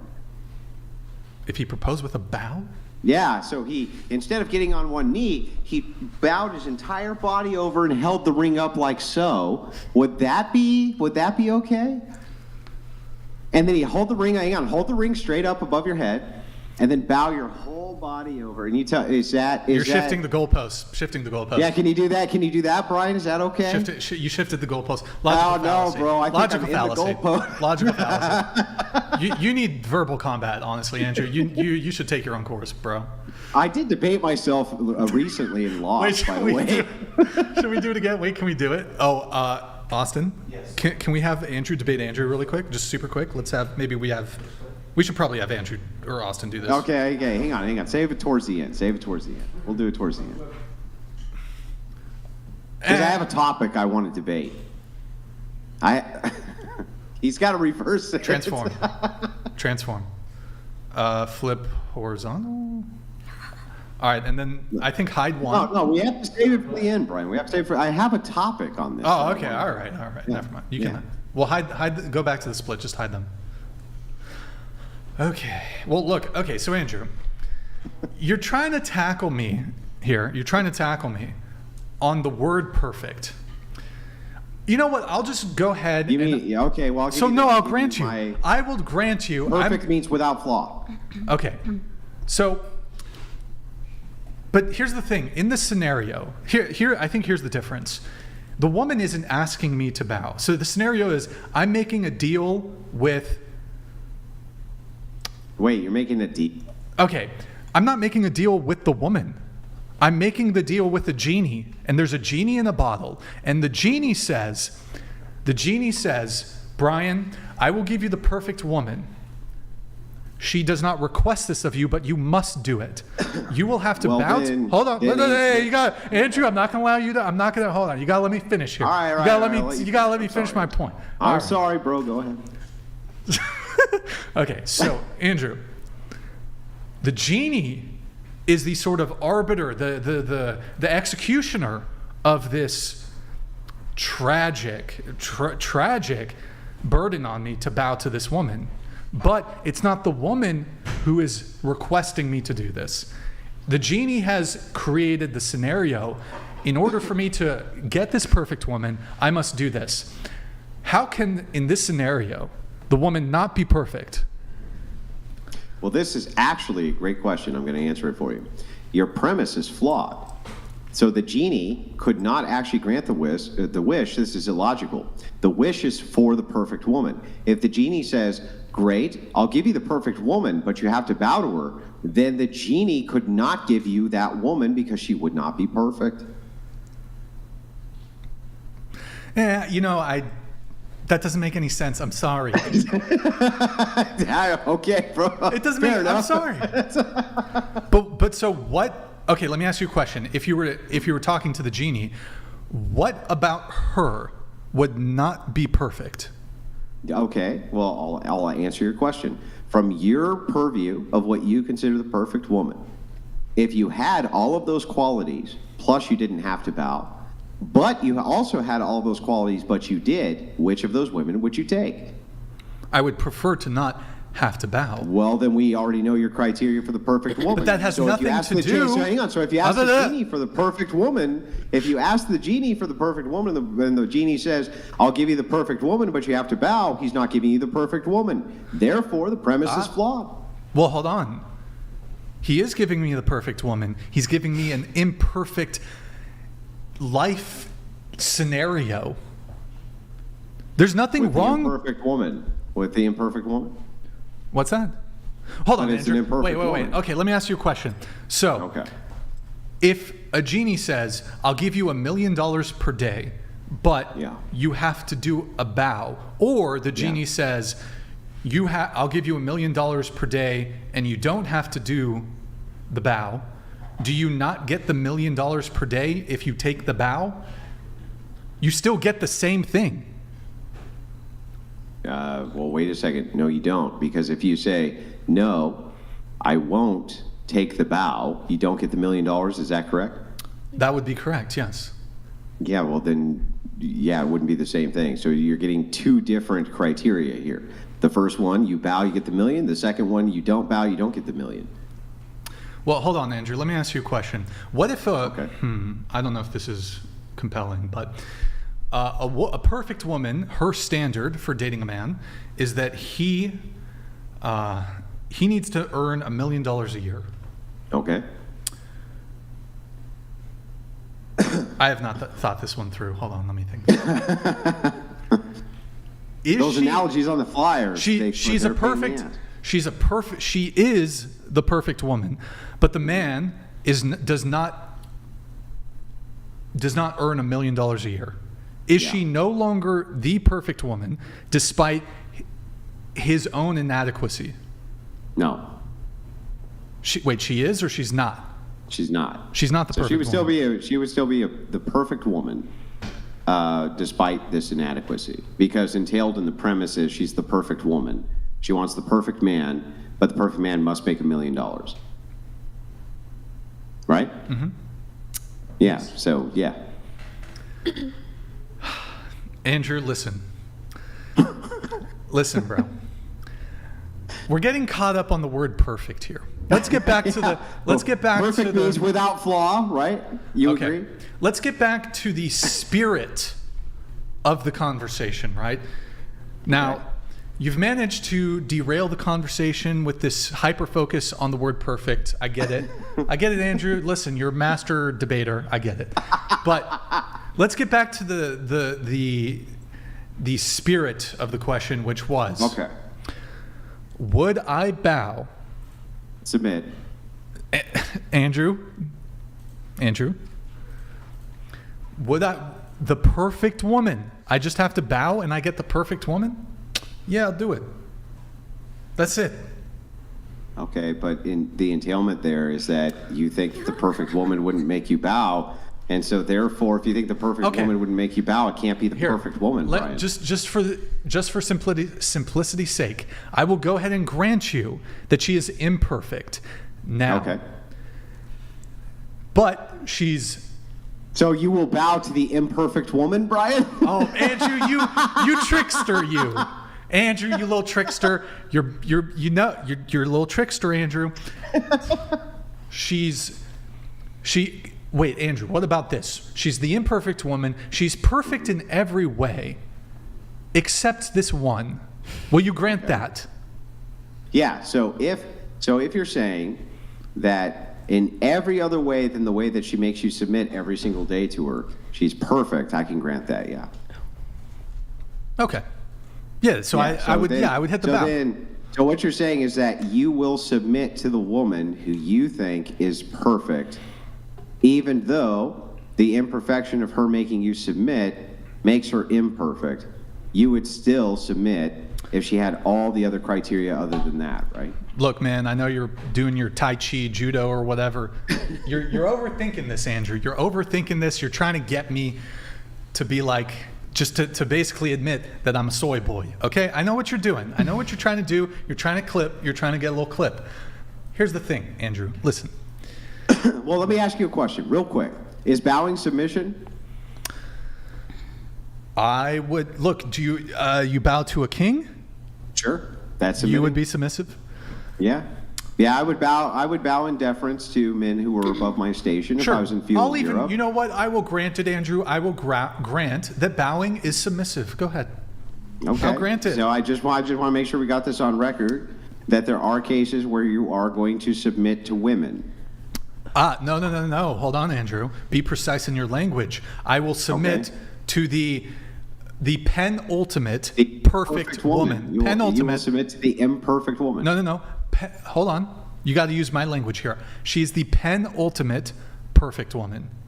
You know what penultimate is? I know it's a big word. No. Big word, Andrew. Penultimate. Secondary ultimate. Hold on, let me Google that. So you would, okay, got it. So you would submit to a less than perfect woman. Next to last? Wait, fuck. Last but one in a series of second last? Wait, hold on. Second to last, yeah. So, okay, so let's use the word in reverse, supersede. So supersede, you would agree, supersede, I know it's a big word, Brian, but you would agree that the word supersede means to come before. And so if we're talking about perfect, and we have perfect, and then second perfect is less than perfect, and you would admit that perfect supersedes less than perfect, you would bow to less than perfect. That is correct, Andrew. That is correct. But Andrew, let's say I don't accept this scenario. I refuse to do the bow. And in so doing, in reality, I end up with a woman who is orders of magnitude worse than this supposed, just slightly less than imperfect woman. Is it I'm worth? not fucking bowing to a woman, bro. Andrew? Like, regardless of the circumstances, I'm not going to bow my head to a woman. I'm not ever going to do it. And even if that meant that I was in a worse situation than I was before that, I'm not bowing my head to a woman. Okay, I'm going to ask you a question, Andrew. I'm going to ask you a comparison. Okay. So, woman. If it's under threat of coercion, if that's what your hypothetical is, then yes. No. If it's under threat of coercion, then sure. Let me ask you a question, Andrew. So you have two women. One of the women, and you have to pick one. Okay. One of the women is an atheist, liberal, feminist, obese, BPD, bipolar, depressed, on a slew of antipsychotic, anti-anxiety, anti-depression drugs. She is infertile. She's a biatch. Her name is Andrina. Destiny. Sure. It's Destiny. She has pink hair. Yeah. The physiognomy is. She's heinous. It's bad. Yeah. She, again, atheist woman. She'll never convert to Orthodox Christianity. Yep. Did I say infertile? Yeah. But you never have to bow to this woman. Never. Yeah. Never. And all things else are and she equal, smells. right? And she smells. So Hold hang on. So all other things. Okay, go ahead. So, but all other things are equal.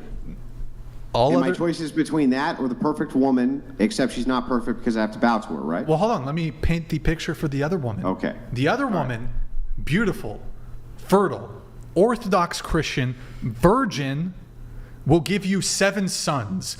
That Bible verse, I don't know the exact, I don't recall it. Children in a man's youth are like arrows in the hand of a warrior. Okay? She'll give you 7 sons, Andrew. She's a babe. She's hot. Submissive, Andrew. Feminine. Beautiful. But I have to bow to her. But once a day, you got it. 3 seconds, you got to hit the bow. Which woman do you pick? Mm-hmm. And I just want to make sure all other things are equal. What do you mean? All other things are equal? So everything else remains the same except these 2 conditions. The 2 conditions? There's a lot of conditions, Andrew. Yeah, I know. Except the differences between woman A and woman B, everything else stays the same. Could you give me an example of what so would not woman be? A, the heinous woman, I can pick between her. I can pick between this golden goddess who's fucking fantastic, except I have to bow to her. But everything else stays the same. What would everything? Well, else? There's no condition. Like, the world isn't flat in this scenario. There's still in outer space. There's still stars in the sky. There's nothing. Everything else external to this stays the same. I know you're trying to do something, Andrew, but sure. Okay, well then great. Then I'll take the heinous bitch and divorce her. Andrew, you trickster, you. First off, I asked, bro. I asked. Hold on, Andrew. I asked, bro. I did. I mean. Now this is a perfect example of your bamboozling trickery here, Andrew. Let me. Oh my goodness. You can't. There's no divorce. Andrew, okay. Now so then all things aren't equal. Okay, so okay. Hold on, Andrew. It's implied. It is implied. It's not implied. That's implied. You little. Oh, let me do a loophole. Can I divorce her? No, you got to pick one, dude. You got to pick one. I told you who I would pick, and I told you why I would pick her. Because you could divorce her? Yeah, exactly. Yeah. Okay, wait, hold on. Just curious. I'll engage with that a little bit, but I'm not going to let you get away from this, Andrew. So, okay. Andrew. Sorry, ladies. But you have to consummate the marriage.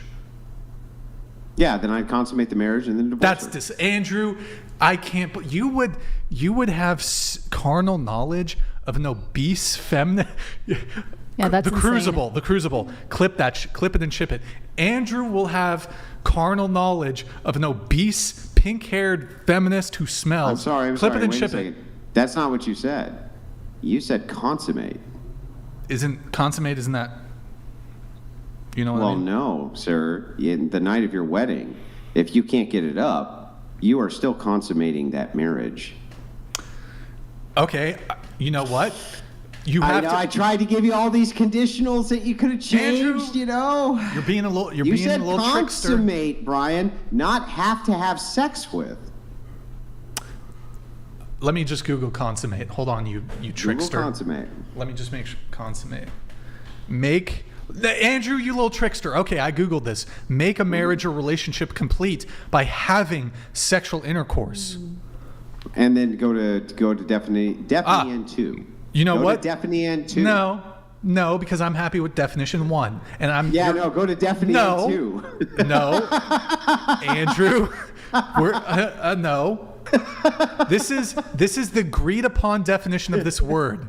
Well, there's multiple agreed upon definitions of the word, which is why there's multiple definitions, Brian.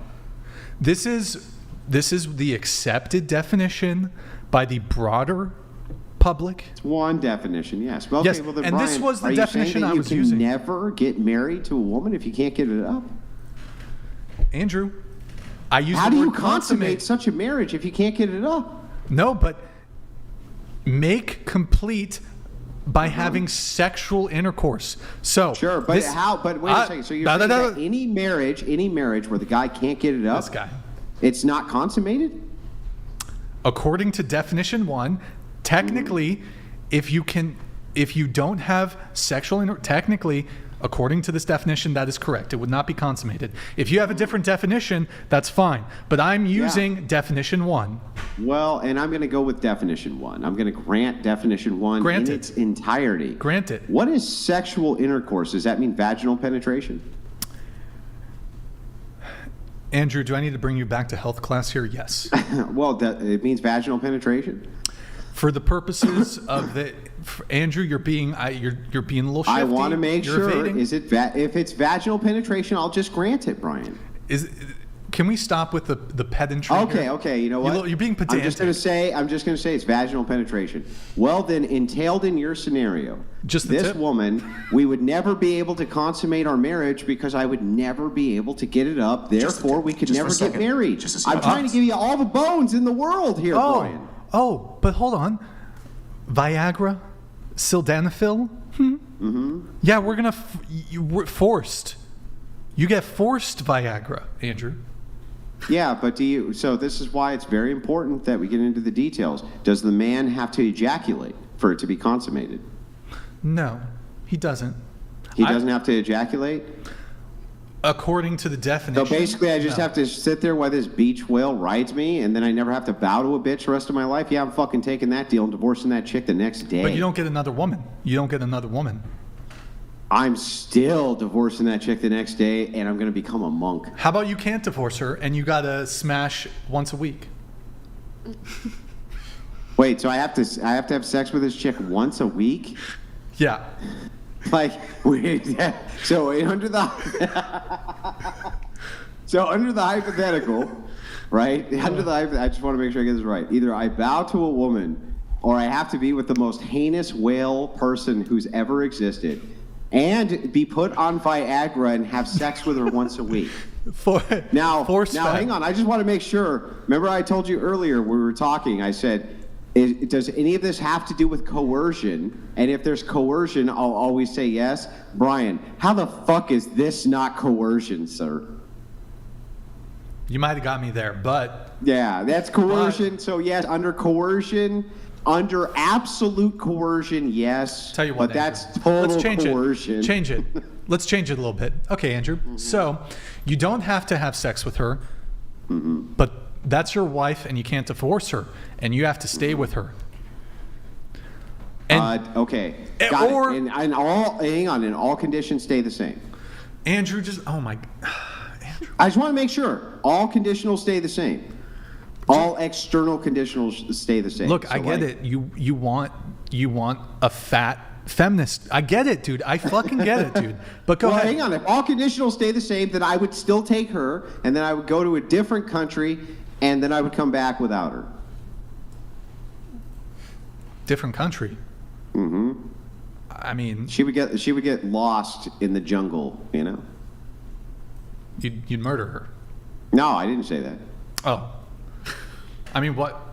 I'm sorry, Brian. Am I willing to do something bad when I'm forced by a genie to marry a fat, heinous feminist who I have to be forced to have sex with every week? Oh, Andrew, you would do something about that? Oh, what a terrible guy. First off, to be fair, to be charitable, you wouldn't have to go to another country. You could just go for a walk in the woods in Michigan. Okay, it's not. I didn't say it, well. Okay, what the reason I would go to another country is because I would renounce my U.S. citizenship and then divorce her in that country. That's why I asked if all things would be equal, Brian. Andrew, this is so bad faith. It's so bad faith. So bad faith. So bad faith. Okay, so last question, and the girls are. I gotta get the girls back. Okay. Well, we gave them a nice break anyway. Yeah, they've had a chance to recharge here. Okay, final question. So, the choices between these two women, you can't bring the woman into the jungle or the swamp or whatever. I don't know. Mm-hmm. You got to stay with them. You got to stay with them. You can never find another woman, even if I give you the whole divorce thing, whatever. You can't get another woman. And this is assuming you don't have kids. Mm-hmm. Almost perfect.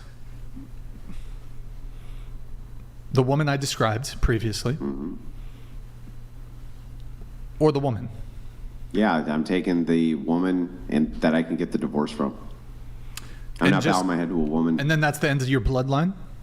Yeah, even if it meant for all future men that they could always take a look at this one stupid asshole from Michigan who took the worst deal possible and made sure he would not fall on his own sword so that he would not have to bow to a woman, and all men took their lead from that forevermore, I would take that deal, yes.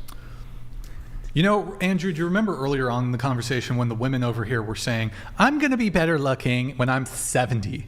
Andrew, that's you. Wait, I'm going to be better looking when I'm 70? No. The level of delusion, I'm sorry, that's ridiculous, Andrew. Just Gerald donated $100. All right. This intermission was brought to you by Debate University. Become a master debater today. Yeah, let's pull it up. All right, guys. Hang on, Brian. I'm dying a hero, Brian. I'm dying a hero. I'm not bowing the head to no fucking. I'm not doing it. I'm not ever gonna bow my head to a woman. You know what? I've gone 40 years without bowing my fucking head to a woman. And no matter how many genie bottles you come up with, I'm going to find the flaw in that contract. I ain't bowing my fucking head to one now. All right. Hey, look, it is what it is. If you guys if you want to learn how to become a master debater, you guys have to go to debateuniversity.com. It's a course by Andrew Wilson, verbal combat. Look, I know that, it's a good course. It's a good course. 80 plus videos, 6+ hours of content. If you want to learn how to become a master debater like Andrew, how you just saw him master debate, he master debated all over the place. You got to get the course. It's at debateuniversity.com.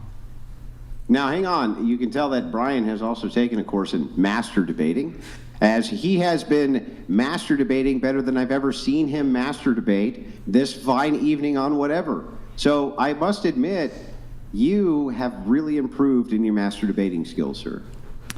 Thank you. I'm a journeyman master debater, but I'm hoping to one day get to like artisan level master debating. So thank you, Andrew. It's all, and a lot of credit to you, because all right, let's get back. I guess we got to get back to the show. Yeah. Can we open the door a little bit? I'm getting a little sweaty here, It ain't easy going up against the king, if you're gonna what's that saying? Like, if you're gonna step to the king, you gotta have your what's that? Come on, somebody. We don't please. know. Damn, bro. The thing about if you're gonna scuffed, just hide it in OBS. Hide it in OBS. StreamYard. No. Sources. Scroll up. Okay, you can fix it now. Okay. Sorry guys, we had a little technical glitch there. Okay. Would you bow to a man? Me? Yeah. No. Bruh, it's crazy, dude. It's crazy. You know what's crazy? Wait, I have a question for you. You will work a job, right? Yes. So, if your boss tells you 5 times a week, I want you to commute 30 hours in a car, and then come to work and show up at 8 a.m., will you do it? So for me personally, I want to be an entrepreneur, so that wouldn't really work with me. You don't have a job right now? No. Can you envision yourself in some scenario where you would end up having a traditional job? I can envision it. Okay. Do you realize most people will have a job where they have a boss? Yes. Okay. All right. So here, maybe I should ask somebody else. Anybody here have a job? You got a job? Yeah. What's your job? Optometrist assistant. Okay. You got a job? Yes, I do. You're a server, right? Yes, I'm a server. Okay. And you work full time? Yeah, for restaurants, yes. Mm-hmm. And then your boss says, show up at this time, doesn't he? Yeah. He says, show up at times that maybe you don't prefer, right? Yeah. Early in the morning? Well, you're a server. No, I'm a server. I'm doing evenings, but I know what you mean. Can I ask the panel question? What's the earliest a boss has ever told you, I need you here at this time? What's the earliest ever? 6 o'clock in the morning. 6 a.m.? 5:30. 5:30 a.m.? 3 a.m. 3 a.m. Okay. And if your boss says, hey, move that over there. Has a boss done that to you before? Yeah. Hey, I need to move that. Put it over there. Can you move that? Has that? Like if she requests me to do something. Hey, can you move this over here? Maybe they'd say it more politely, but they ask you to do it, right? Do you do it? Yes. And you, any other undesirable tasks that a boss has asked you to do?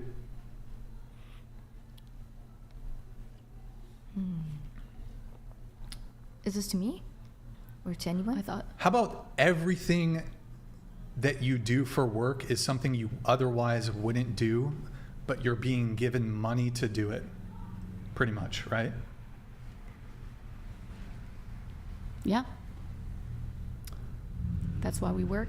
Unless you have a job that you love. So, I guess to wrap up the submissive conversation, I know we've lingered on it for a while, but so women were submissive to their husbands, but you've now traded this to be submissive to an employer. And I would argue that employer is going to ask much more of you than your husband ever will.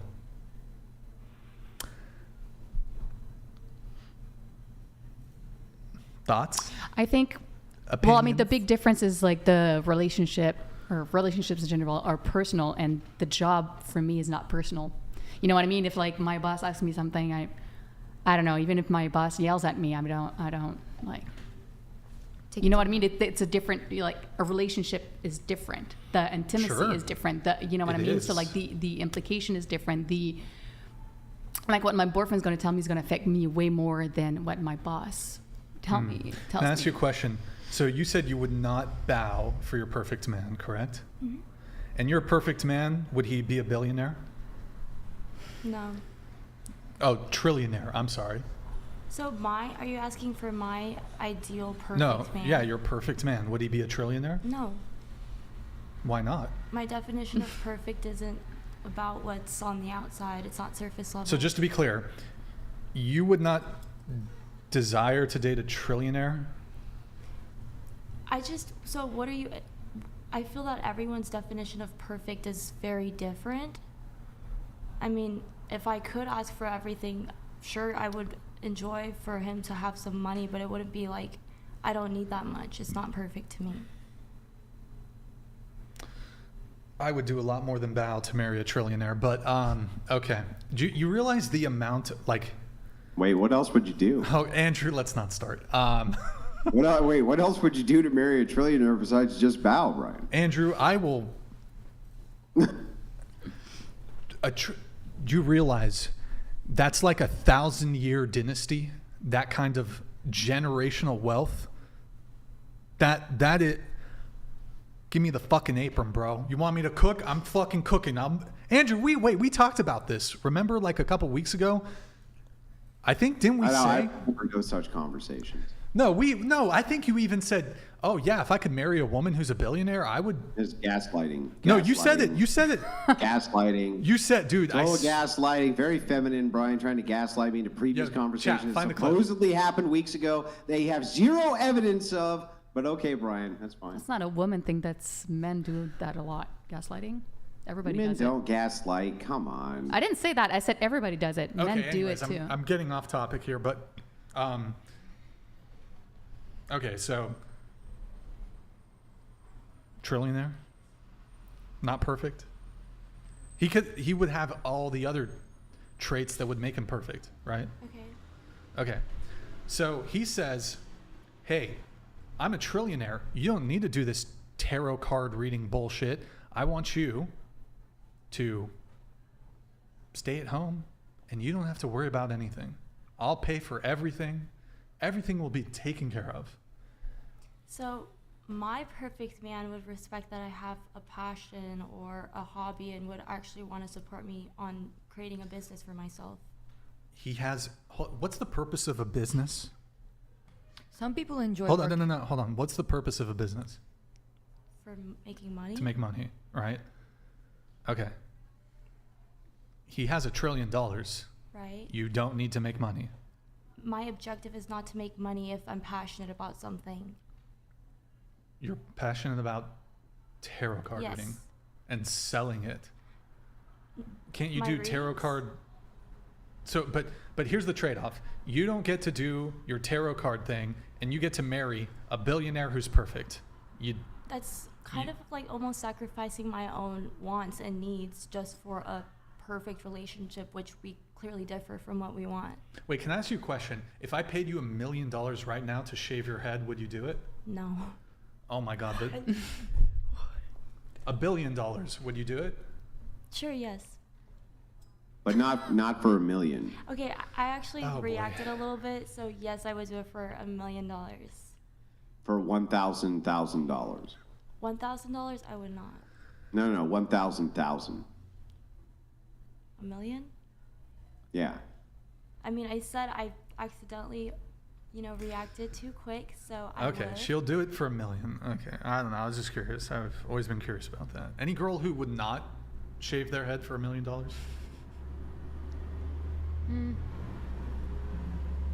What? I mean, it'll grow back within a few years, and you can get a wig. You can get a really nice wig. I mean, I can't imagine like anyone who's intelligent, assuming like, look, if you were a billionaire, maybe I could see like, I'm not going to take the $1 million. Or you have, I don't know, 10, 20, $30 million. Why would you not take the $1 million? I'd take it.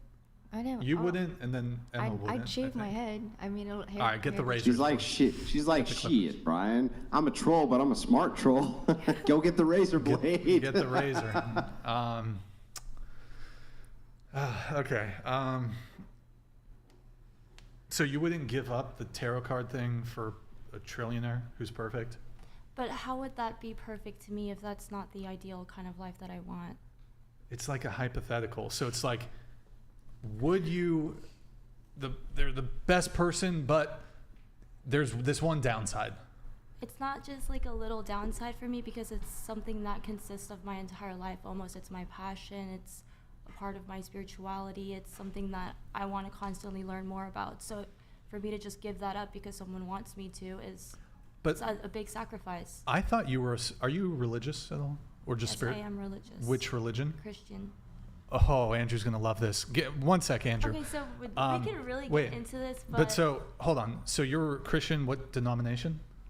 Well, I'm still kind of figuring that out for myself because I have went through some sort of religious trauma and I've developed a more closer connection. Religious trauma. Well, I'll let Andrew jump in here in just a sec, but so you're Christian, you claim to be a submissive woman.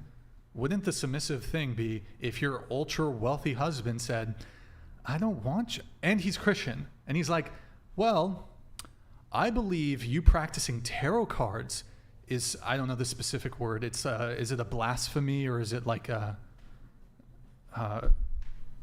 what is it, Andrew? It's not like kosher or not. It's copacetic. It's a heresy. Heresy. Thank you.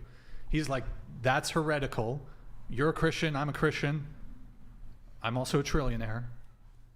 I don't want you practicing tarot cards anymore. Do you do it?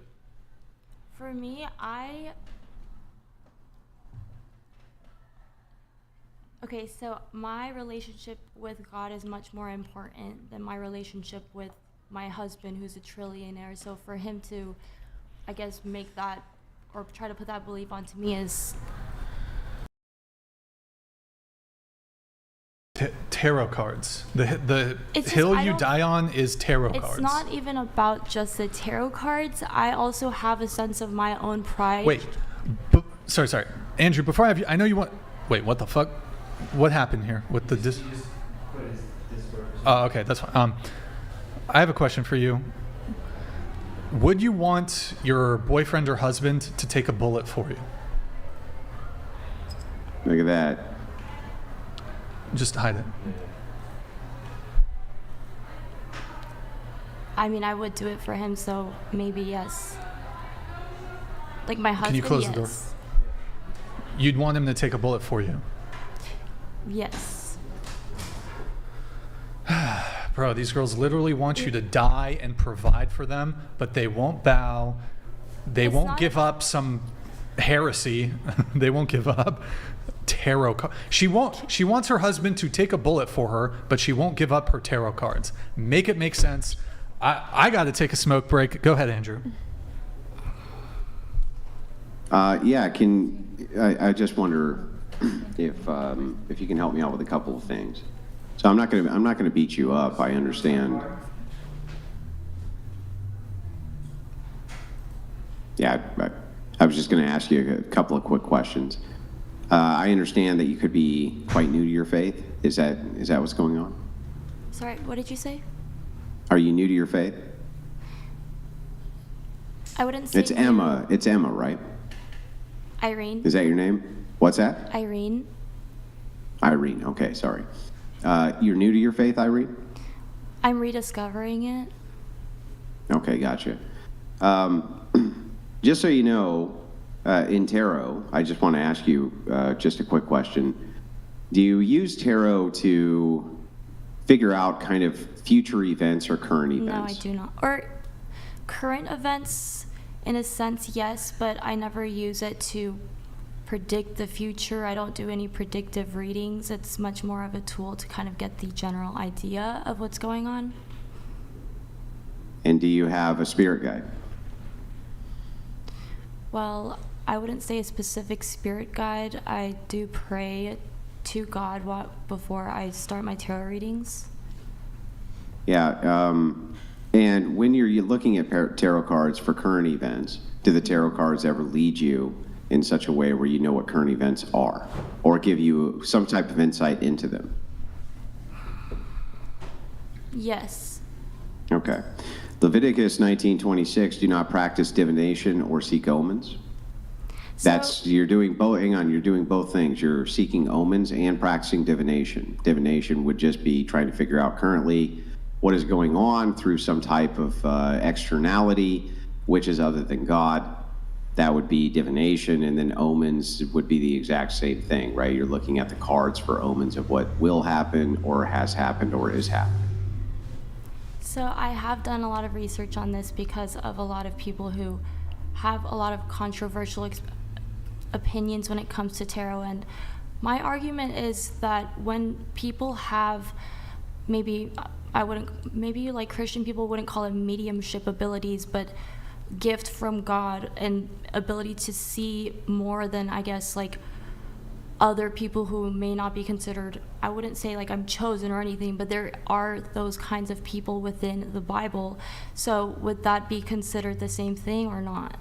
Like to be able to use your gift that was given to you by There's God. a distinct difference between revelation and utilizing tarot cards, which would be external to God's revelation, right? Is because it's a tool? Yeah, well, what tools are... Let me ask you something. Where do you get the idea for what divine authority is? What is that to you? Is that just God? To me, divine authority is belief in a higher power and having faith in a higher source. Okay, for you, is that Jesus Christ? Yes. Okay, and so you are beholden to Christ's word, and you believe that Christ is God, right? Mm-hmm. So if Christ is God, you have to admit that this is the God of the Old Testament as well as the New Testament, correct? Mm-hmm.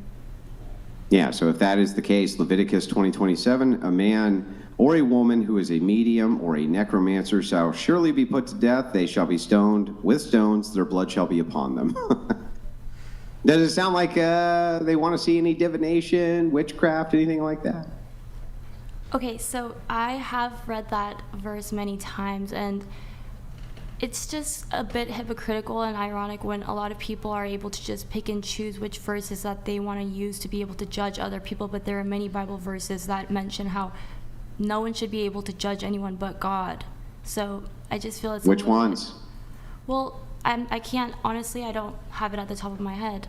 But there Yeah, are do you many. know what? The Bible actually instructs you the opposite way, that you're supposed to use righteous judgment, especially as a Christian, so that you can judge the fruits of what is a thing, right? Mhm. How else would you know what is evil if you couldn't use judgment? How could you even know?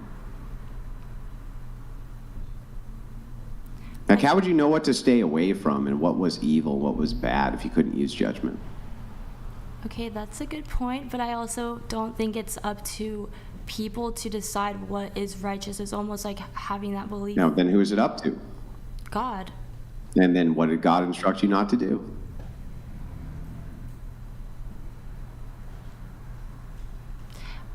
I don't really want to argue about this because this is something that I'm still rediscovering within myself. And of course, I knew that there are going to be many people who pull Bible verses to come against me and my practice. But I mean, that is what I believe. And I don't think there's much up for argument there. So even if you were wrong, you believe it anyway?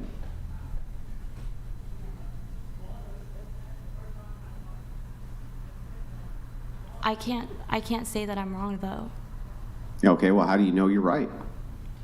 I'm not saying I'm right either, and that's why I'm telling you that I'm rediscovering this part of me with my connection. Well, who would you go to determine if you were wrong or right when it came to spiritual matters? God. You're going to go to God, and does God talk to you?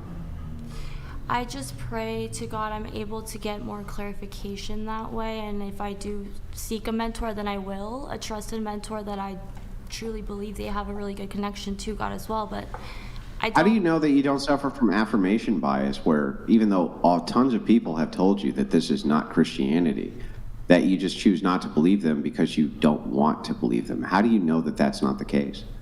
I've gone through a lot of spiritual warfare, debating between if this is right or wrong. I've prayed many times about it. I truly believe that God does give gifts to people.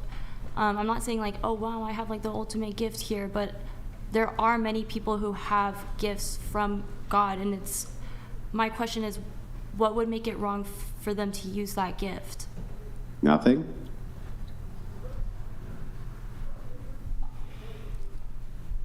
Yeah, nothing would make it wrong for them to use a gift from God. But we are specifically instructed as to what is and is not gifts from God. Tarot cards are not gifts from God, right? We are instructed in this in Leviticus, but also even in the New Testament, we're instructed in this multiple times by Christ's apostles. So I'm not saying there's anything wrong with any gifts from God. Why would I ever say that? I'm just telling you that we have 2,000 years of Christian history of every single saint who exists explaining that this is not the thing that you should ever gravitate towards, and even Protestants know that this is so. And why is it that you have decided you figured it out, and all of them were wrong. And I've been constantly telling you that I am still rediscovering this, and so What does that mean, though, rediscovering it? When somebody corrects you, you don't take correction, or?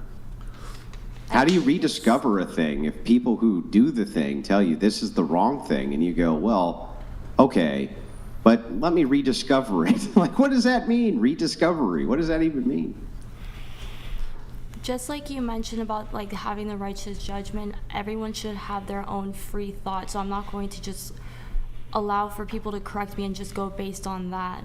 Well, then who's allowed to correct you? Whoever you think is correcting you based on your affirmation bias or confirmation bias? Who's allowed to correct you? Like, who's the person who's allowed to tell you, okay, what you're doing here is wrong and here's all the proof? Who's the person who's allowed to do that? Just you? Are you the ultimate arbiter of what is Christian and what is not? Like, who is? I think the whole journey of spirituality and finding your Journey. religion. No, it's a journey. Yeah. Everything's a fucking journey with It's about you finding the impartial like opinion yourself, finding these things and allowing yourself to almost formulate your own free thought in relation to your connection to God. But I don't think that How do you know it's not a demon? How do you know that? How do you know you're not talking to a demon? How do you know it's not a demon who's chatting with you? I don't think a demon would be the one who leads me back to my faith in Christianity. Really? Why not? Especially if you're, let's assume for a second that you were utilizing such a bastardized form of Christianity that you could not separate it from modern Satanism, and you just called it Christianity. Wouldn't a great deceiver convince you that a thing which was not Christianity was Christianity? So how do you know that it's not a deceiver? I'm still figuring that out right now. Oh, okay. All right, well, I'll turn it over to Brian. All right. Two last things on the whole submissive conversation. We have a video to react to, but before we do that, I guess the point I was trying to make by asking you guys about, what would you do for an employer? It's like the same girl who will work a brutal fast food job, dealing with a boss, barking orders, cleaning dirty dishes, the bathroom, shitty customers for like $15 an hour. But like, say a good guy comes into the picture who has the money to support her, a family, and make sure she never has to work a day in her life again. She doesn't want to bow. She doesn't want to cook. She doesn't want to clean, whatever it is. It's just confusing to me because it's like your husband's going to ask way less of you than your employer. You'll do all the cleaning, the cooking. An employer will ask you to do that if you're in like food service or something. A lot of women have experience, in food, waitressing or whatever it is. You'll do it for an employer, but you won't do it for your husband. And that's very confusing to me. Or take it further, if it's, if we're not talking about like a job that's a bit more physical, you'll be submissive to your employer that's a cold corporation, your boss, but you won't be submissive to a man who loves you and who you love back. I don't know. It's confusing to me. And the silence would indicate to me that I don't know if you guys agree. Like you've come to this realization that you've all submitted to the faceless corporation. You go work for Facebook or Google or whatever. They compensate you well. But at the end of the day, they tell you, be here at this time, do this, do that, sit in a chair, be good and obedient. If you don't, you lose the job. You get fired. You've traded your submission to men for the cold, heartless corporation. It's an interesting trade. Yeah, but the comparison is like, your comparison is like, if you're with a man, well, that is your comparison, or you're with a man that makes you not have to work. That wasn't initially what you said. You just said, the question was just, would you bow to your man? Sure. Well, I added like, some extra details here. Yeah, but that's what I mean. Now it's changed. Now you're like, if you don't have to. And by the way, through this conversation, I'm like, I don't think I don't know. I kind of changed my mind about the bow. I think. Oh, you're against the bow now? No. I was Oh. against it, and now I'm like, maybe it's not. Like maybe as a sign of, like maybe it's not as bad as I thought it was initially. Because I always just think from my perspective, right? It's like, so okay, let's say there's a guy, or I mean, I'll even like my own perspective. Like if I'm making $2 million, $3 million a year, and I want to date a submissive girl, and you could be my life partner, and I'll take care of everything. You never have to work a day in your life. Yeah. You just got to take care of me. And in fact, by helping me, you'll help me earn more money by taking some of the pressure off my life. Yeah. So by freeing up time for me, I'm going to go out there and earn, just because of you, because you're in my life, I'll go earn an extra $500,000 a year because you're making my life easier, and that enables me to work more and earn more. Yeah, I get that. But you can do that as a woman, and I can come in your life and totally change it, or you can work for $70K a year. Yeah, but 9 to 5. Yeah, it depends. Be here at this time. Wake up at this time. But I mean, if that means, if like the money, whatever. First of all, like personally, my value is not necessarily a super rich guy, but yeah, I would be happy to have. But like my criteria is like, if the guy's a dick and then he makes a lot of money, and I wouldn't want to submit. But if like, you know, what I need is a connection, and what I need is like, I also need respect, but I also need to be able to be myself, to be authentic, and to do things that I love. If I'm not able to do the things that I love, like play music or the things that I love, really, that fills my soul, then what's the point of me being in a relationship if I can be myself and do things that I love, and vice versa? Also, I think you shouldn't have to play choose. Music. What? That's You what I can mean. play No, music. because you said give up tarot, whatever. Well, she does it for a profession, to make money. So yeah, but she loves doing it. So, for example, she could have a day. She could work a full work week where she's got 10 new clients a day, and she's doing a tarot reading for 10, 20 people a day, and that's a full-time job. Yeah, I didn't understand And it a as guy- a job. I understood it just a hobby. Yeah. Like So, she has to not do things that she loves. That's the only way I understood it. I'm just thinking, like, if you could be involved with a guy that he makes $1 million a year, and you can be with him, or you can make $100,000 a year and be on your own, I don't know. Well, there's just so many more elements. It's you know. Sure. That's why it's like, if you just tell me like a guy that's super rich and I don't have to. Sure, I would. I mean, yeah, I would love that. I think who wouldn't want to not have to work? I would actually always want to work. Really? Think life without work, there's no challenge. It's boring. I personally think people who are like stay-at-home Well, we'll moms, give you 10 years in the workforce. they're and really we'll see if you strong. I change your could not mind. do that. Like, Wait, you go ahead. Finish your point. Go ahead. I was saying that I would always want to work because I feel like I would just feel empty that I'm not pursuing something that I love. Do you want kids? I am still kind of debating on that. If I'm Well, being let's leave that for a second. How old did you say you were? 22. Just Yeah, turned give it a decade, and then we'll see if you want to work or not. Give it a decade. Some people enjoy Give it a working. decade when you're working and you're grinding for 10 hours plus a day at your job, and then we'll see if you want to keep working. Do you think there's guys who genuinely enjoy working? Like men? Yes. Do you think men Yes. Why don't I you think that most men are hardwired for it, and they absolutely enjoy it. So you but they don't have to come into the conflict that women do, the biological conflict of wanting to have a family and childbearing and nesting. Men don't have this same conflict. Women do. And the other thing is that even though I know men absolutely love to work, right? I think that they absolutely would love to work on their passion projects even more than working at a job for a boss. So if you were to say, okay, man, you're liberated with $5 million to pursue X, I think that they would choose that very quickly. Okay, but personally, I think like even if I would want to have a child, you can childbear and then you go back to work if you really truly enjoy it. Some women, you think there's not a single woman in this world who really doesn't enjoy working?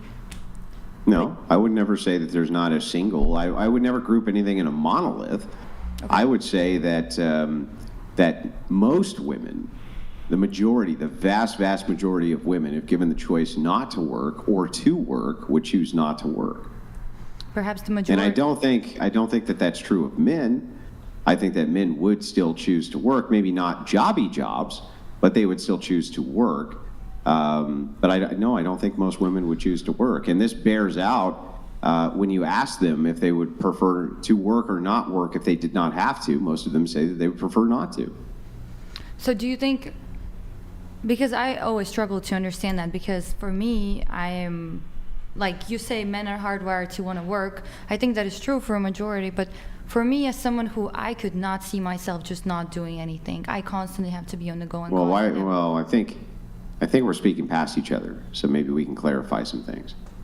It wouldn't be that you aren't doing anything, but let me ask you a question. Let's take a girl who works at Subway, and she says, I want to work, right? Okay. What the hell is the difference between her making a Subway sandwich for a customer and making a sandwich for her husband? Like, I have never really understood that, you know what I mean? They're both work. It's just like, why would you want to go work for strangers instead of working for your family? I've never really understood that. Well, it just seems illogical and nonsensical to me. I do understand that example. I think it just depends on occupation. Like for me, as someone who I wanted to be a lawyer, that's completely different. If you're, you know what I mean? If I would to be a submissive woman, my lawyer skills or my debating skills or problem solving would not be helpful at all when, if I'm trying to be a submissive woman. Yeah, they would be extremely helpful. So you know why we need really smart women raising children? Is because I don't want really dumb women raising children. So all those women who have the capacity to be really, really good lawyers and doctors and things like this, who have those really high IQs, I'd rather see them at home teaching their children. That's where I'd rather see them for the next generation to turn out all of those great I want those women having babies. And I want them nurturing those babies and making the next high IQ generation, right? I don't want them wasted away in a cubicle. That seems silly to me. But that's not a wasting away in their cubicle for them, if that's what they truly love to do. I do understand. I mean, if you're someone who wants to have kids, if you're a woman who wants to work a high occupation job and have kids, then for sure you got to make some sacrifices at some point of the child's life when you're working that position. But again, it is possible, and I don't think you should put away your passion to raise a kid because that would. If you want to work, if that's what you feel like you're compelled to do, and you don't actually want to do anything but that, fine. Nobody's saying that you can't do that, right? You can, and you have every right to. Mm-hmm. But for the vast, vast majority of women, the conflict does not come between I want to work or do not want to work. It comes between I have to work, but I'd rather have a family. That's the real conflict which comes up because we value education over family. That's what we do. That's why women get married in their 30s now, because they want to have this social safety net, right? The safety net of something to fall back on. So the big conflict really doesn't come into play between women who just demand to be at work because they want to be there all day, but rather that they have to work because people have to work in modernity in order to make ends meet, right? But let me ask you this, now that I've kind of given you my view on this, do you think that if you went down the street and asked women, would you prefer to spend the rest of your life working, or would you prefer early on to be able to settle down with a man who could provide for you that you loved? Which answer do you think they'd give? I mean, most likely they would want to have a family and settle down. But right.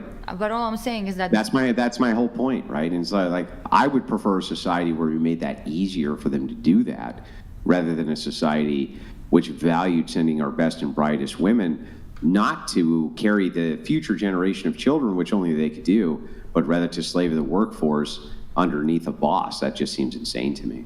Right, so everything is about the choice. I just think that there shouldn't be that much societal pressure to have kids if you don't want to.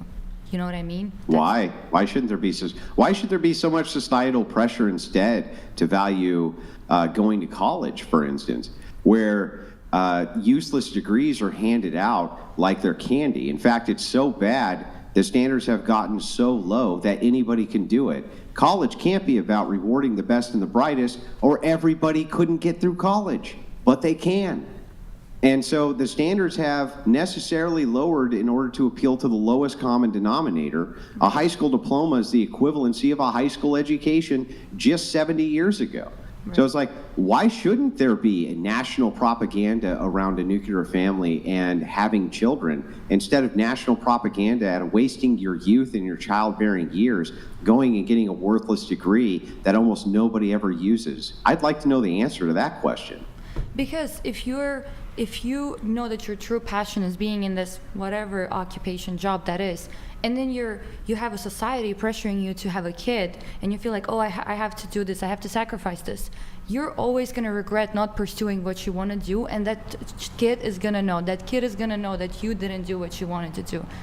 And that's so what? That's so what? Well, I mean, what do you think sacrifice is about and patriotism? Do you think that men who get drafted and have to go to war, right? That they don't look back and go, oh, I could have done X and I could have done Y and I could have done Z. There is such a thing as patriotism. There is such a thing in a nation as a sacrifice for the nation. Why is this idea that everybody must endlessly pursue endless hedonism the best way instead of people pursuing what the greater good for the actual nation is? That seems way wiser to me. If you're gonna propagandize an entire country, why not propagandize them towards procreation and having nuclear families and things which are really good for the health of the nation? Why not do that? So you're reading that as a grand scheme of things instead of in a particular family. Because sometimes there are women and men who have kids and don't pursue something they wanted to do, and that affects the family, and that causes a generational trauma. Because every human being on planet Earth has some pursuance that they weren't able to do. The whole world is filled with failed rock stars and failed artists and failed, professionals of all kinds who chased a dream that they were not able to achieve. I mean, most people have some regret of something they weren't able to do. And this kind of idea of that because people have kind of unachievable goals, that we shouldn't kind of move society towards these achievable things, which most people can do, which have proven time and time again to increase the happiness levels of almost everybody around. That still seems way better to me. Okay, so you think for the greater good, it is important to pursue something that you don't want, even if that's going to make you and your family miserable, possibly. Well, so this is loaded. Recognize how you said this, right? If it necessarily was going to make people's families miserable, how could it be for the greater good? That makes no sense. So if it was for the greater good, the most amount of people would find it useful, and the most amount of people would find this to be something which they would want to pursue, or it couldn't be for the greater good, right? It couldn't be. I'm speaking of how could it? You know what I mean? I mean, you were speaking about greater good, and the way I understood, you were speaking about a nation and perhaps even a world, how it would work better in a world. But then there are going to be those really unhappy families who just did this because that was the societal pressure. I mean, that's always going to be the case. That's what I'm saying. Yeah, but we're not going to... You would never in a million years, for instance, you would never say that there are going to be some people on planet Earth who perform better when they're doing drugs. There are. There's going to be some people who do. You would never say everybody should be able to do drugs because some people who do drugs perform better than others and have regrets they never did drugs. Does that even make sense? Would you ever say that in a million years? Of course not. I don't think. Of course not.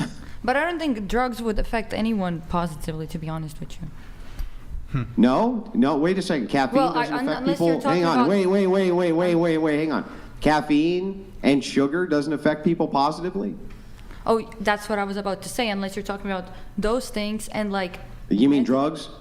Like, do you mean something that was prescripted, or just you're going to go... Even prescriptive as well. There's all sorts of, like, for instance, you think narcotics, like painkillers, which are highly addictive, aren't highly useful to society? Of course they are.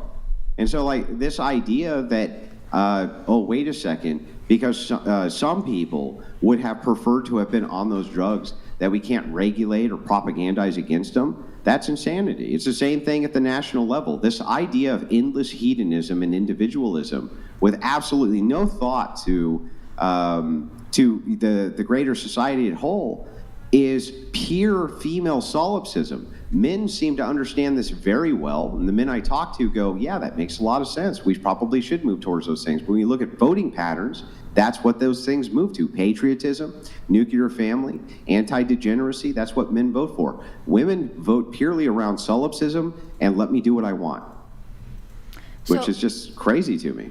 If everyone understands that this is the optimal option, why do you think, especially in this day and age, there's so many people who disagree with that?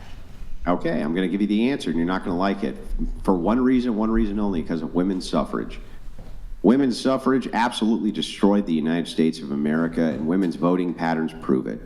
And the truth of the matter is that women vote mostly against risk-taking. And because they vote mostly against risk-taking, they impede on people's freedoms. And so individual people, men especially, who had the opportunity to vote out illegal immigration, keep the country exactly how they wanted it to be, that was all completely destroyed by female suffrage.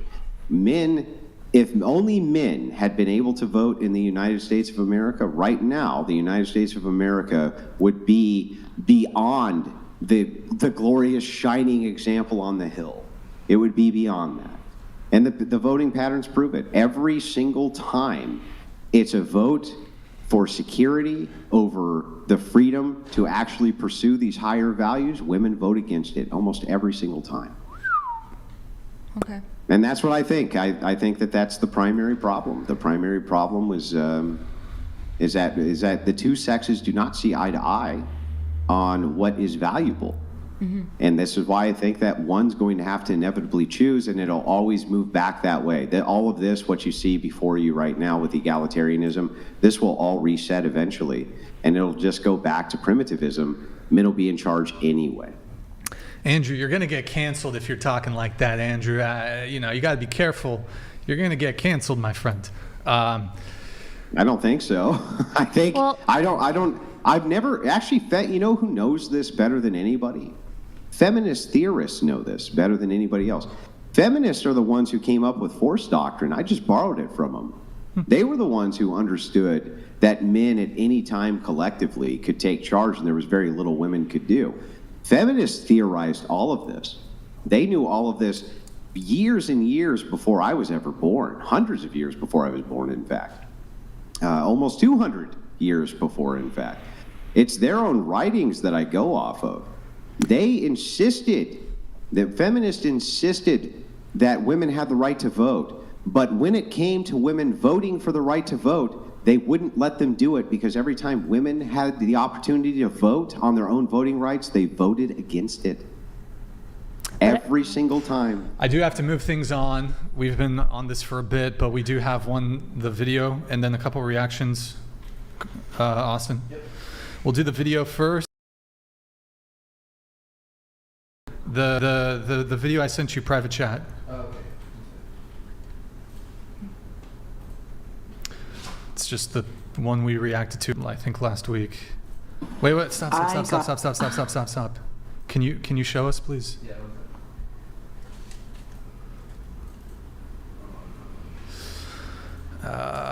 Okay. All right. Yeah. Got away with everything under the last boss, and it wasn't good for me at all. So I want guidance. I want leadership. But don't just like boss me around, you know? Like lead me. Lead me when I'm in the mood to be led. Does that resonate with any of you?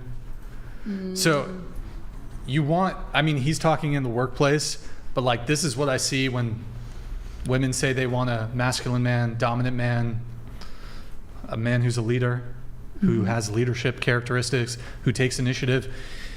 You want all these traits, but you want to pick and choose. You want the man to be able to turn that shit on with a light switch. You only want him to be a leader in some contexts. In other contexts, you want him to be a good, submissive boy, pat him on the head. Good boy. It's just interesting. Yeah, I don't think anything is black or white generally.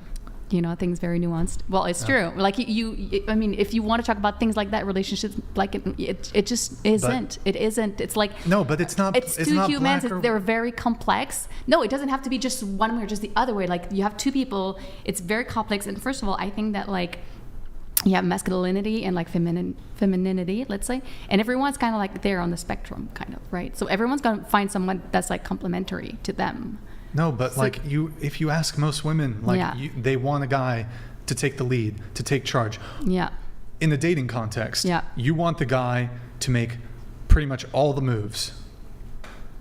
Like I do agree that women are contradictory. I agree with that. I know what you mean. And you want I a agree man. With that. Like you see these memes, like I want a guy who's going to say, "Be ready at 7 p.m. I'm going to pick you up. We're going here." Y'all want that. But then you also kind of don't want, like they're totally mixed signals. And then also you say you want a leader, but like you don't want to follow is the big thing. In order for somebody to be able to lead, if you want a man who's a leader, you got to be a follower. There is no, we can't both be the leader. You don't think you can sometimes be, sometimes not be?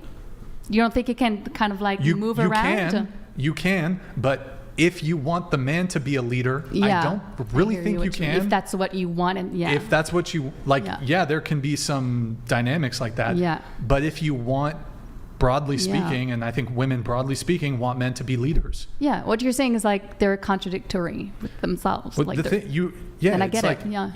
On a sort of biological, evolutionary level, you're attracted to men who are leaders, who are confident, who take initiative, who are masculine, who are dominant, who have those leadership traits. But feminism has put it into your mind not to be a follower. So you won't be submissive. You won't follow his lead. But you want him to be a leader. You want him to take the initiative. You want him to lead, but you won't follow. Be the leader, but I won't follow you. Doesn't make sense. That doesn't work. Yeah. If you want a leader, somebody's got to be the follower. And I can't lead with somebody who won't follow. Yeah. But it doesn't mean that you must not have an opinion. Because sometimes it doesn't mean that you must not have an opinion. Like you're still in a relationship, right? Like I understand your synergy of like followers and a leader. But in any leader follower, you still have you're still gonna have discussions. You're still gonna just earlier you said well, that's just weird. That's just not being humans. If I'm the CEO, if I'm the CEO of a corporation, and I give a task to an employee, it's not the employee should not be like. So that's how you want your woman to be. You're a CEO, and you just. No, I'm using an analogy to better articulate a point. Yeah. So not an employee, but yeah. Yeah, you're using the analogy because if she wants me to pay for the first date and do all the shit and be a leader, and she never approaches guys, she wants to be approached. She wants me to take the lead in every realm. She wants me to plan dates, everything. Then she must not have an opinion. Then you should probably listen to what I say. But if you want to listen, ladies, if you want to start sliding into my DMs and hitting me up and paying for first dates and doing all this shit and moving things forward physically and sexually, then we can have a conversation about who should listen and who should be a follower, who should be a leader. I don't see how that equates to like not having an opinion, not like you can have an opinion. Yeah, that's what I mean. Like even earlier you said like someone that doesn't quarrel. It's like that's not a relationship. You're gonna have quarrels. I'm not saying you always. There's always gonna be discussions. You're always gonna have like you're two humans. Yeah. No, there should be no quarreling. Well, whatever you want to call it, but like you're never gonna. To want someone who's always going to agree with you, first of all, I would want to be challenged. Personally, I would want my ideas to be challenged. I would want my boyfriend to want to be challenged so that we can like find. Because for me, okay, what I know is like. We're different though. Men and women are different. They are. Yeah. So. But you guys but you are. But I mean, if you talk about men. Let's say like you're talking. Wait. I got to respond to the. Okay. You want to be challenged in a relationship. Most men, we contend with the world in our lives, right? the home has to be our peace, right? Yeah. If the home is not our recluse, if the home is not our peace, and you're quarreling and nagging and just constant conflict because you're challenging us, that's not a good girlfriend, that's not a good wife. Well, that's the thing, that's not a good boyfriend either. And I get that because my ex was kind of like that. But I'm saying, like, you're gonna bump heads sometimes. You're not gonna always, you know, like, I'm just saying it's gonna happen, but there's a difference between that and, like, always, like, creating problems, always creating conflicts. I get that, but that's for everybody. Nobody wants to be in a relation, like, you know, you don't want a guy like that, you don't want a girl like that either. Okay. That's just a given. But you like to just want someone to constantly agree with you. It's like when you want, you don't want to know if you're wrong about something, or maybe you have to think something through a bit, like, further, or like maybe there are other options, or maybe I will listen. Like, perhaps if you don't mind, I would like to just ask you two very simple questions. The first is, you yourself personally, would you prefer to have a man who treated you more like an equal, or who treated you more like he was in the dominant role and you were to be a submissive follower? Which would you personally prefer? There's no wrong answer. Yeah, I'm not even 100% sure because I haven't had a lot of relationships and I've had bad ones. So and I'm being honest, it's not that I don't want to answer. I'm just not sure what the synergy I would want to be in. Okay. So well, maybe let me ask you the second question, as I understand your answer to the first, that you're not sure. Do you think that most men would prefer their women to be in a submissive position or a dominant one? No, submissive. But again, I think what I'm arguing... Yeah, right. Hang on. Yeah. Hang on. I agree that I think most men would prefer their women in a submissive role. And you agree with me that most men would prefer their woman in a submissive role. I think so, yeah. If that is true, then if you look for an equal role where you say, okay, wait a second, we're equals, it's not submission, don't you necessarily narrow the field of men for yourself, like, by an incredible amount, right? Yeah, possibly, yeah. Yeah. So when Brian says this, it always sounds bad rolling off the tongue, because we're so indoctrinated into egalitarianism. We're all interchangeable widgets and everybody's equal to everybody else. Clearly, though, you have a bit of life experience. You know that that's not true. So the question then becomes, can't you value a person's opinion, but at the same time dismiss it? Can't you say, I value what you're saying, but you're wrong, and I'm going to do this anyway, because that's what's for the greater good of our family? Can't you value an opinion and dismiss an opinion? If like a message comes in, there was something covering them up, you can go to the split. No, you're good. You're good. Go ahead, Andrew. Go ahead.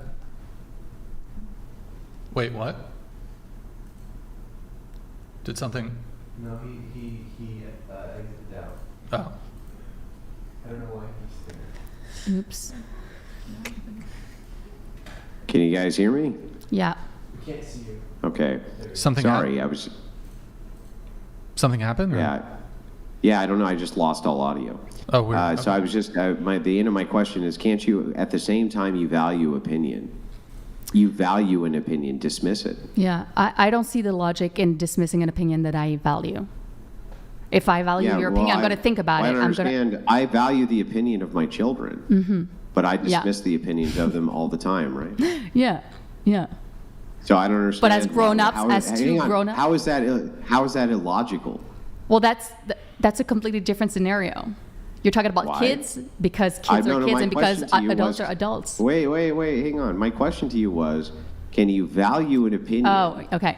And dismiss the opinion that you value? You said, no, that's illogical, but I just showed you how that's not illogical. Okay, yeah. But how do you, the way you value your kids' opinion is like, that kids are, kids, and it's different than the valuing of like your wife's opinion, right? We can agree with that. Yeah, but hang on, let's back up. But your concept, yes. I'm not saying that a woman is a kid. I was just giving you a comparison, a very quick comparison to show you how you could value an opinion while at the same time dismissing it. Yes. You say, okay, this is valuable, but I outright dismiss it. Even though I care about your opinion, it doesn't mean your opinion is going to be correct, right? I don't see why that couldn't be applied in intersexual dynamics between men and women. Of course it can be. I guess, yeah.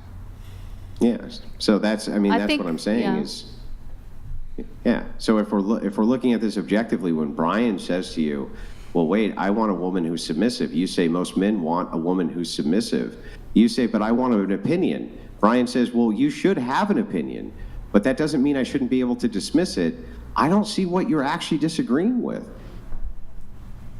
But I mean, also, I think it's the definition of value too, like in the sense of like when I talk about the valuing the opinion of like grown-up adults, it's like it's you value it because it's something that you can actually like think about, and like and again it depends on situations, but like kids generally, like young kids, it's like you don't value it in something that can be, well, sometimes it could be tangible, but anyways, yes, your concept, I get your concept, and yes, you can dismiss.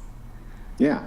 So you I can get, value an opinion. That I get you your logic. completely value an opinion and dismiss the opinion at the same time that you value it. And so what I think happens, and this is just my opinion, but I think we have a lot of sloganeering, where especially under egalitarianism, we think a lot about the slogans of like, but my opinion matters. It's like, yeah, I think your opinion does matter, but that doesn't mean that it's going to matter in every situation, or that it shouldn't be dismissed, and dismissed often. Because here's the thing, you and I both know, you're 39, you're not particularly young, right? A lot of people have a lot of opinions that are fucking stupid, right? Like, isn't that true? They just have a lot of really dumb opinions. Yeah, of course. Yeah, so I mean, and don't you dismiss those opinions all the time? It's just being stupid. Yeah, but I think like this conversation goes back to our earlier conversation, was like, but then we assume that like, because you're a man, then it's better. I think that's where... Well, then I'm going to ask you a couple other questions just to kind of figure this out, right? And see where this leads. Would you say, if you had to make the comparison, if you were on the spot, right, gun to your head, which sex do you think is more logical and reasonable, men or women? Yeah, probably men.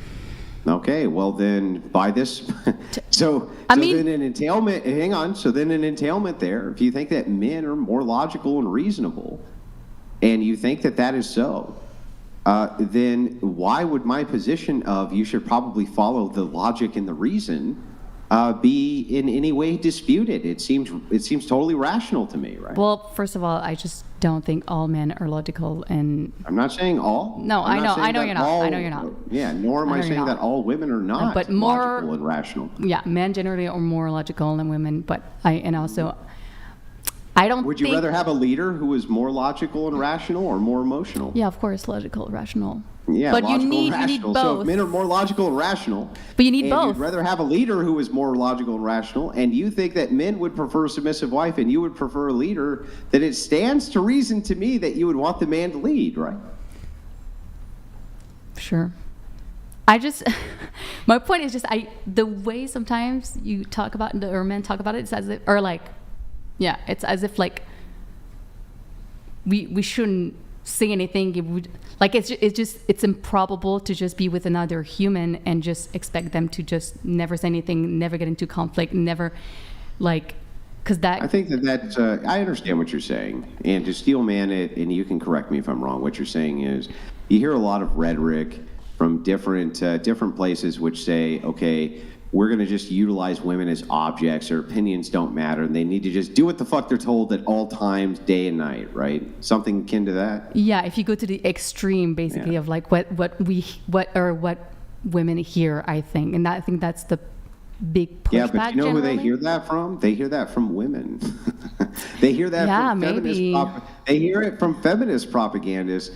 Men don't say that. They don't say, we hate women's opinion, and we hate women, and we want them to all be in abusive. They don't say that. What they say instead is, this is the role that I want, the role that I want for you. I don't really hear women or men ever producing the rhetoric that women's opinions don't matter. Rather, I hear feminist women claim that that's what men say. But I don't really hear men saying it. Warlord69 you donated $99.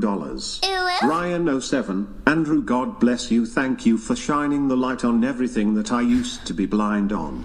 Question for the panel: what is the first thing you look for when visiting a new hotel? What? What the fuck? What?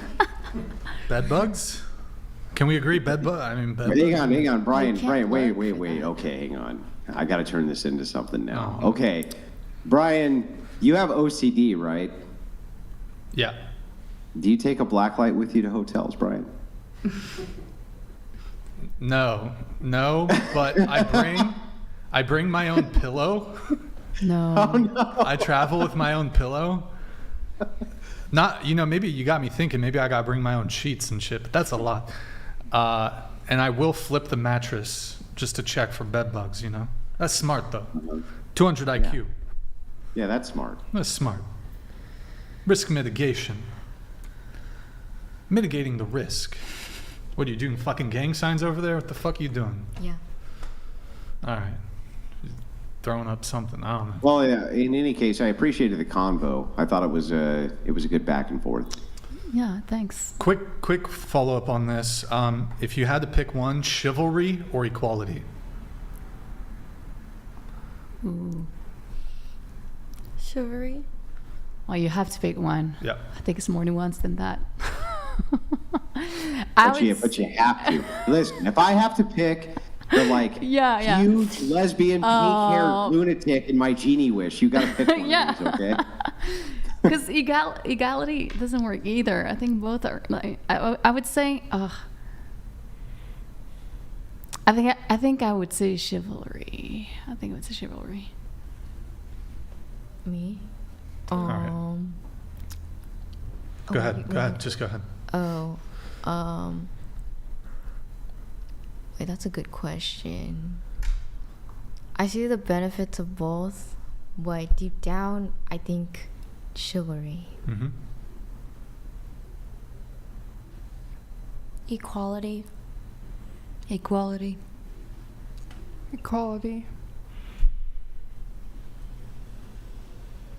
Now, to the women who said that you would prefer equality, I just wanted to kind of throw out what that would actually mean. All female privilege is gone. Men are no longer approaching you for dates. Men no longer slide into the DMs. Men are no longer paying for the dates. Men are no longer paying for anything. Men expect to be treated the exact same way that they treat women. They expect to be approached. They expect all of this. Would that change your value assessment at all? Not for me. No. Didn't earlier you said you want chivalry? But this is a question of this or Sure. that. So you want chivalry, but not at the expense of equality. Yes, okay. I said I appreciate it. Okay. Interesting. So you guys would be in favor of, for example, women being drafted in the military? If it comes down to it, I mean. Yeah. Mm-hmm. Would you guys? But. So for me, I personally do believe that men are physically stronger than women. I'm able to acknowledge these differences between genders. However, the question at hand was if I prefer this or that. Mm-hmm. So I chose equality. Yeah. I do think that physical standpoint is something different. Yeah, but hang on. No. You can't kind of slide out there, because you're giving us a value judgment. You're saying between these two things, chivalry, meaning that men are giving you all of the privileges that women get in society that men generally give you, versus equality, meaning all those privileges are gone, but you can basically vote. That's about all you get, really. You can just vote. That's really all it is, right? There's really nothing else. I don't really know what else there would be, except you can just basically vote. So you get that, but everything else is basically equalized, including the draft. Like, you would have to get drafted at the same rates as men, fight in the front lines the same way as men. If such a war came to pass, World War III, and you were drafted, would you go? If that's my duty, yeah. Yeah? Would you let them strap you up with armor and send you to the front line? I mean, yeah, if I have to do something like that, I'll do it. You know, And how do you think you would perform versus the men? I mean, like I said, I think there's a different physical capabilities for women and men. I do still, like she said, acknowledge biology, and I understand that most women. So you would do worse. Huh? So you would do worse than the men. Most likely, if I'm not trained enough. Most likely, you would do worse than the men. Yeah. So, doesn't it make more sense then, if men are supposed to be the fighting force, and men are supposed to be people in those positions that you don't have to be in those positions, that they get additional privileges, not you? Okay, but you're only bringing an example of like war zone situations, and I understand that men would The most important situation? The military What could possibly be more important than defending your nation against other nations? Course. I couldn't even think of, if I was on the hierarchy of scale of what a government is supposed to do, the top priority is going to be the protection of its citizens, right? Right, of course. Yeah, that's going to be warfare, soldiers, force. Right, but what I'm speaking about is that, don't you think that, for example, like there's two different things. There's an emotional and your intelligence and what you're able to do in a workforce, or versus physical capabilities. So perhaps men are more optimal to fight and protect the country, but there are all of other things that women would be just as, if not more optimal to do in a normal workforce. Yeah, what? I mean, women are really intellectual. Hang on. Let me caveat this. Other than reproduction, what is a woman going to ever be better at in any of these markets than a man? What? If you're speaking on generalities, I had that exact same question in freshman, I'm pretty sure. I mean, I can't name you one, but I think that you there's not a single thing that women are going to supersede men in, but men are going to supersede women when it comes to force. But you deserve the privilege and not the men. Yeah, that makes sense. What I'm saying that women who do prefer equality, there's a reason why they prefer that, because they understand that their value is in different areas of life other than reproductive situations. You know what I mean? So yeah, but you're not really answering to the question. So I asked you this question. If men are the ones who are tasked to defend the nation, and they're the ones who are going to be tasked to do the force jobs, which they're tasked to do, why is it they don't deserve additional privilege? Your response to this was to say, well, that may be so, that men are equipped to do those force jobs, but this does not mean that women could not excel in other jobs that men can't. My ask of you was, well, what? Your answer is there aren't any. I don't know, like I don't have statistics of which gender does better which type of a job. Well, I can tell you which ones there's more women in than men, and which ones there's more men in than women.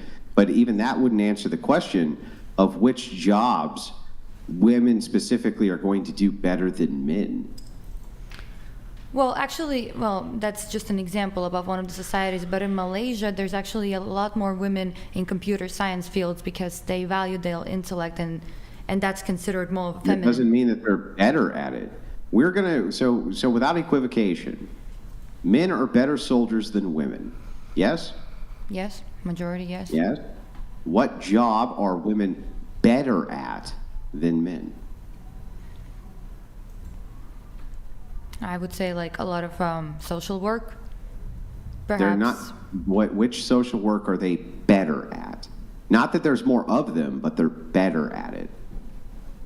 Like psychiatrists, everything that involves a lot of mental How health. are women, and what makes women better at being psychiatrists than men? Well, because they're more, I feel like if you're entering such a field, you have to be able to be more empathetic, and we all agree that women are more empathetic. And you also need to be very logical, and we agreed that men are more logical. Yes, but if you're... I don't see how a man would not be just as good as a woman inside of the field of psychology nor psychiatry. In fact, I think psychiatry-wise, there's actually more men in that field. I think there's more women in the field of psychology. Like I said, I don't have the exact statistics, and I'm not saying women would necessarily be better, but from a physical standpoint, the only thing is that I know for a fact that men fight better. I mean, we all know that, right?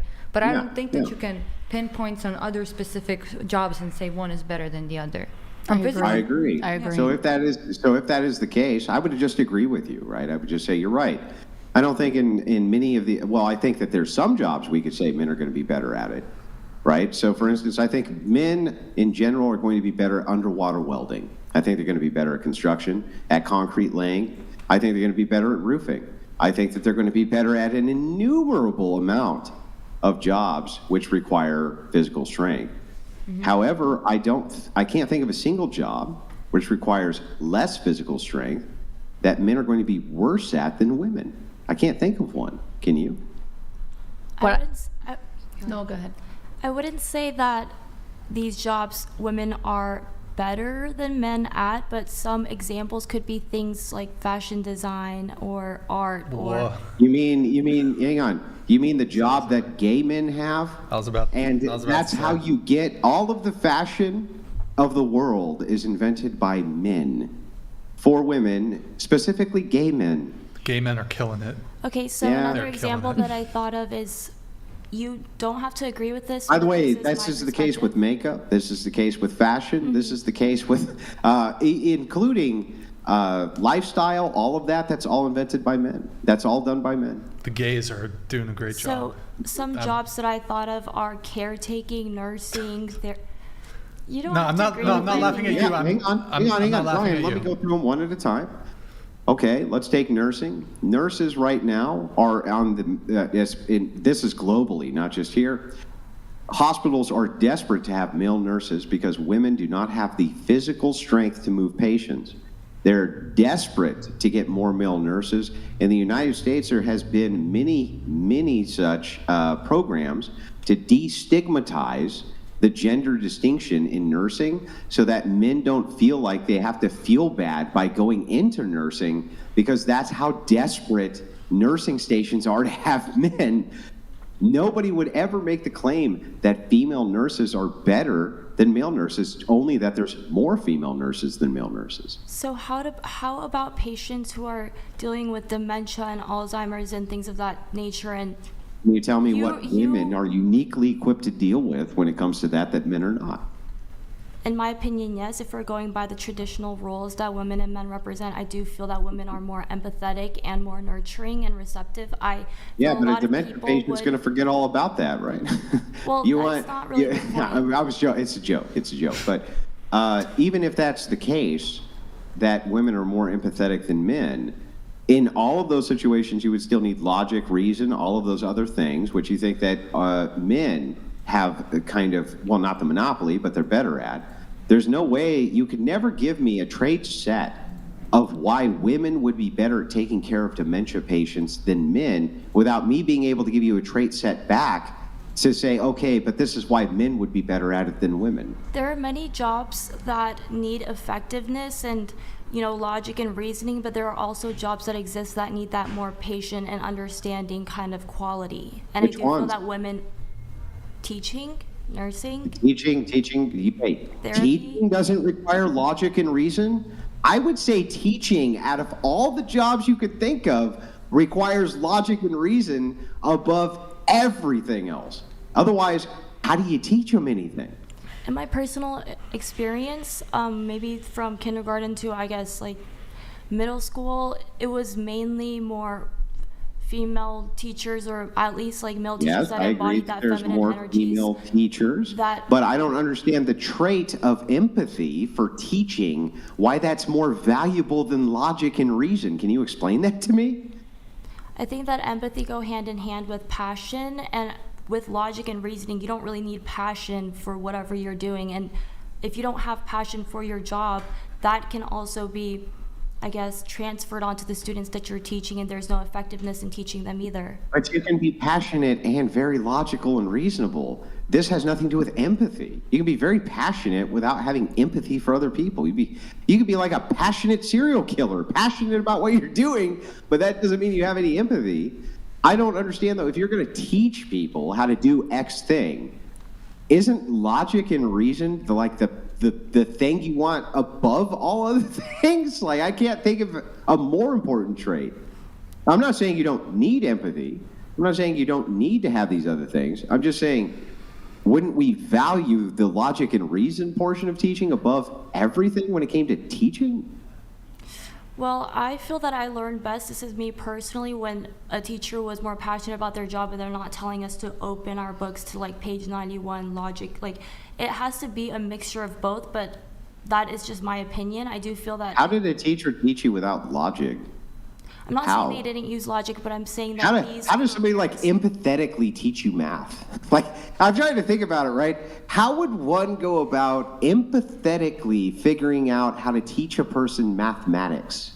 I'm trying to think like how I can make you feel the math.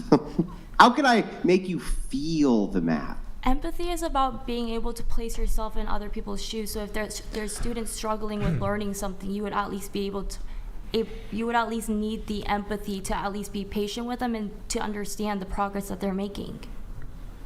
Yeah, but how would you make them feel the math? I never said that they were making. Yeah, how would you go about teaching it? So you tell me real quick. Let's pretend for a second that I'm I don't know, first grader, and you're trying to teach me 1 + 1. What would be your first step to teaching me 1 + 1? So for me, is it just one student that I'm teaching, or is it a whole classroom? Just one student. Yeah. And what is their, I guess, like capacity of? They have a normal capacity of a first grader, whatever that is. Okay. So Big Sass Energy donated $99. Blows my mind that people think empathy is an overwhelming need in taking care of people that are out of their mind. Affirming mental illness is not care, it's the opposite. Yeah, I tend to agree with that, but I'm going to leave that aside for right now, Big Sass. I So- think that's a good point, though. But if you're teaching a student 1 + 1, what do you think step 1 would be? And that's why I did mention more other careers outside of math. Like, I feel like you're using math. Yeah, I know, because but there's a lot let's of start logic with that. involved. Let's start with it, because you That mentioned example teaching. doesn't really Okay, validate what fine. I'm saying. History. You're trying to teach me the Battle of the Bulge. What's step 1? So for me, I'm talking about careers or teaching when it involves like arts, fine arts. I feel like when you use science or history or things that have answers sex to it. education. What would be step 1 for sex education? What would you say for that?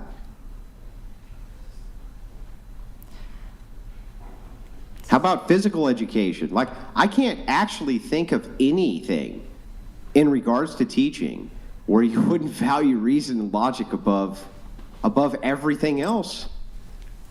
Like, I really can't, and I'm willing to give you the floor to demonstrate to me that I'm incorrect by just telling me pick any teaching subject you can possibly think of and tell me what step 1 to it would be. Well, English and Okay, step 1 English. would be, for example, like there are different English classes. I just recently took literary device or like poetry, and you would need to feel that and be passionate about what and be able to Okay, so understand what the poetry. poem is. You're passionate about poetry. What's step 1 to teaching me poetry? What would be the first thing you would do? I would first preface by saying that there's no wrong answers in poetry. Okay, there's no wrong answers in poetry. What next?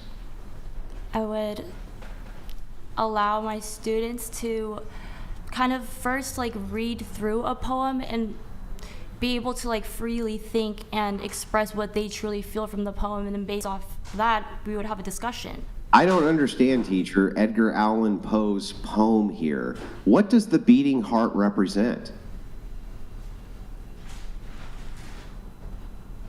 What do you think it represents? Now we're in logic and reason. You can definitely fuck up a haiku. I'm just saying. Like, you can definitely fuck up a haiku. You can even fuck up a soliloquy. Like that's really easy. You ever fucked up a soliloquy? That Pantamic, what's that one? The Pantamic Tamanimer? Wait, what is it? Anissa, what is it? The Pantamic? Pantamic? Dynaminer? Yeah. Ryan, my audio's a bit scuffed. I'm going to jump and come right back in. Yeah, no worries, no worries. Well, while he does that, guys, TTS is $69. If you guys want to get it in, you can go to twitch.tv/whatever, drop us a follow and a Prime sub if you have one, twitch.tv/whatever, drop us a follow. We have to do a couple reacts too. You can also like the video, guys. Guys, like the video if you're watching on YouTube. Hit that like button. There we go. That's better. We got Twitch, twitch.tv/whatever. There it is, guys. Guys, it's been a minute since we last had a Prime. I think it's probably bugged. If somebody can, probably bugged. Help, I guess.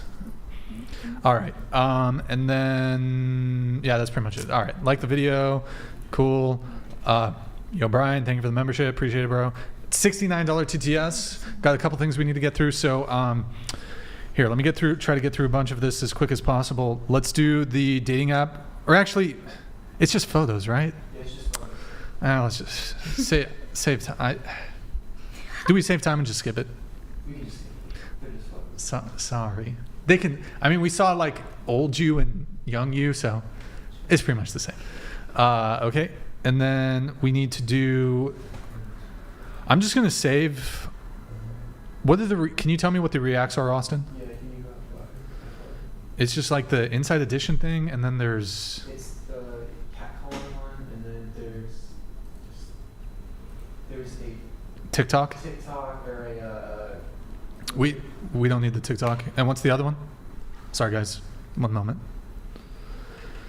You have the followers list, and then cat calls turned, and then we have TikTok, and that's it. Okay. Yeah, we'll save those for another day, just because we're limited on time. Here, a couple rapid fire questions going around the table. Do you consider yourself a feminist? No. No. No. Nay. I was actually can I just ask you a quick question? What do you Sure. define as feminism? Can you guys hide that until you get it fixed? It's a good question. I mean, there's a couple different definitions. So there's my charitable definition. Well, hang on. We would ask you first, what would you define as a feminist? Well, feminism is about wanting equal rights between men and women, right? Okay. So yes. Is that how you would define it? Yes. Equality between men and women. So I suppose I'll give you here, Austin. Can you just take over? I'm just. So okay. Charitable definition. Feminism is woman's advocacy. That's the most charitable definition I would ever give it. It's never been about equality. This is just factually true. Feminists don't care about equality. There's nothing wrong with women's advocacy, but to parade feminism as an equality movement is laughable. Nothing wrong with women's advocacy, but let's not pretend like feminists really give a fuck about equality. The actual definition of it is, I think it's woman's advocacy plus a man-hating ideology. That's what I think it is. I see. Okay, so what do you mean by charitable definition? So charitable would be the nicest. I see. Okay, but wouldn't you say that that's a definition when it comes to radical feminists instead of like genuine feminism? Well, I can ask you a couple questions to clarify this. Is patriarchy theory a core tenet of feminism, even normal mainstream feminism? Can you ask one more time? Is patriarchy a core tenet of mainstream feminism? Core tenet. No. That there is a patriarchy? Yes. Oh, I think you need to explain what's a core 10 or whatever you said. I think that's what core tenet. Like it's a core belief of the ideology. Okay, that's what I don't think she understood that. Thank you. Yes. Okay, and this ideology teaches primarily women what? That misogyny is ingrained within society, I guess. Okay, now let me ask you a couple questions. Do you think that the patriarchy has to do with an oppressor-oppressed narrative? So women are oppressed, correct? I don't agree with that, though. It's just... You don't think... Okay, do you think women were oppressed historically then? Yes. But they're no longer oppressed in any capacity to this day. In my opinion, no, not in this country. Okay, that's fair. But you do think they were oppressed historically? Yes. Okay. And so, but you believe there's a patriarchy. Does this patriarchy have a tendency to oppress women? So for me, I personally believe, and according to like the definition of feminism, that it's just about advocating for women's rights when there is some sort of inequality. And so I don't think there's anything wrong with that. But I do feel like you're almost... But it's not an equality movement. You said it's advocating for women's rights. But I just feel like what you're defining is only going after, I guess, the like stereotypical feminist who's very radical in their beliefs. Well, is the stereotype wrong? Let me ask you a question. So every single university in this country, college, whatever, every single one has a feminist study, gender study, women's studies program, right? If you take Feminism 101 or whatever, the introduction to feminism, the lecture, whatever it is, do they teach you about patriarchy and female oppression? I'm sure they do. Yeah. And so it sets up an oppressor-oppressed narrative, and it pits the sexes against each other. If you teach swaths of young women that men are to blame for everything, it's men who are the oppressors and women are the oppressed, and women collectively are oppressed and men collectively are the oppressors, are women supposed to feel positive or think positive things towards the oppressor class? No. I don't think that's the objective, though, with true But feminism. if you take any feminism class, the words patriarchy, oppression, oppressed, oppressor are going to come up. Under feminism, who is the oppressor? Men? Who's the oppressor? Is it men? Well, according to them, I guess. According to feminist theory, men are the oppressors, right? And who are the oppressed? Women. Do the oppressed get to have contempt for the oppressor? Yes. Do the oppressed have to overcome the oppressor? Do the oppressed have to defeat or in some way I think defeat's fine. Defeat or tear down the oppressor. So this is a narrative that is taught to vast swaths of women, and it teaches women to hate men and have contempt for men and view men as having historically put on some sort of injury onto women. Women have a historical and even current day grievance, a significant grievance, women as a group towards men as a group. So I think that this would teach women to either have bias, on the low end, bias or bigotry against men, or on perhaps the more extreme end, have contempt or hatred towards men. So that's my sense of what feminism is. Okay, I didn't know what we were agreeing to was your definition of feminism rather than... But I just walked you through it, and you Yes. you agreed with me on all these things when it comes to the oppressor-oppressed dynamic. Right. So... Well, and I think it's fine to say, like if you have a different definition or what you think feminism is, as opposed to what Brian just said, I think it's fine for you to tell us what that is. I mean, for me, I do believe feminism is about advocating, like you mentioned, more for any like inequalities, or even like advocating for women because of just almost like lifting up the women empowerment movement in a sense. And that doesn't have to come at the demise of men, but that is only when it happens in a more radical, I guess, violent way that maybe stereotypical feminists do. It literally sounded to me like you just kind of agreed with Brian's definition of feminism, to be honest with you. The only like kind of caveat that you threw in there was they don't have to be violent to overthrow the oppressor, but Brian never included that in his definition. He just said, if there's an oppressed group, it is the oppressed group's duty to throw off the oppressor. It sounds like you kind of agree with that, right? I just don't think there's anything wrong with, I guess, like, I almost feel like the feminism is when you acknowledge your role as a woman, a female within society, and being able to uplift other women in that manner, and I guess like advocating for any inequalities if they find some, but I don't think there's anything wrong with that. Well, hold on. Okay. Well, I think that's fair too. I just asked this one question. You think that female advocacy is perfectly acceptable, right? Mm-hmm. Okay, so when men advocate for men, is that also perfectly acceptable? I Warlord 69 you donated $69. Feminism, I follow other women because they give me power from the oppression that doesn't exist, but because the media keeps telling me that it does exist, I'm gonna keep yelling about it. Warlord, thank you very much, man. Appreciate it. Yeah, it's very kind of you to send in the dollars there. Yeah, so just kind of quickly back to this. You think it's okay for men to advocate for men too, right? 1,000%.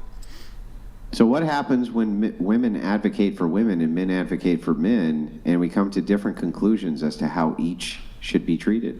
So I'm almost thinking of the example of when men are able to recognize that society makes it so that they're supposed to repress their emotions, and that's why there's such a high unalive rate with men. And when men choose to speak out about that... Well, hang on. I want to correct something very quickly.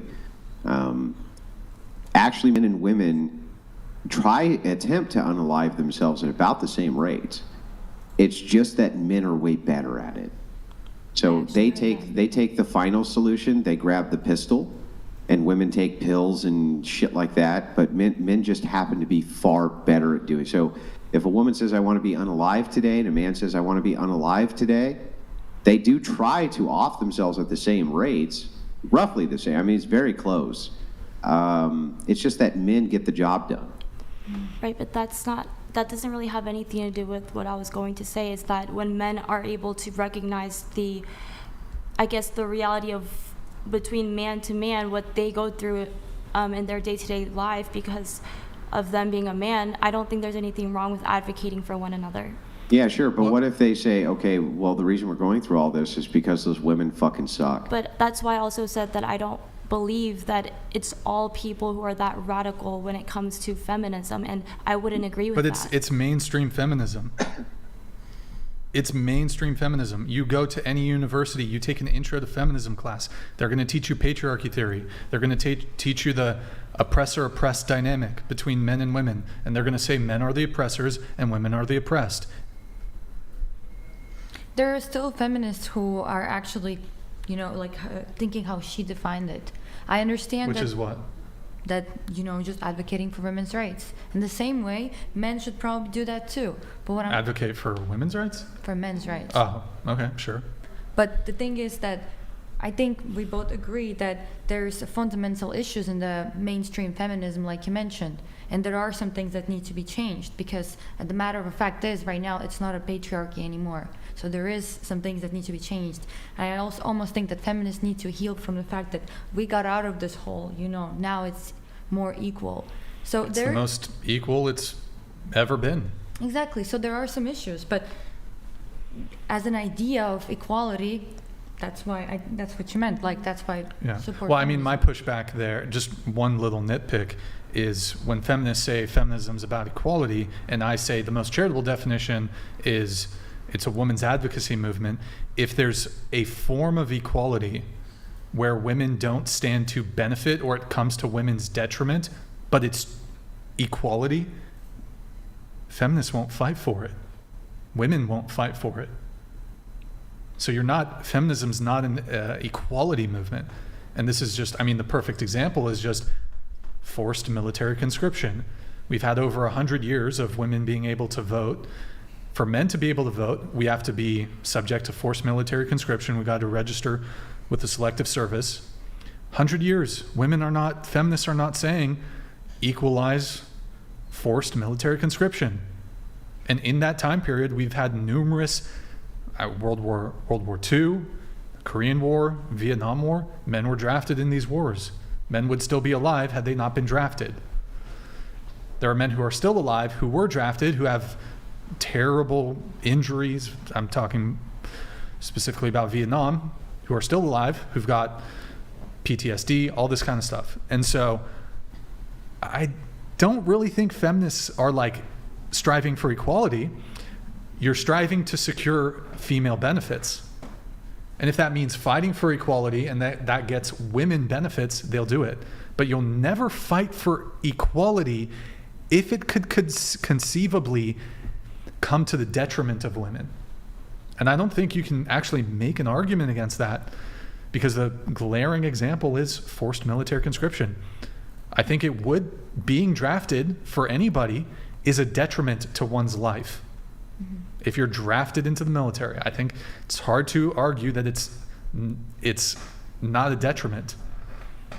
It would be a detriment to women if they were subject to military conscription and all the negative ramifications that come with either being drafted, or if you don't register for the selective service, there's various issues that can arise there. But where are the feminists in the streets like, oh, I want to be drafted? They ain't fine for it. It's not an equality movement. Okay, so then when you said the charitable definition was women's advocacy, then putting that aside, like the equality or fighting for equality, wouldn't that just be like more of a movement to empower other women? So I don't... Sure. So maybe then... Sure, but you can't parade it around as an equality movement when it's not. Okay, then I mean, I can agree with that. Okay, sure. So... Well, I have a very quick question I'd like to ask everybody on the panel. Get everybody to participate on why we're on the topic of feminism. Wait, Andrew, I apologize. She was in the middle of something. I do just want to give her an opportunity just to finish it. But then we'll ask your question. Go ahead. Sorry, if you forgot. You were in the middle of something. If you forgot, I kind of just forgot. It's all right. All right, go ahead, Andrew. Yeah, I'm sorry. I didn't mean to jump in there. I thought the exchange was done. So just very briefly, I would like to kind of tell you guys a few things. You are aware that women couldn't have credit cards until very recently, and they couldn't have bank accounts, right? This is fairly recent. Did you guys know that? Women couldn't have those things. Do you mind telling me how recent? Yeah, well, actually, I'm going to pull up the exact date, just so you have it.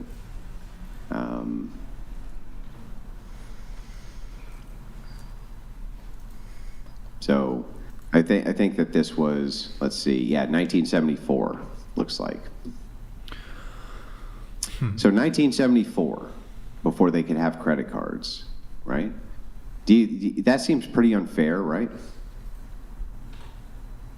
They couldn't even have them, right? Or bank accounts, things like that. That seems pretty... Do you guys agree that that's fundamentally unfair? Yeah. Yeah. Okay. I would like to ask you this question, though. In the 1950s, when women couldn't have these things, can I get a show of hands of the women here who think that relationships right now in the year 2024 are more stable and better than they were in the 1950s, just by a show of hands? Can I get a show of hands of the women who think that the relationships in the year 2024 are more unstable than they were in the 1950s? Unstable? Unstable. Yeah, it's more. I'm pretty sure they are. So just nobody else has an opinion? Do you think that the relationships in the year 1950 were more or less stable than they are now? By a show of hands. Well, you said more. Stable. Yeah. Do you think that they were more stable in the 1950s? Yes. Yes. Than they are right now? And do you think in the year 2024 that relationships are less stable than they were in the 1950s? Yes. So can any of you explain to me why it would be in a million years that even though women were suffering under this type of horrific oppression, that relationships were better under that oppression than they are right now when women are the most liberated they've ever been?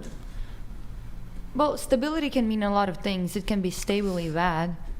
You can, because they did. Do you think that they were stably bad, or do you think that the relationships were better? When you talk to your grandparents, do they tell you how horrible things were, or do they tell you things were better? You tell me. Honestly, like, I had a lot of mixed opinions on that. Like, yeah. They mostly say it was better, right? They mostly say it was better. Most of the time you talk to people who are older than you, especially significantly older than you, I can tell you right now the 90s were better. The 90s were better than the year 2024. I promise you they were better. In every conceivable way I can think of, it's not nostalgia, they were better. but I think that has to do something with also, like I mentioned before, with social media and people feeling like they have to put up a face and all that stuff. That's my opinion on it. Yeah, it's not just well, one okay, thing. well, wait a second. That's really weird, because the internet is a recent invention. This is not an old invention. People, don't you think people in the 90s, so let me ask you this. The year is 1980. There is no internet. Mm-hmm. There's no internet in the year 1980. Do you think relationships were better or worse? Better. Better. They're better, right? Well, they were more. So now, yeah. So now, moving forward, right? You hit the internet age. You think that the internet age is what destroyed everything? I think so. Well, I don't think it's the only reason, but there's a big influence in that. 100%. Yeah. What is it? Like I said. What is the thing about social media that destroyed everything between men and women? Because people it's. E-boys probably did it. People try to portray themselves as someone they're not in social media. Everyone's are constantly trying to one-up each other. There's no authentic Twerking. Connections anymore. Definitely twerking did it. Dating apps are way more superficially based. There's a lot of reasons. Yeah. Yeah, so what's the number one reason that you think things were better back then? I also K-pop.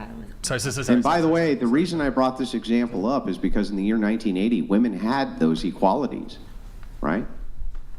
They had those equalities, and yet you still say that the relationships were better, even then. So are we pinpointing this on the internet? And what is the thing about the internet that has messed relationships up? There's more easy access to more people because of the internet, so therefore you're looking at more people than they did back then, where back then they actually believed in true love, I guess, and now it's kind of way more accessible, and so therefore that traditional marriage or traditional kind of love is dying out. Yeah, people see that they have more options now, even if that's not the case. They're like, oh, there's this guy or this girl, and there's this, yeah. Okay, so you think that the entirety of relationship dynamics have been destroyed, not because of the feminist move for women to become empowered snobs, but rather because women have more choices in men, and so what? They're going for a select group of men? I think men also have those choices as well, and maybe I can consider. No, men don't have those choices. It's still more easily accessible for men with the No, internet. it's not more easily accessible for men. It was way more easy. So here, I can demonstrate this for you. If you were localized and there was only 50 women who were in your community versus 50 men, right?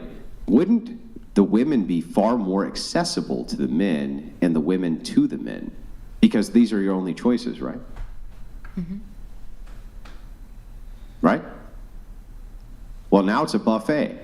But let me ask you a question. Do you think on a dating app that a guy who's as attractive as you are just for a male as opposed to a female, do you think that you get more people DMing you or he gets more people DMing him? Most likely me. Most likely you. Wait, do you have a So brother? that means that from the sexual selection perspective, you have way more options than he does, right? Wait, really quick, do you have a brother? I do. How old is he? He is 18. 18. Okay, still big. Oh, 19. And you're 22, right? Who's crushing? Like, who could crush it more? You know? Crush it? Who could crush it more? Like, if you guys had to do like a competition, just to fuck or whatever, like, who could just crush it? I don't like those two words in the same sentence, but I would say I guess me. Yeah. Like, you would, but it wouldn't. It's not even a competition, right? Like, you would just fuck them up. Yeah, and I can't not acknowledge the fact that, like, it's true that when you see like a woman's like dating profile versus a man's, and they could be equally attractive, it's always the women that get more matches, and I'm not going to deny that. But I do feel that because of the internet, it does still make it more easily accessible to both man and woman. There's a lot of men who prefer to not commit to a lot of women anymore. Like, that's pretty common in this day and age. Mm-hmm. Maybe the top tier guys, maybe. I would say most. Mm-hmm. At least our age. Yeah. Yeah, but those men, I mean, most men aren't willing to commit to a woman? I feel like a lot nowadays. More. What percentage of men are you attracted to? I don't have a percentage. I think my type is weird, but yeah. I don't know. Okay. But also, like, because I feel like most men are invisible to y'all. Like, most men, you wouldn't even consider. Whereas, like, most men find most women attractive. Most women definitely do not find most men attractive. Yeah. Huge differential. Tom_Stone donated $100. Thank you, Tom. Appreciate it, man. Marine Corvette here. Name one right you don't have that men do at this point in time. Name one. Anybody on this? Thank you, Tom. Appreciate it, man. Anybody? Going once? Going twice? Yeah. Well, what I was getting at, we were right there, is the idea that if the internet has messed things up and sexual selection for women is very high, then how come men are having such a hard time finding women?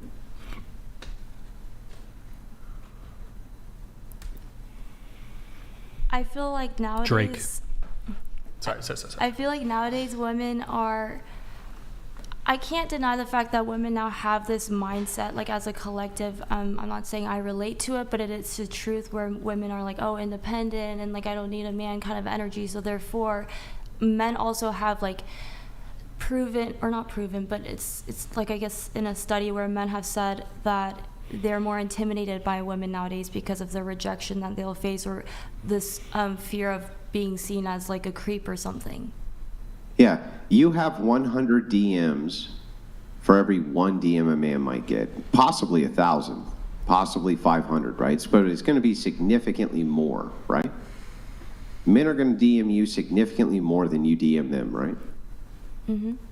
Do you think that it's possible that most of the women are responding to the same type of man?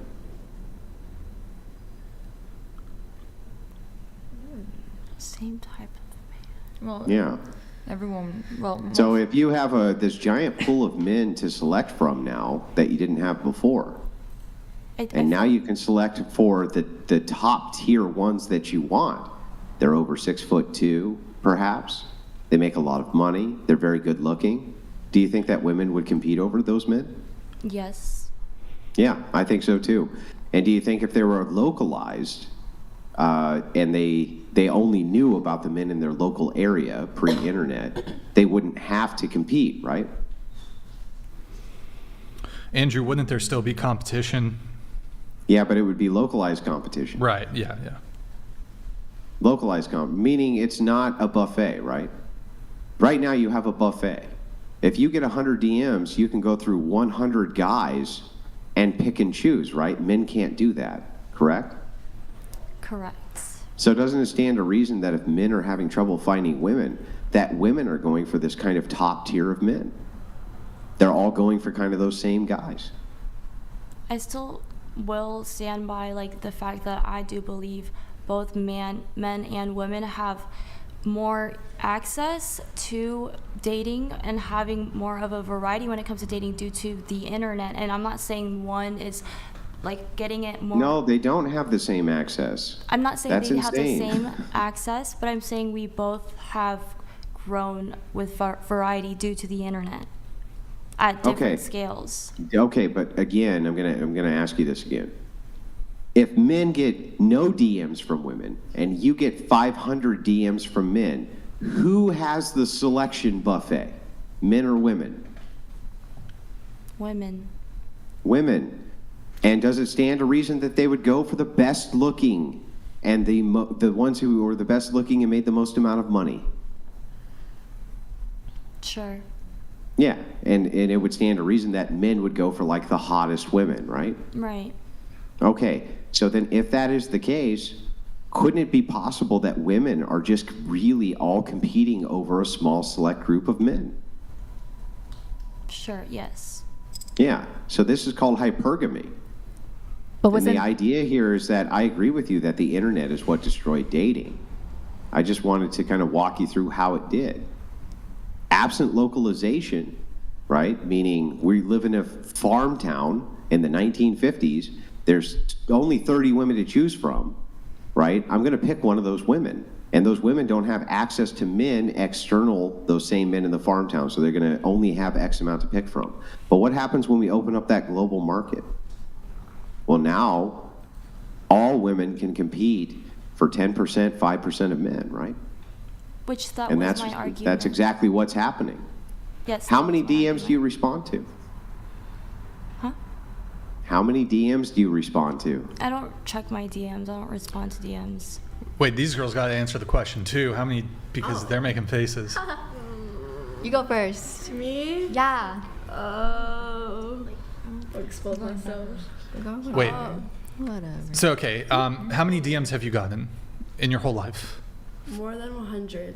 Thousands, maybe. Thousands, yeah. Wait, into the mic. You're way too far. Oh, yeah, more than thousands. How many DMs have you sent out? Less than 5. Okay. How many DMs have you received? Not that many. Also, I'm older, so like back in the days it was very different. But yeah, and now that I'm older, then it's not the same thing. It's not the same thing. All right. Okay. Well, we'll get back to that. We're gonna get back to that though. What? How many? Oh, how many DMs have you gotten, Morgan? I don't know. Hundreds? I don't count. Yeah, sure. How many DMs have you sent? 0. 0. Okay. How many DMs have you received? Dude, I don't even count because like I don't really care about it too much. Well, I mean, you don't need to give me a precise number, but like over 1,000? Probably like 10,000? 100. Hundreds? How many DMs have you sent out? Good question. Probably like around the 10s. Okay. And wait, was it like nobody dudes or was it clouded, like famous dudes? Oh, your friend just gave you away. So like musicians, right? Wait, athletes? What? No, wait. She didn't give me away because she doesn't even know who I like DM. Okay. But who are you DMing though? Probably like. Well, actually, no. People that I would probably slide in DMs for would be like either like I'm interested in them, so people from school that I think are like kind of cute. But have you ever slid into like a famous guy's DMs? Yeah, like once. Did he respond? Hell no. No, actually, technically, I wasn't trying to slide. Like he was trying to ask for like ideas for his like video, and I was like, oh, you should like react to this, and that's it. How many followers does he have? Dude, I don't know. Like, if I don't have my what phone. Is he, a musician? Yeah, he's a musician. Rapper? No. Okay, all right. Yeah, he's probably like 150K. Oh, okay, all right. What about you? How many DMs have you received? Hundreds? Thousands? Sure. I mean, I wouldn't say thousands because... But hundreds? Sure. How many DMs have you sent? Maybe like 20. Famous guys? Maybe like one. One famous guy? Okay. What about you? I don't really use social media that much, but I mean, the answer is still the same. I'm sure I received more DMs than I sent. Emma, what about you? I don't receive very many, and I never send any. Okay. All right. Anissa, what about you? Wait. Hang on. Back up. You've been on this show before. Hold on. There's no just way for the sake that of you time. walked off. There's no way you walked off this show and did not receive DMs. Andrew, I don't even I don't think her Instagram was even in the thing. So, I know this audience. They're going to ruthlessly hunt down. If they're interested, they're going to ruthlessly hunt them down and send them a DM. Not a one. You didn't get a one DM. No. Yeah, come on. All right. Here, Seems honest. Go ahead, Anissa. Not that many, because I don't have my DMs on. I can't get requests. Okay. All right.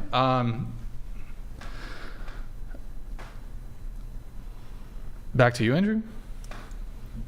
You had I was just saying, if you're looking at that, if you understand that women are receiving thousands or hundreds more DMs than men are, then this necessarily would show that you have a much wider kind of array of men to choose from than men have women, right? But isn't 99% of those DMs just to hook up? So we might have a bigger amount. I would think so. I think 99.9% of them could be for hooking up, but it gives you still this huge option men don't have, right? Right, but women have more options to, perhaps hook up, but not necessarily to be in a committed relationship. Well, okay, but let's back up. And let's see if this actually passes the test. So, do you think that a man who wants to hook up with you is more likely to be interested in a relationship with you than a man who didn't want to hook up with you? Like a man who's not sexually attracted to you? No, I mean, both of them, of course, would want to hook up regardless of No, well, hang on. But a man who's sexually attracted to you is going to be more likely to be interested in you, right? I don't think anyone I'm sure most of the DMs we get are really... oh, you're so hot, or something like that. I think people... Yeah, they're sexually attracted to you, so those men would be more likely to be interested in you for dating as well, right? I don't think so, because I feel like if you start a conversation like this, you're kind of already setting your intentions clear. What? Like what? What are they sending you? Like, hello, beautiful? Oh, man, that really sounds like that guy just really hates your guts. Like, what do you mean? Not hates your guts, but... in this day and age, most of the guys who DM, they don't want to pursue anything. They want to hook up. Yeah, maybe you'll change their mind. Maybe they end up liking your personality, but that's not their Yeah, right, but you have that option is the point. Men don't have that option. And so if women are all getting the same DMs from the same guys, let's say, why wouldn't they gravitate towards the best looking and the tallest and the most handsomest and all of that? Why wouldn't they gravitate towards those same men? Yeah, I'm sure they do. So now you've run into the problem of hypergamy. And hypergamy is showing, okay, now the marketplace is completely open, but now those top tier men, all the women are pursuing them, and all of the other men, they're not getting pursued. And they're not pursuing because they can't compete with that higher echelon of men. Yeah, I feel that's a phenomenon. The reason the entirety of the dating market is screwed is because of this one principle of localization versus globalization when it comes to dating. Anyway, go ahead.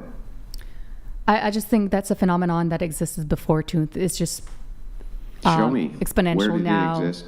Where did this phenomenon exist before the internet? In the cities, like that the hottest. How could it have existed in the cities? No, I mean that's not just an internet thing that women are the gatekeepers and they're going to be hit on more than men are going to be hit on, and I'm just saying. Yeah, sure. I agree with you. The idea here is not that women are going to get hit on more than men. The idea here is that if you only have a localized pool of men to choose from, you're going to pick one of that localized pool. Let me give you an example, Rachel. So let's say there's 100 men that you can choose from. Would you rather have that or 20 million? Yeah, no, I know what you mean. But ultimately... That's the point, right? It's once you have access to 20 million... Yeah. Right, who's going to say I'd only rather have 100 no, but ultimately, than 20 million? No, I get you. But ultimately, like you said, the hottest men or whatever are going to have their first pick too, right? So they're going to pick the hottest women or whatever, right? So then women will have to go to the rest of the pool anyways at some point, right? Yeah, Because you're not going to get... after they've had sex with that higher tier man. I guess. And all of these different women have had sex with that higher tier man. If that's why what- men have body counts. Some men have body counts into the several hundreds to thousands, right? It's because many women are gravitating towards that same select group of men. So it's like, okay, that's great, but if you're holding out for that man, what happens to you? You're wasting years, right? And so that's why women get married later in life. I agree with you. They're settling for that next tier of man, but they were gravitating towards that higher tier, right? Yeah, and I think the problem is that's how women nowadays kind of value themselves. Agreed. You know, and I think that's the deeper root problem, where you think if you have sex with this dude that doesn't really give a fuck about you and it's not going to give you something stable long term, whatever, but then you had sex with the hot guy, but then okay, and then you got the attention, anyways, my point is the values, the core values are not at the right place. Yeah, no, I agree with that. The core values may not be there. All right, prescriptively, that's true. But descriptively, I'm just talking about what is happening. Yeah. What is happening is that we've opened up the marketplace for dating. And you can date a guy right now in Ohio, right? Yeah, through online. And in the 1950s, how would you have communicated with a guy from Ohio? How would you have even met him or known how he existed? Yeah, and also... How would that have even been done? Would you have just done long distance letter writing to each other after you happened to stumble into him in your local community? Right? Yeah. It would not have been very easy, but right this second, if a guy from Ohio DMs you who's 6'2" and 6 figures, boy, it's really easy to communicate with him, isn't it? But that's the thing. And before internet, people had to actually it takes way more guts to go to a person in person than to DM a little message online. Oh yeah, it makes it non-interpersonal. Yeah, I agree. So the commitment's already way more when you're okay, it's either you meet the person in a bar or whatever, right? But in physical form, then you have you gotta get either the girl or the guy. So that already creates someone that value you way more than just DMing you because it's so easy. Well, as somebody points out, they say, what about pen pals? Well, I think that pen pals existed, sure, but you had to meet them. Right? You had to still meet them locally somewhere. But you don't have to meet people locally anymore. Yeah. You can go on a dating profile and you can post you. You can be here's my face, and here's my body, and I like hiking and walks on the beach and all that bullshit, right? That's all you got to do. Yeah. And then the guy from Ohio finds you, right? Yeah. Yeah. Yeah. And so this is the, if you want to know what destroyed all of dating, it's not really more complex than that. I think that women's liberation and all of this type of thing leads to the idea of basically reducing the moral grounding to the point where women will engage in hypergamy. But I think the internet's what destroyed dating. Yeah. Agreed. I'm gonna. That's what we said, though. Yeah. I'm just to hopefully get through as much as we can. Here. I gotta move on. You did, and I agree. I'm agreeing with you, but I'm showing you a bigger problem, which is hypergamy, and that's what you weren't alluding to, right? So. Okay. Let me just get through the couple things that we need to get through. I gotta get through the notes. So, let's see. Do you guys think men are insecure if they care about body count?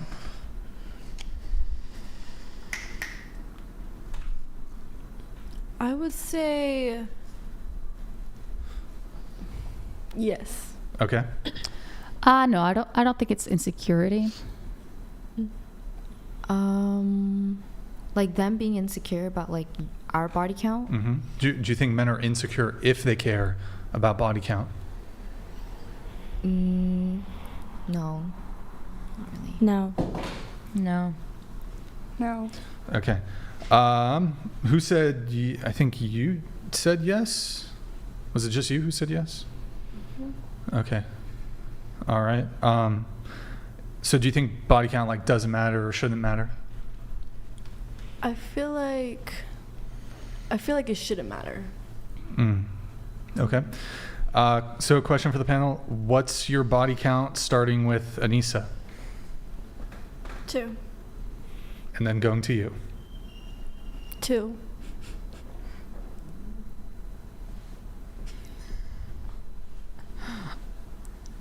Me? No, I was just more like looking at you and seeing your reaction to your friend who you know very well. Oh, dude, I only known her for like 3 weeks. Oh, okay. All right. Well, body count? Yeah, I can't. High. Yeah. Yeah, because I was a drinker. Very. That's what I said in the, like back in the days. I'm gonna get to your notes. But yeah, it's I actually made a list because of this show. Oh. Well, because I was like, oh, holy shit. You got the list of names? I don't. Can you read the list? I don't want to read the list. No, you don't have to read the list. But no. But I have the list, and it's like honestly, it's like over, and I was like, holy, like, it's the old me. So that's what it is. But honestly, I think. What's the number? I think it was like, at least 50. I think it was 100. 100.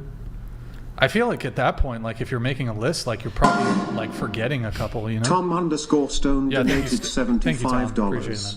Selective deviances are par for the course. No one answered the question. Andrew is a boss.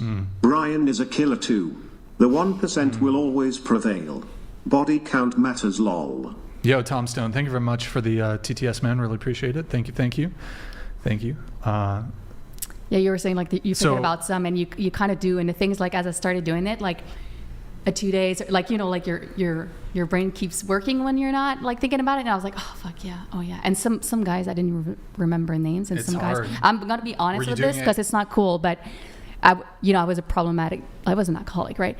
Like some guys I was like, did I or did I not? And I was like, oh, you don't remember, and I don't think and like I don't think I could have talked about it now, like after 1 year of sobriety, I don't think I would have been ready, but now it's like fuck, it's such like so long ago, but yeah, it's not, I'm not proud of it, but it's real. It's did you do chronologically for the list? You kind of do because you need to do the list. That's the only way you can do the list. But then it comes back, and then also some guys I had to write like coffee guy, you know what I mean, like you don't remember the names. No, but then it would come back later, and I was like, oh.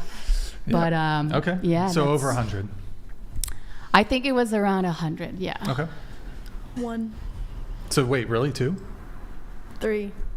Right. Multiply it by 3, and that's the real number. Andrew's Rosa. 3.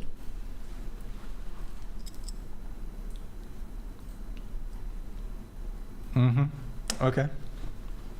I do not want to share. Oh. How about the range? You want to give us a range? No, thank you. Like 10 to 20? I just feel like it doesn't have anything to do with the conversation because I agree that body count matters. Well, I mean, that's fair, but it does kind of have to do with the conversation. But if you don't want to answer, hey, that's fine.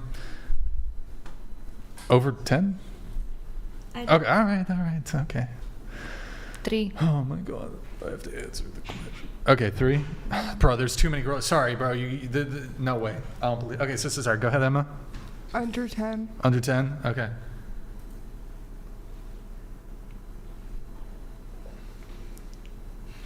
Bro, I can tell you're lying, dude. She's lying. I don't know. You're telling stories about S-ing the D and shit. Like, come on, bro. I feel like 3 that. Come on. Wait, me? No, I don't do that. Whoa. You said, man, my friend, I gotta tell her, like, she can't be S-ing the D too soon. I'm looking out for my girlfriend. She can't be sucking all that dick so quickly. That's what you were saying. Yeah, real shit. Yes. What's the S-ing the D count then? Hundreds. Dude, I don't even know that. I don't know for like 3 weeks, bro. All right. Okay. All right. Here's a question. Would you rather be stuck in the woods with a random man or a random bear? A bear. Ooh, it depends. Is it a room or are we talking about the woods? So here's the scenario. You get spawned into the woods, and then there's a button, 2 buttons, and you can press one button, a random man spawns, or a random bear spawns. I mean, a bear is in its element when it's in the woods. Right, but because it's the random spawn,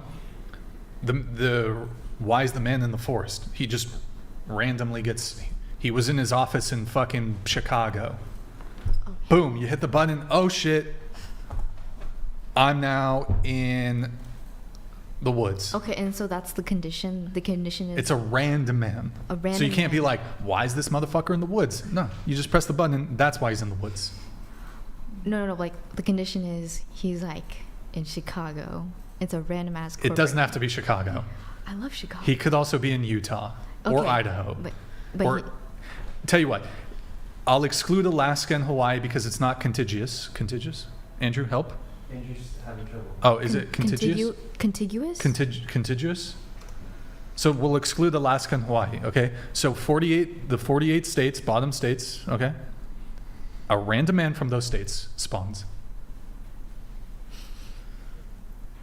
We can also exclude Puerto Rico. Go ahead. Okay. And Guam. I'd say a and man. Other U.S. territories. Go ahead. I'd say a man. Okay. A man. Same here. Man? Man. Wait, so did somebody say bear? You're the only bear? Why do you pick bear? Because I think bears are cute and cuddly. What the? I wouldn't mind. Oh boy. Okay. They're not. Girl, what? Yeah. Why would this have happened, bro? This remote appearance. What the fuck? Wait, can you mute it, Austin? Here, just mute the... I think they're just trying to figure out the Discord. Okay, you pick bear because they're cute and cuddly. Okay, that's a good answer. That's wonderful. Okay, I'll just rapid fire the rest. Who's the primary victim of war, men or women? The reason for war? Men. No. Primary victim. Who's the primary victim of war, men or women? So you know if you get shot and you die, you're like a victim, kind of?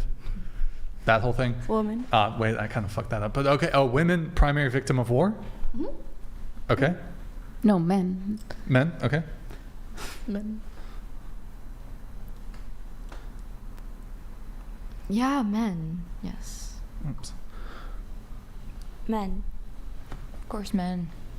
Men. All right. Is it wrong for a man to not want to date? This is definitely a dating question. Wrong for a man to not want to date a trans woman?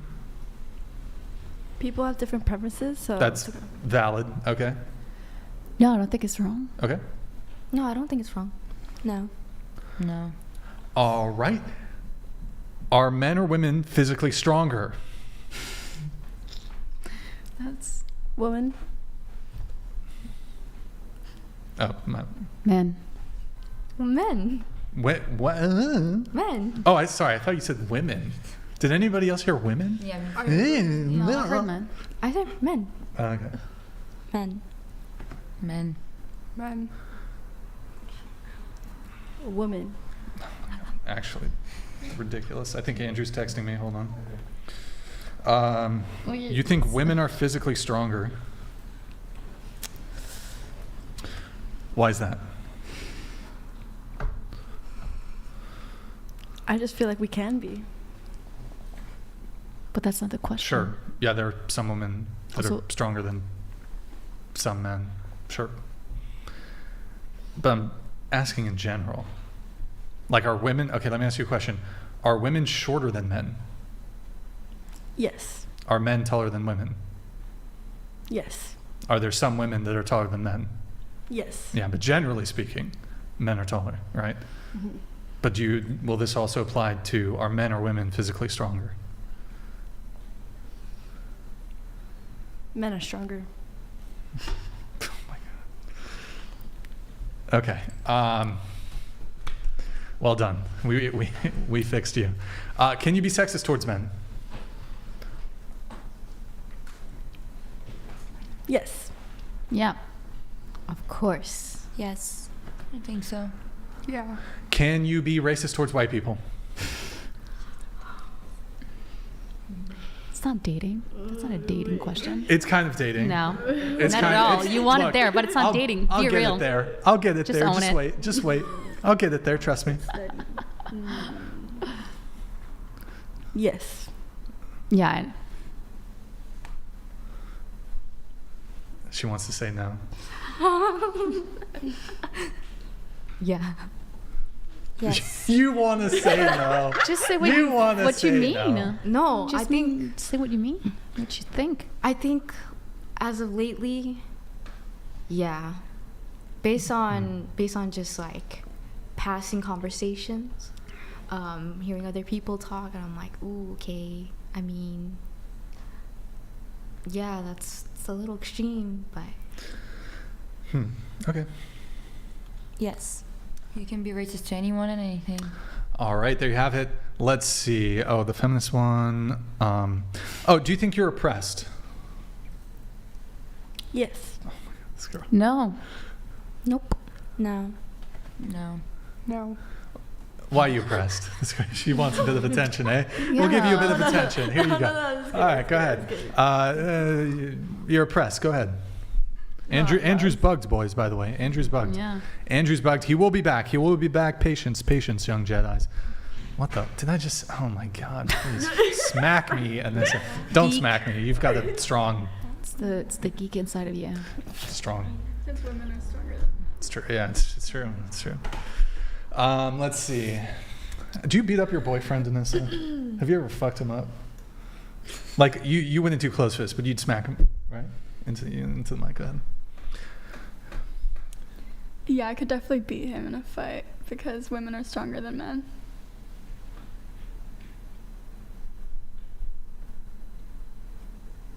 You gotta hit that button, sign button.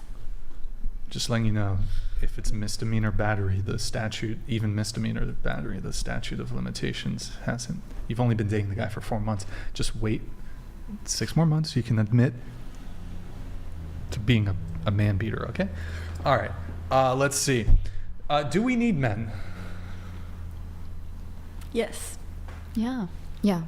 Yes. Mm-hmm. What years were World War I and World War II? What years were World War I and World War II? I have no idea. World War I, I'm not sure. World War II is around the 1942, 43. Wait, you have to guess. Just take a guess. World War I. Take a guess. Just give me a decade. You don't gotta give me date range, start, end. Give me a decade.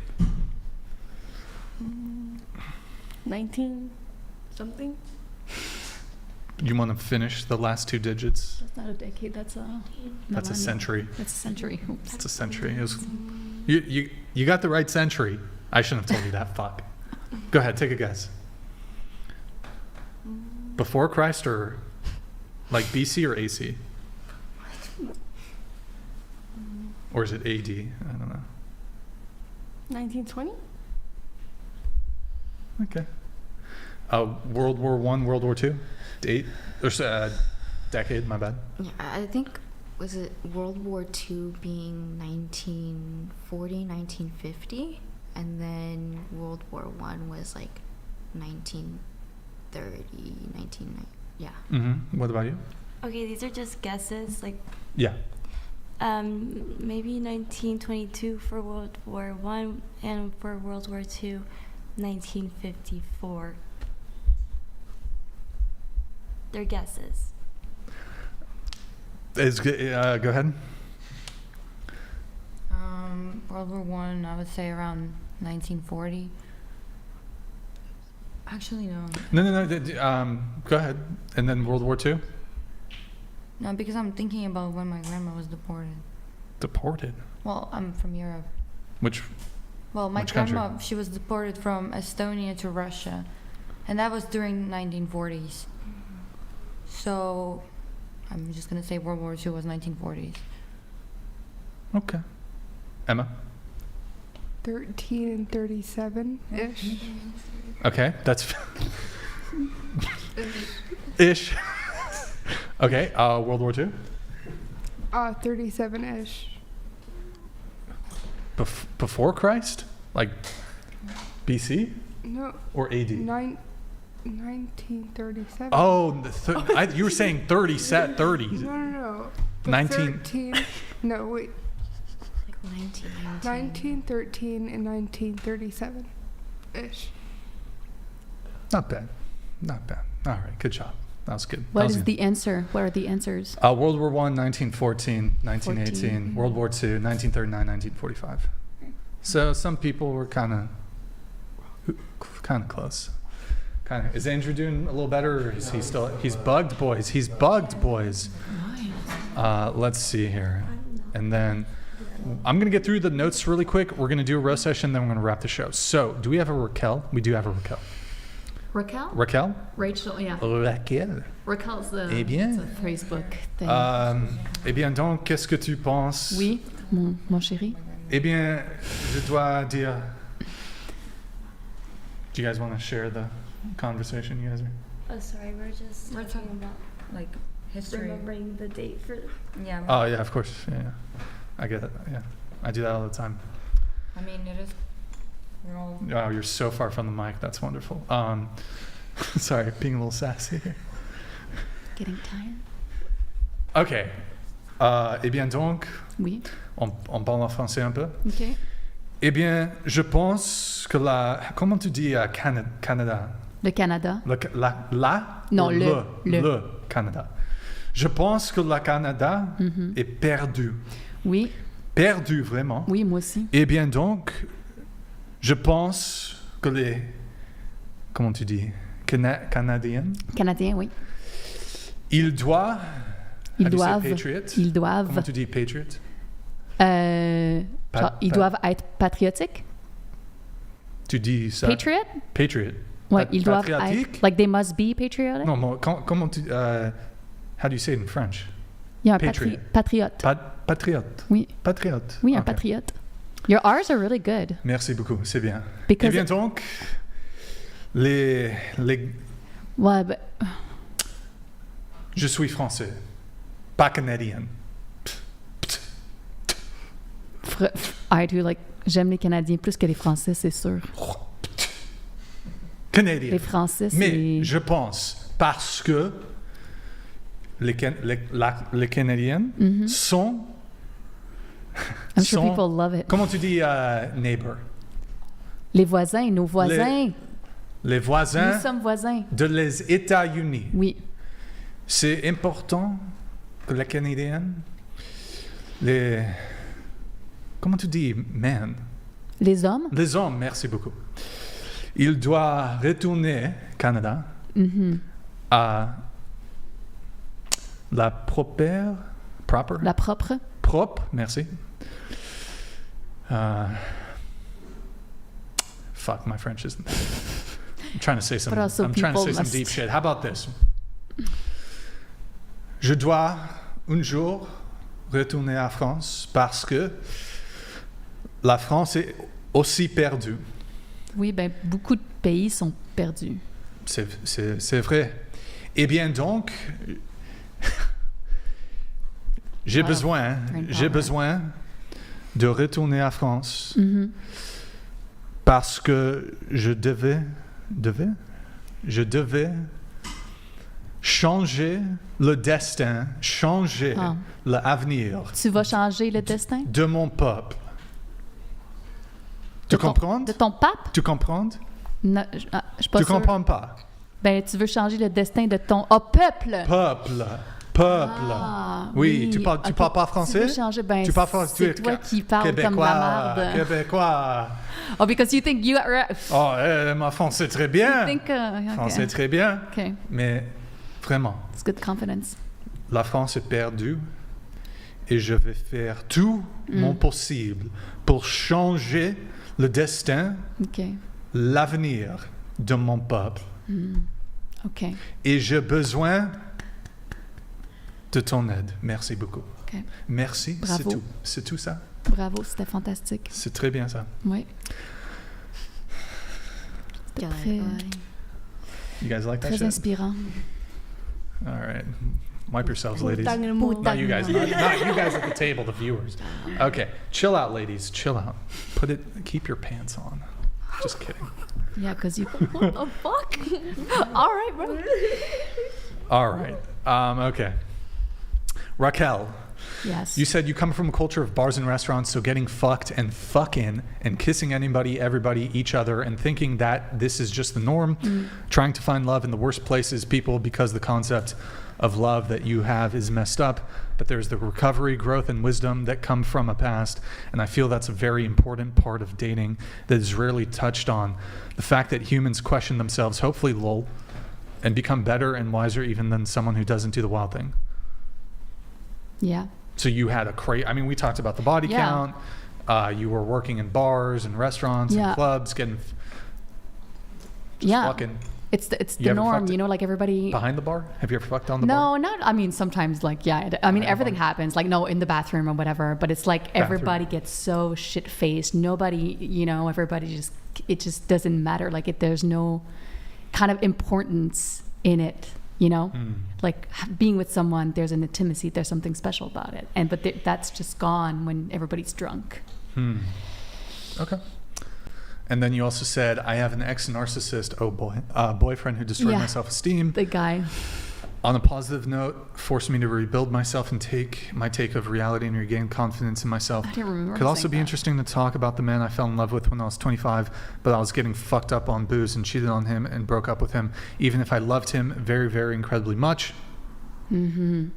So, again, like that culture of like the drinking and like going out and kissing anybody, whatever. It's like I had a really good guy that I really loved, and he really loved me, but I was just so caught up in, you know, but just like a shitty self-esteem, and like that's why like it comes going like drinking and kissing and fucking. It's like you think you gain value from that. You think you need love so much, and you think that the only way to get love, or you think that love means that you have to give sex.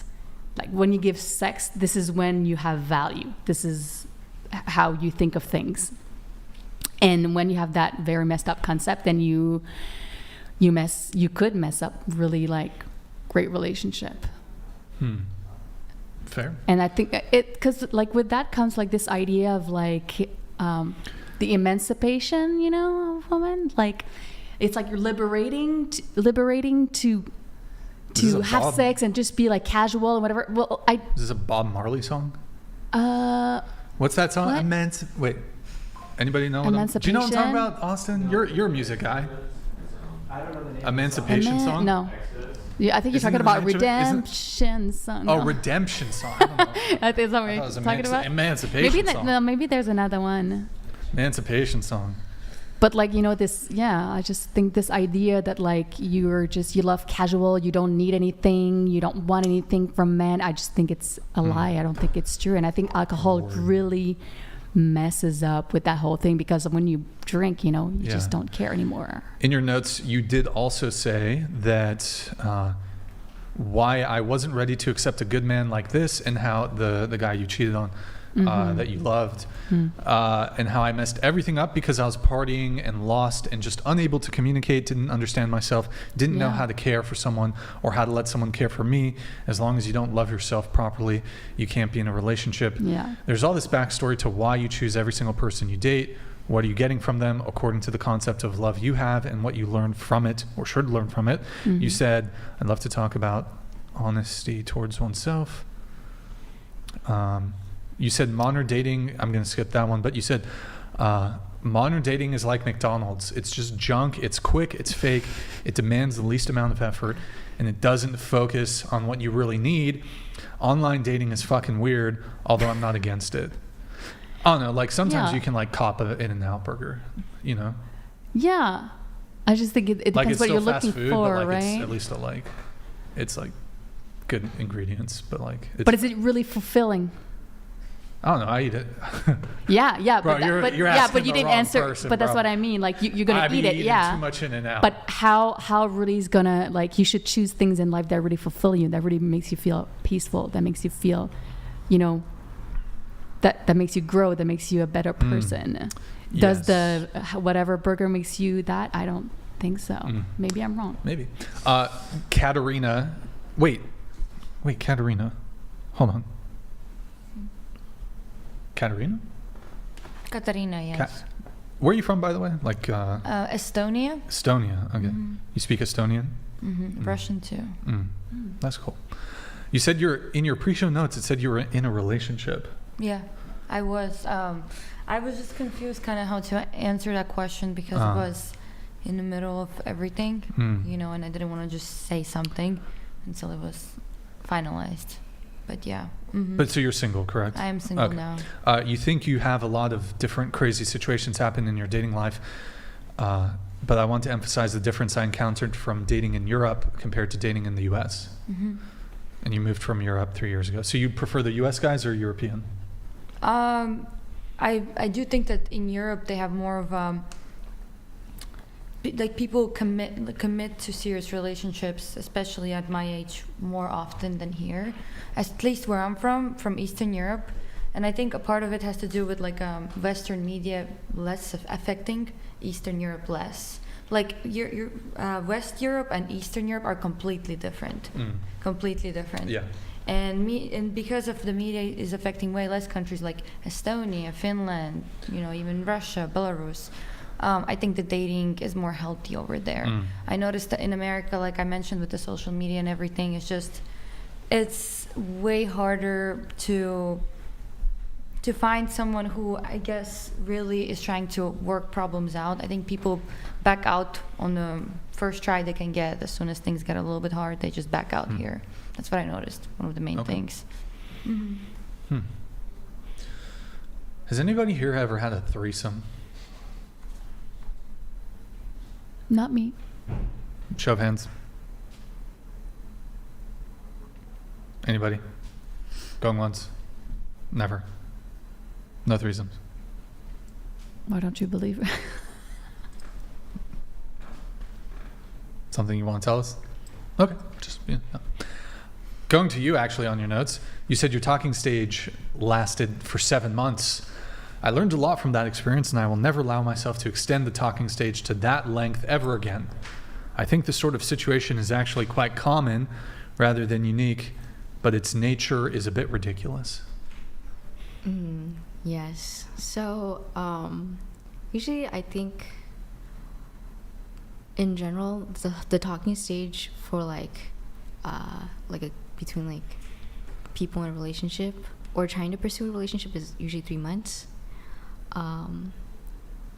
I think that's usually the average time of like when a guy decides like, okay, I want to commit, but it's pretty like I think it was more of a transitionary phase. Like this person was about to graduate and move back to their hometown, so didn't want to admit it that it was a transitionary phase, but I like already accepted that it was I was part of that point in their life that I was pretty much the transition. And so it extended for a bit too long because I was just waiting like, okay, like, are you gonna ask me out or are you not gonna ask me out? And we definitely did the thing that should be technically done after being asked out, or like after establishing like exclusivity, but we didn't. So matching, and I think tattoos? No.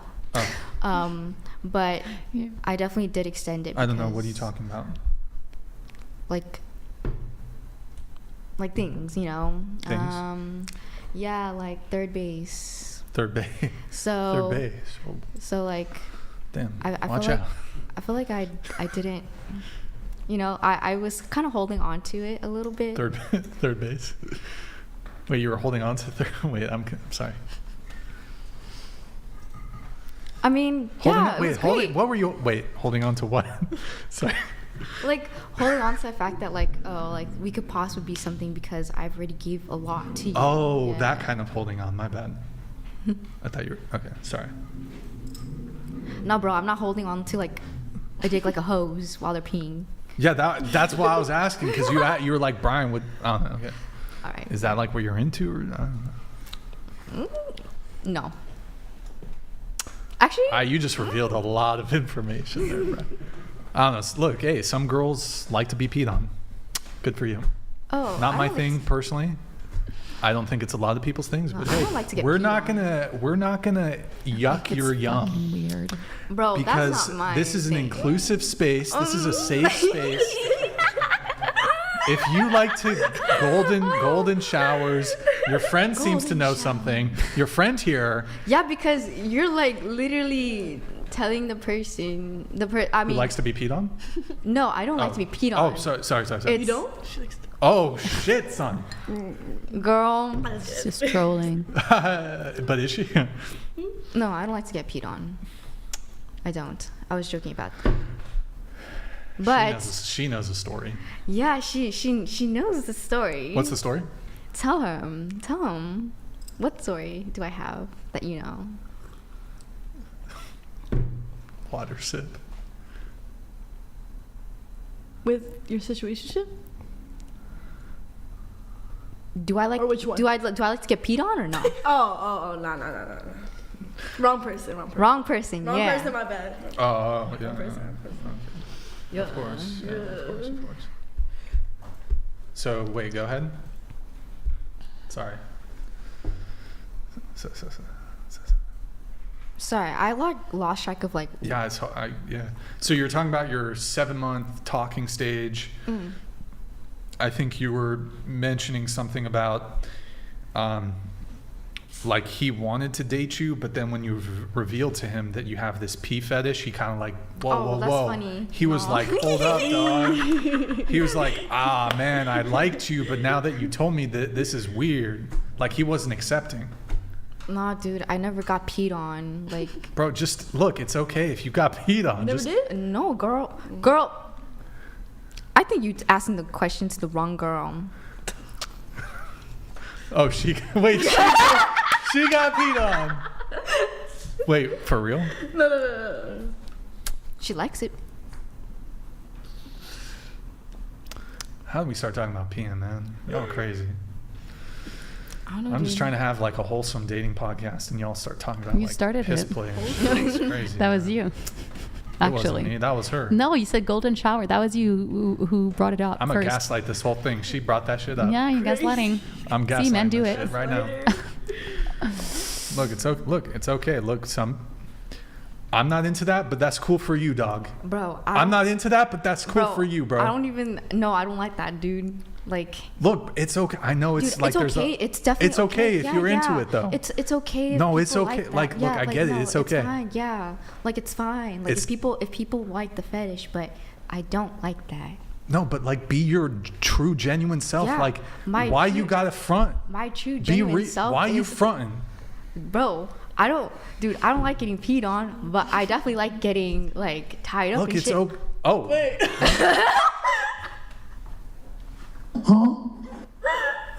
Word. Yeah, word. By the way, Andrew's coming back. Crazy. We're trying to get Andrew back. By the way, chat. Bro, we're trying to get him back. Dude, our personalities literally flip, bro. I wasn't supposed to. What's it called? Sorry, I didn't mean it. The tying up. It's like shabar. Bondage. No, but there's a Oh wait. BDSM. Shabar? Shabari? What? Shibari. Japanese bondage. Shibari. Oh, like shibari. that kind of shit? Well, that is kind of like I think it's aesthetic. Aesthetic? Girl, it is. What? Yeah. Record next time. No, hell no, I'm not doing that. It's for behind the doors. All right, good talk. Okay, more getting through your notes here. Oh, yes. Dating topics of interest. What are each other's red flags? What is considered a red flag from the other speakers? How to know when to leave a relationship. That's a fun little topic that we can do pretty quickly. Red flag? Like myself or guys? In guys. You're the entire red flag, girl. I'm not a red flag. Yeah, girl. I'm a green you flag. entire red flag. I promise I'm a green flag. Girl, where's the green? It ain't even blinking. Oh, I was gonna wear green today. Girl, wait, you should have matched with me. I know, for real. I would say. See, you couldn't even go. A guy that doesn't know how to communicate, that gives no efforts, and gaslighter, manipulator, your situationship, Can we open the doors? your crushes. All your fucking relationships. Nah, be quiet. Yeah, Be dude, dead ass. quiet. No, literally, No. girl, dude. The fact that we like entered this this whole podcast with your situation is crazy, girl. know, like, girl. see, no, that's the pinnacle of red flag, girl. No, I'm going through it right now too. Are you guys from Compton or Orange County? Hey, we're from Orange County. I'm from Anaheim. If there was a black person in here, I'm from they'd be Anaheim, offended. y'all. I'm from the Bay. They'd be the Bay. Hey, will you catch me at Oh, Seaside Bakery? all right. I from the guess. Bay. All right. If you're in NorCal, I guess you get the pass, right? Yeah, I get a pass. How about you? Girl, I don't even want to say stuff like that. The hell? Okay. Why do you want to say stuff like that? Okay. What the fuck? Gotta have some vernacular. Wait, what's the difference between NorCal and SoCal Asians? Hey, this is our shit right here. Okay. This is my No. content You right can here. you This go is my for. content right here. So we're Seaside Bakery TikTokers. We Seaside Bakery. No. You have to go first, That's girl. what You we have to go meant. first. Yeah. Let's see. I would say with North Cal, I feel like our fashion's completely different. Go closer to the mic. Bro, she thought I was doing this. Oh, I thought you were doing this. I was like, No, oh. it's the mic. I feel like our styles are very different.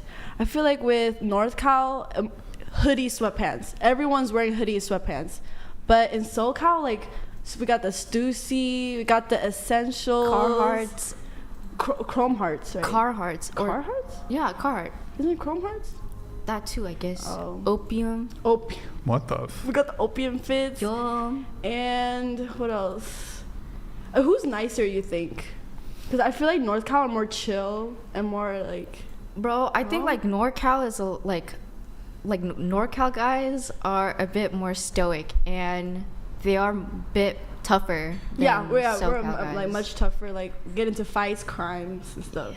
And SoCal, there's nothing like that. SoCal guys are like soft boy. What about like Texas Asians? Like you're from Texas, right? Oh, Keshi's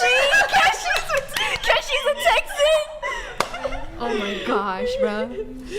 I mean, honestly, I only know like 2 Texans. One being Keshi, and then like Momo. Matt. We have a friend named Matt. He's from Texas. Shout out Matt. He's a musician. Yeah, he's a musician. Who the fuck is that guy?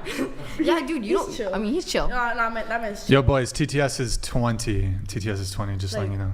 Like If you guys whitewashed want to get Asian. in. Whitewashed. Roast session. What is it?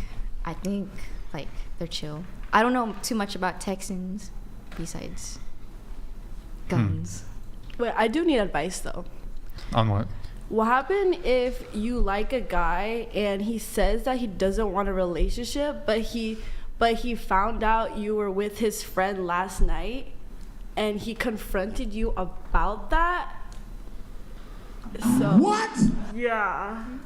So you're talking to a dude. Mhm. He doesn't want a relationship with you. Doesn't want a relationship with me? You fucked his boy. I did not. I went to Seaside to create content with him. And then fucked him. No, I did not. He's a TikToker. Blowy? Huh? Blowy? No, she didn't do shit, bruh. No, I didn't. You keep. No. Oh, you're the one telling I her swear to chill God. out on all the No, blowjobs. no, I You swear said to God, chill out on the I swear to blowjobs. God, he's probably watching this right now, but I swear to God, no. What's okay? We didn't do anything. We were. And at he's Seaside. mad at you He's mad at me. that you. That I was kicked hanging. it That I was with his hanging out with boy. his friend at like 2 a.m., 4 a.m. The Lulu. At that- Seaside. But we're not that's- exclusive. We're not talking. It's just like he just. You guys smash? No. He's upset.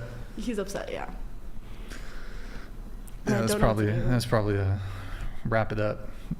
Like not condom use. I mean like. Just No, we wrap don't up need that. the We it's don't a- need that. Well, When for him. It's when I probably hear a wrap. stories like that, I'm just like, why though?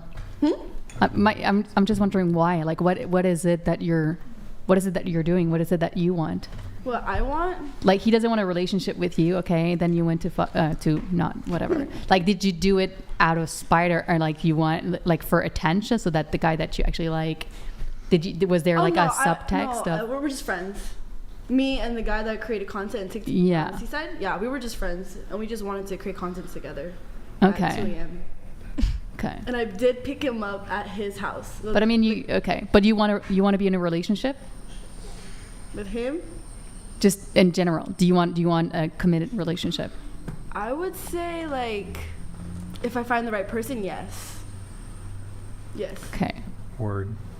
I mean, I'm just saying, like, so that guy that's mad at you, you're not gonna have a relationship with him anyways. Why? Like, does it matter then if he's mad? It's beautiful. That's what I told her. That's so true. You know what I mean? Like, what is it that you're like? What is that you're actually getting? Thinking, girl. But like, he has no reason like to get mad. Exactly, and that's why you should think of it as it's not that deep.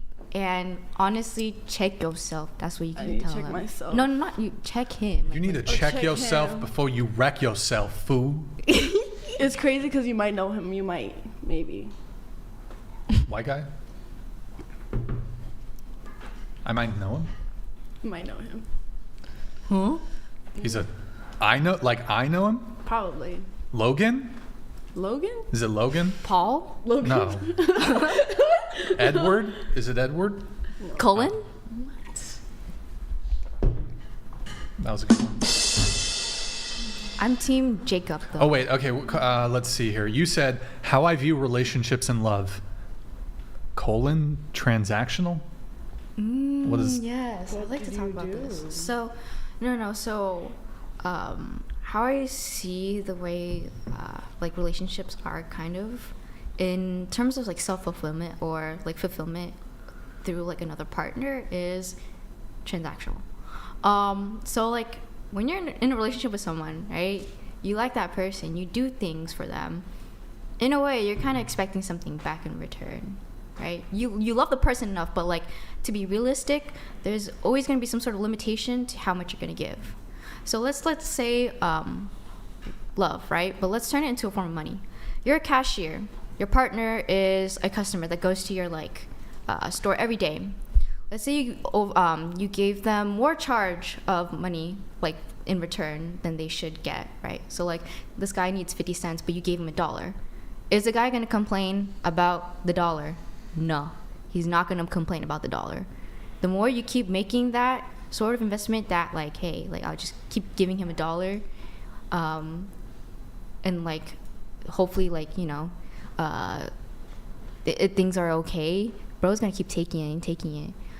Sometimes in certain situations, maybe the guy's like, oh, you probably overcharged me, and then you're like, oh, okay, but it's fine, like, it's just a couple of cents or whatever. The more they don't complain, right, the more you're gonna lose business, because you're not keeping the exact amount of change you needed in exchange, right? So then you're gonna be like, oh, shit, I need to run my business, I need some money, like, I'm not getting anything in return. And so, like, a matter of communication wise, it's obviously like, hey, checking in, like, you're giving me a bit too much, or you're giving me you're undercharging me. So that's why like, you could use money as an analogy to pretty much explain, like, fulfillment in relationships in terms of love, how much love you give, how much love you're lacking of, and ways to really, like, go about it is just a matter of communication. But some people are not really as good as communicating sort of needs or wants. So yeah. What? Can anybody translate what she just? I'm sorry. That was just like.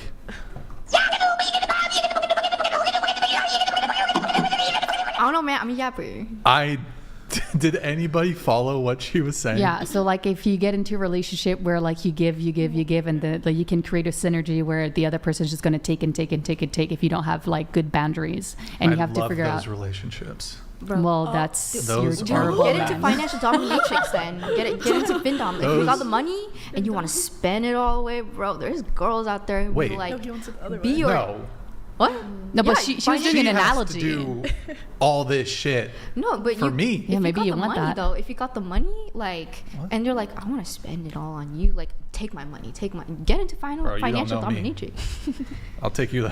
I'll get but you were making an analogy. But yes, I was just messing around with him. But yeah. Okay. So wait. So just you view relationships as transactional No, or not? The matter Yes. of self-fulfillment or like fulfillment in a relationship in terms of needs and wants can be like compared to, I guess, money, because money has value, right? Oh boy. And love is a value. Here we go again. Sorry, go ahead. Go ahead. You're good. It's like a currency. Money's a currency? It is a currency. But love. We should put that. That is like. She's making an profound. analogy. I'm making an analogy, but money is equal money, love. and money is currency. But yeah. Good talk. Yeah, love can be compared to currency.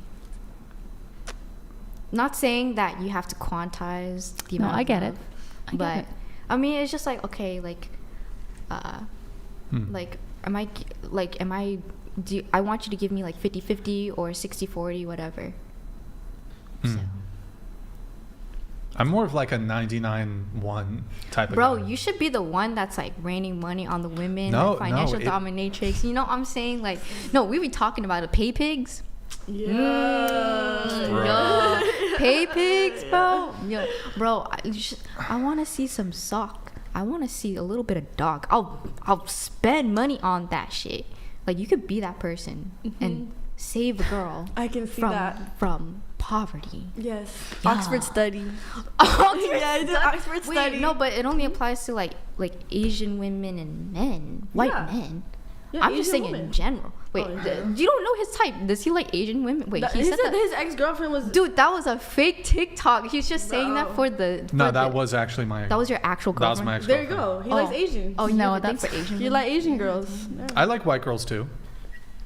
And Do that for any kind of girl. But it's like you got the means. white, Asian, pretty equal, and then you have like Latinas, and then I love Latinas. That's crazy. Auditari loves Latinas. what's crazy? Wait, what's your type? Nerds.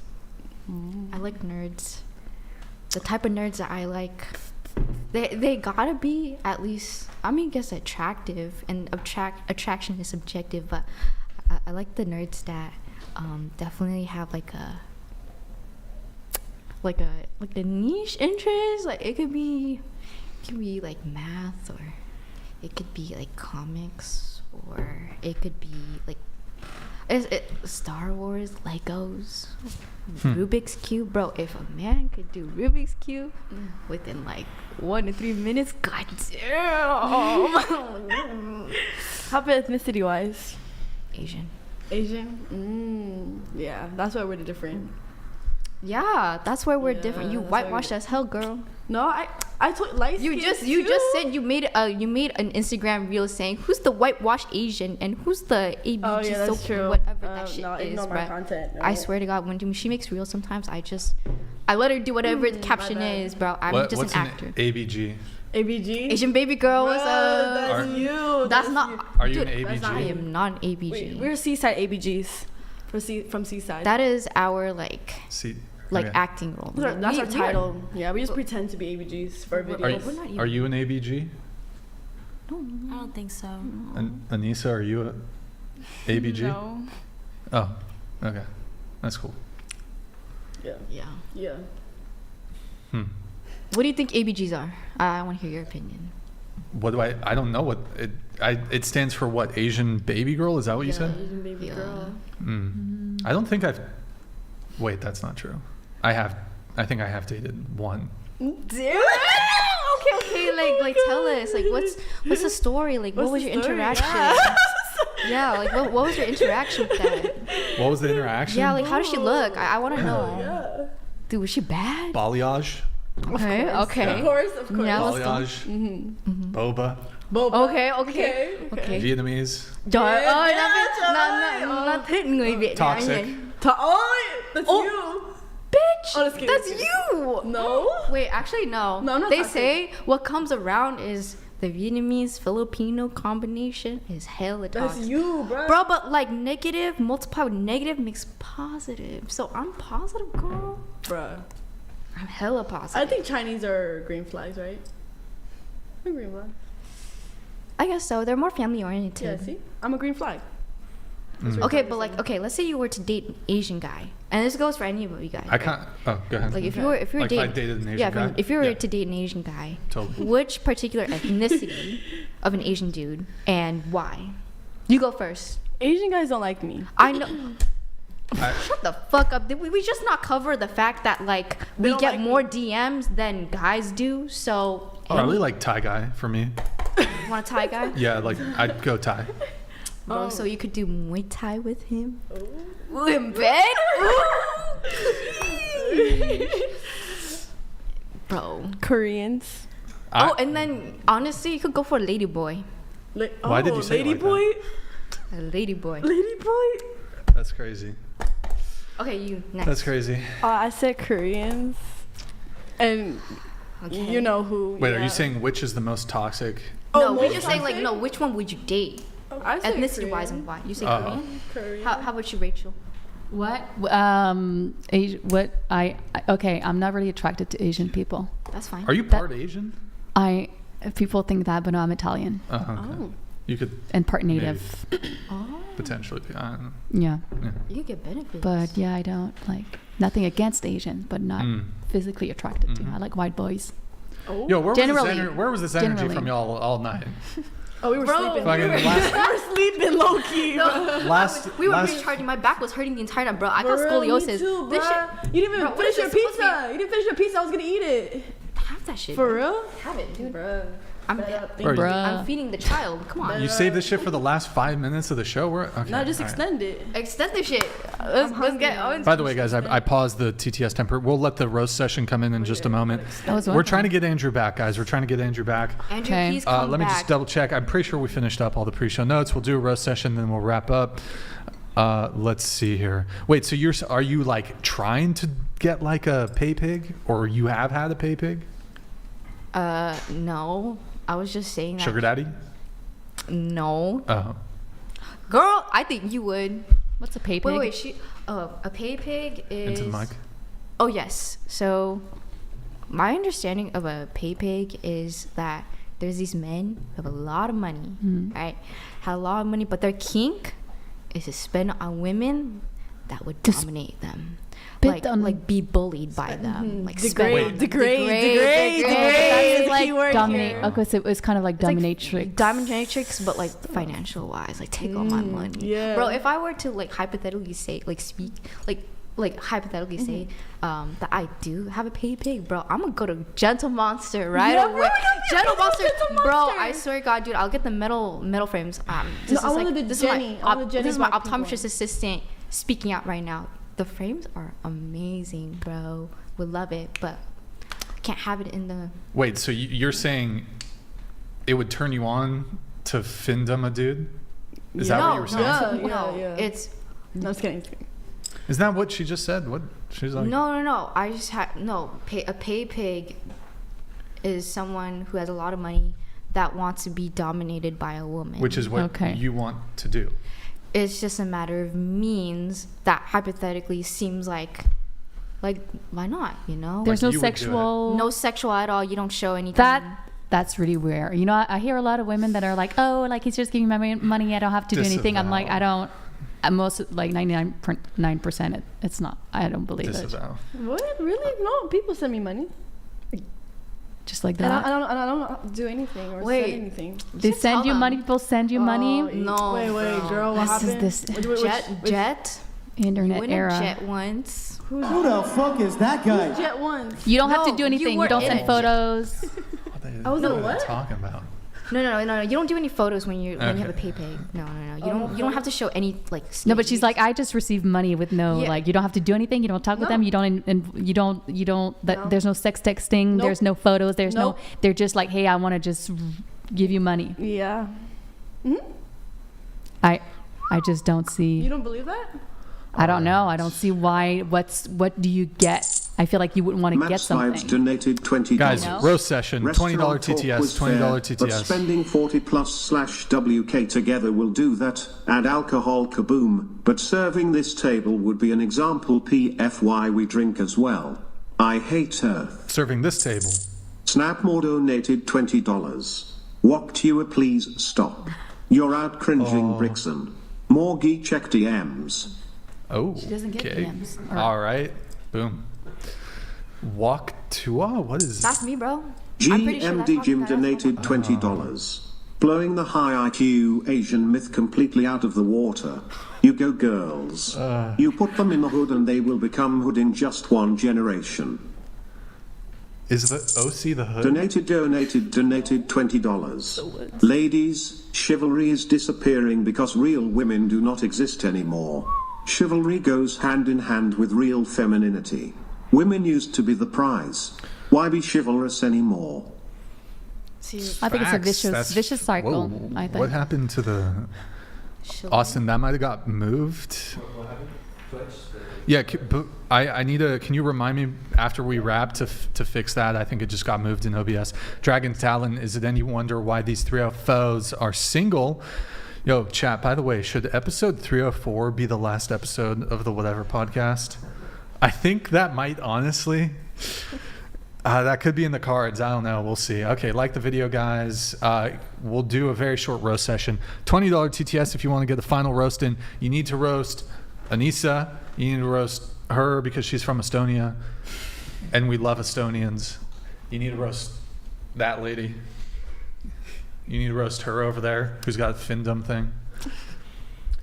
Fuck no, but it's just funny to entertain. Honestly, Okay. whatever. Wait, can you demonstrate? Pretend Anissa here is a dude, like a hot dude, like a hot Asian dude or whatever. That. Oh, okay. That's your type? Can you riz up? I'm nervous already. Oh my gosh. What would your guy name be? Just say Arnold. That's okay. not Asian, bro. I'm just kidding. Arnold. Well, Anissa, Arnold. It's the closest I could think Eric. of. Okay, let's see the riz. Go ahead. That's the thing. I wouldn't approach first. Like if you want. Oh my! You said literally that you would chase. Wait. Are we talking about like true. financial dominatrix? What the? No, at the beginning of the podcast, you're like, I'm a chaser. Oh, me? Yeah. Like, okay. Shit. No, I'm like so lost because I was like, wait, are we talking about how I would approach a dude if I was in a findom like situation or if I No. Nah, in general. Oh, in general? Okay. Oh boy. Sorry. Okay. I'm like scatterbrained, but anyway. So Riz her up or riz him up. Yeah, my riz him bad. up, riz him up. Riz up Arnold. Oh, too late. Andrew's Master Hold on. Batafan donated $50. Long time listener, first time donator. Yeah, thank you, man. Keep up the good work, Brian and Andrew. Not Appreciate one step back, boys. Yo, thank you so much for the first time donation. Really appreciate it, man. Thank you. Big 50. Thank you, man. Thank you so much. Okay, Riz, go. hi, how you doing? What's up? Yeah, so like I haven't seen you around in our club. Like, have you? Oh my god. Yeah. Have you? Are you transfer? Yeah, actually. Oh my gosh, nice. What year are you? I'm a second year. Oh, sweet. I'm a fifth year. So, just wondering, like, what do you like to do? I like to solve Rubik's cubes. Damn, me too. I really like solving Rubik's cubes. Like, what's your time? 20 seconds. That's crazy. I can't even do it like within 1 minute. Wait, do you like keyboards? Yeah. Bro, what's your words per minute? 70. Damn, you're really good with your hands. Bro, but honestly, my words per minute is like 128. Was it a W? Yeah. Oh, does she get the digits? Yeah, since you're pretty good with your hands, I was wondering if you could like text your phone number on mine. Yeah. Chat, we got it. Chat, we're in. Chat. Thank you, Lord Jesus Christ, for giving me this opportunity to talk to a really hot Asian nerd. Oh wait, what? Why are you stopping me? I was in my moment. Oh yeah, keep going. Go ahead. You're Yeah, doing wait, good. Continue. Yes. Go ahead. You got it. You got this. With the sound. You want? I can't play it again. Here, I can do it's this. tough now. Here, I'm let me. not- I no, got. no, you No, killed I it. got you. Were you ready? Yeah, I'm But ready. if I do it, if I play the sound, you gotta What were you saying? You're on your shit? Continue okay, you ready? But you're going to talk while this is playing. Ready? See, I don't know how to feel about this situation. I think it happened too fast. Like, maybe I'm just a clown, you know what I'm saying? So, you know what? I'm gonna give it a shot, but I know I'm like gonna do boo for this.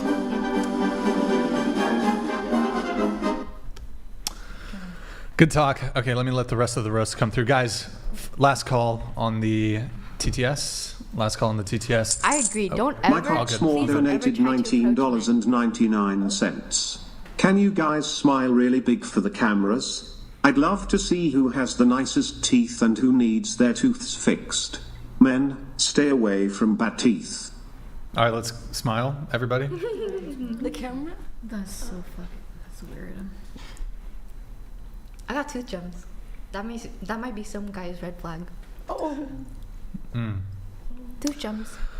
All right, let's see here if we have. No, I think that's it. Okay, any final thoughts from any of the panelists before we wrap things up? My back is hurting, but I'm not big backed because obviously I didn't finish my pizza. What's big back mean? Is it like you're fat? Yeah. Oh, okay. Oh, is that what it really means? Fat ass. Oh, fuck, Fat man. Ass. Or like big back means like Into the mic. A big back means like big stomach and your back be hurting. You know, like you know what I mean? My back always hurting, bro. Yeah. Ain't that some shit? Okay, guys, we're gonna wrap up the show. If you want, you can still get your last minute roast in, last minute $20 TTS. Guys, final thing, if you can go to twitch.tv/whatever, drop us a follow and a Prime sub if you have one. If you have Amazon Prime, you can link it to your Twitch. Quick, free, easy way to support the show every single month. We're joining you here from NPR Radio. I'm your host, Brian Atlas. Make sure to drop a follow. And it's been 40 minutes. Okay, sorry. 40 minutes since we last had a Prime sub. If you guys can drop us a Prime. We have a Discord, discord.gg/whatever. We post the BTS. Maybe we'll post the BTS of that girl who walked off. Guys, discord.gg/whatever. We'll see. We'll see if we can post the BTS. I don't think there was much. But maybe. If we pull up the Discord, I can show you. Derek Pinkney donated $20. The Asian woman in the white blouse is by far the most attractive, but it's mostly because she's quiet and seems intelligent. Brains over beauty. First time donator. Brian Atlas donated $19.99. Damn, how you gonna compliment? My dumpy goes like this: burrito, burrito, burrito, burrito, burrito, burrito, burrito, burrito, burrito, burrito, and comes back like this. Dabamonian donated $20. That's crazy. I think it's reasonable to say that males increase in value with age and females become devalued. At what age will love no longer be viable? I don't know. Like, is it though? Because, Austin, can we just pull up like young Brian photos? Because I feel like I peaked a while ago, you know? Just, my Instagram? Just pull it up. Do you want to insert those? Yeah, start at the bottom. Made our way to the top. And then, is there... Is that you? Yeah, that's me. Rip. Donated $20. Anissa, for the love of God, please shut up. Hey! Let the other girls speak. Hey! You are a lot more intelligent when your lips are sealed. You talk way too much, okay? I'm sick and tired of you just yapping all night. Just yap, Anissa. It's unacceptable. I'm a yapper. I kind of feel though, for like if we do a segment where a girl has to like pretend to be a guy. I mean, we framed it differently, like you're the dude, but you're actually the perfect girl to like be a girl and then have a girl try to hit on you as a dude. That's kind of is that a compliment? I think, you know? Thank you. I think it's a compliment. Okay, anyways, because you do a good job. Yeah, I'm very in touch with my masculinity. No, that's not, I didn't mean, no, never mind. That's not what I meant, but yeah. You're just good at like whatever it was you did. Okay, good talk. Good talk. What we're doing? Oh, the Discord before it came in, guys. Discord.gg/whatever. We're gonna post we post behind the scenes. We post the hate mail. We're gonna post. What are we gonna post? Oh wait, get out. Wait, don't. Let's skip over the hate mail one. Wall of haters. You can show. Let's do wall of whatever. What's on the wall of whatever? What's over there? Oh, scroll up. Scroll up. Scroll up. What do we got? Oh, that's just like, okay. Whatever. Okay. Discord.gg/whatever, guys. Be sure to join. We post our full stream schedule. We post the BTS, hate mail, all that good stuff. If you want, you can get your last minute TTS in. We are going to wrap up the show here. Final thoughts from anybody? Thank you for having us. Thank you for coming. What you got? You got something, right? You got something? Emma, you got something? No. Oh, okay. I do. What's up? Dabamonian donated $20. What is the best pickup line you've ever heard? Brian, you should role play like you made your panelist XD. Maybe? Best pickup line ever. Go ahead. What you got for us? Oh. The legendary Trash Panda donated $20. Brixan, WTF, dem DMDs be slacking yo. But dem mommy milkers and the ghost quish kish kish kish kish kish kish kish kish kish in my furry hands. Share one. Stay old queen. Wait, can we pull up the old photos really quick, just as for the outro? Oh. No, of the two girls, like the old transformation. I was gonna say my last words was, all hail Chaewon. That's your best pickup? And honey. No, that was my last words for everyone. But like pickup line, you have to start first. The heck? We have new old photos, by the way. Oh, we do? Yeah, let's take. They're safe, right? They're safe, but they're like better versions. Oh, let's take a look. We'll wrap the show on that. Perfect. Let's do it. Oh, but that's really good. I like that. AI is amazing. Fine. 10 out of 10. Oh, wait, I look so cute. That's honestly so good. Wait, I look so cute. I like that one. Who did these? Whoever did this, good job in the Discord. Are these it? Just those two? Whoever made these edits, y'all should get paid. Like these guys should pay. Damn, bro. God damn, this brutal. is the killer. They added like glasses. Wait, what? I don't even have glasses. Yeah, you got hyperopia. That's what you got. Oh, fuck. That's crazy, bro. That's cute. We gotta do this every show. This is hilarious. Wait, shit. I look like my grandma. It just looks so real. My grandma's like hella happy. Oh wait, I think we did that one. That one's crazy. Wait, okay. Why is it just us two? Bro, did you not like? Oh, you right. Because you were saying that you were gonna get saying. better looking when you were gonna be older, and that's why they did the just. And that's you. true. It's true. Well, Best pickup line. Go ahead, and then we'll wrap on that. I don't have a best pickup line. Just go straight to it. To blowies. no, like be direct. Be direct. Yeah. Be like, I like you. You like me. Let's come together, baby. Yeah. Like right and with make that? a baby. Yeah. I want babies with you. What Best- the Okay. best pickup For line? me, nothing specific, but just a good sarcastic thing, a good sass, absurd humor. I'll be yeah. How about you, Morgan? I literally have no idea. All right, I got two in my arsenal. What you got? Go ahead. One says, are you copper and tellurium? Because you're cute. And then the other one is, are you a fart? Because damn, you blew me away. Pretty good. I have nothing. I don't like pickup lines. I have nothing. Anissa. I have one. It's a bit vulgar, so earmuffs for the Okay. sensitive. This is just, I think, one of the best one. It goes, I'm reading it here. I would bury my dick so far inside your ass, whoever could pull it whoever could pull it out would be crowned King Arthur. Does it work? So it's What? the girls don't appreciate it. feel but you I had think a lot of Wait, I got success another one for you. with It's that? in the cranium. It's in the cranium. So can I be a Rubik's Cube? Because I bet you can unravel me within 1 minute. Yeah, that was good compared to your Arthur shit. King I don't. Arthur one what the wasn't. fuck was you that, didn't like dude? the King Arthur one? It's not really meant to be a joke. It's just What? This one, my one, Vulgar? the King Arthur one. I think it is the best pickup line though ever invented. At The that point, you worst, should just maybe the sing, worst. I wanna fuck you. Is At that that an point. Akon song? Yeah.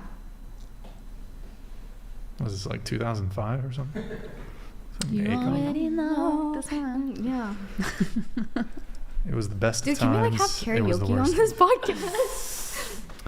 We'll have you back. We'll get the karaoke next time. Dude, you better have like the mic, the speaker ready. GMD Jim donated $20. Brixan, I hope these two are killing your Asian fetish. They are not Asian sending their fetish. You have best. an Asian fetish? We fucking knew it, dude. That one chick. Yeah, she wanted yeah. to. Asian fetish? I don't have That Asian way. fetish. Donated $20.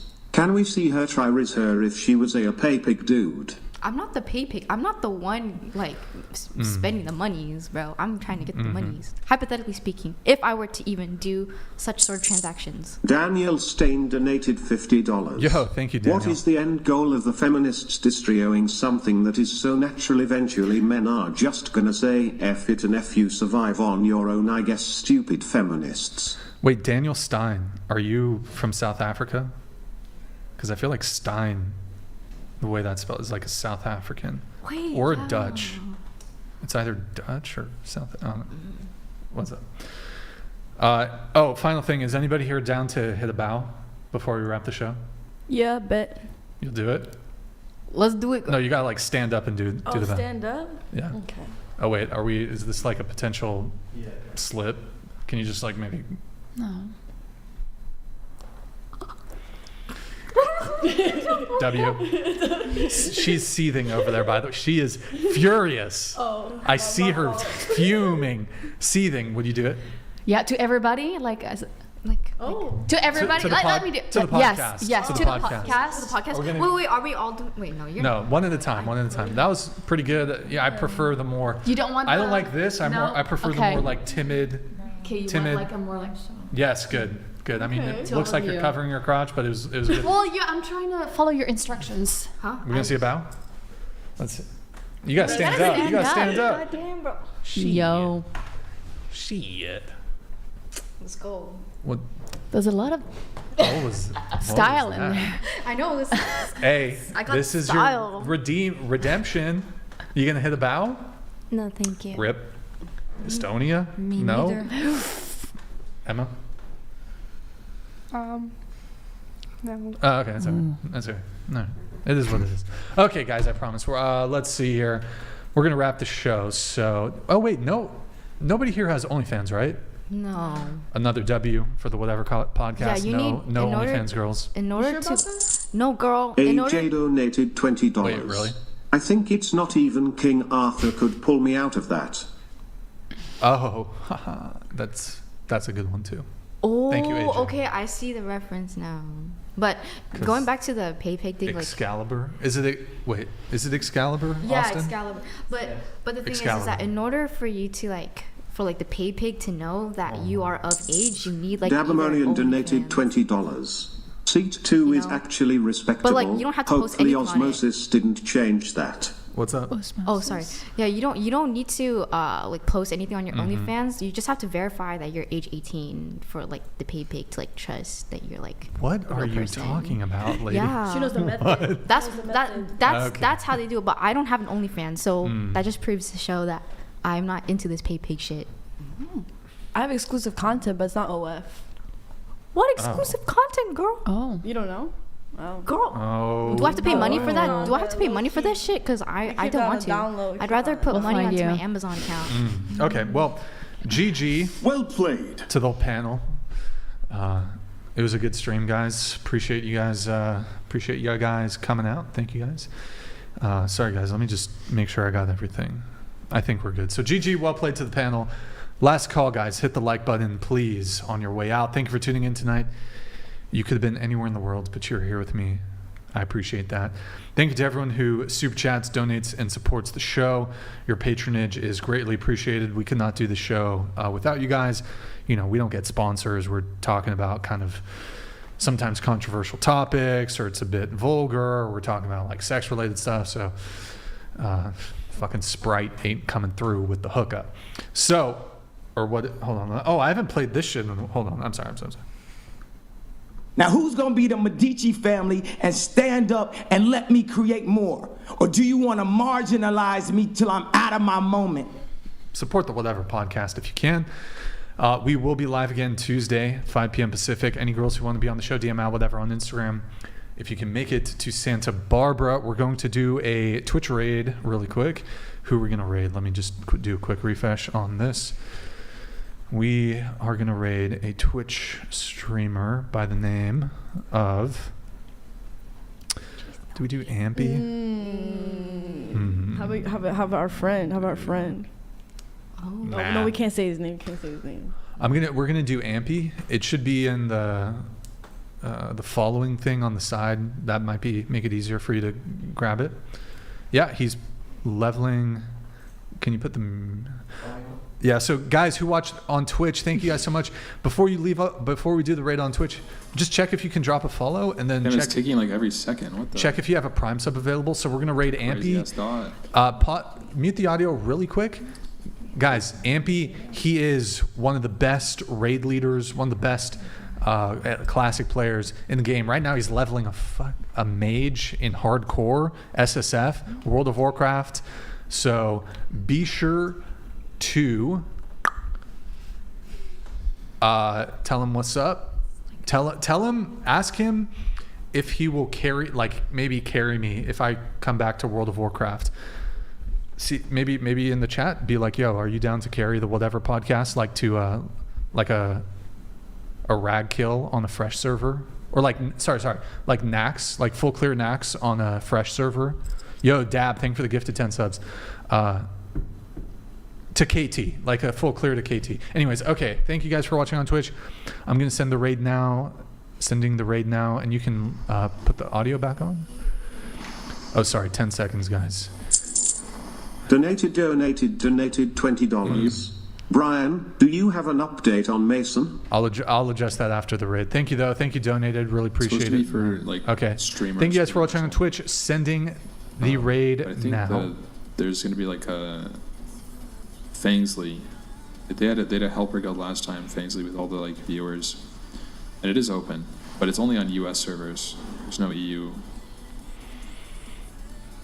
server. I don't know if he has notifications on. Let's see. Giant grizzled bear. It's the...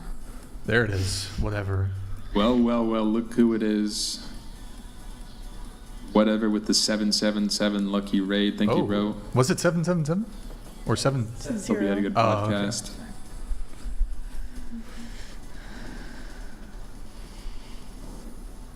So look at that bear. Yeah, the irony. What? It's a sign. Dude, look at that. He's fucking this bear up. Said I paid for the raid? No, he didn't pay for the raid. Fake news. I wish, bro. Fake news. Anyways, okay.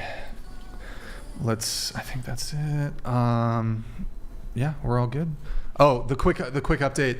My understanding, I haven't checked the update on his the little page or whatever in a couple days, but last I checked, he's still in the hospital.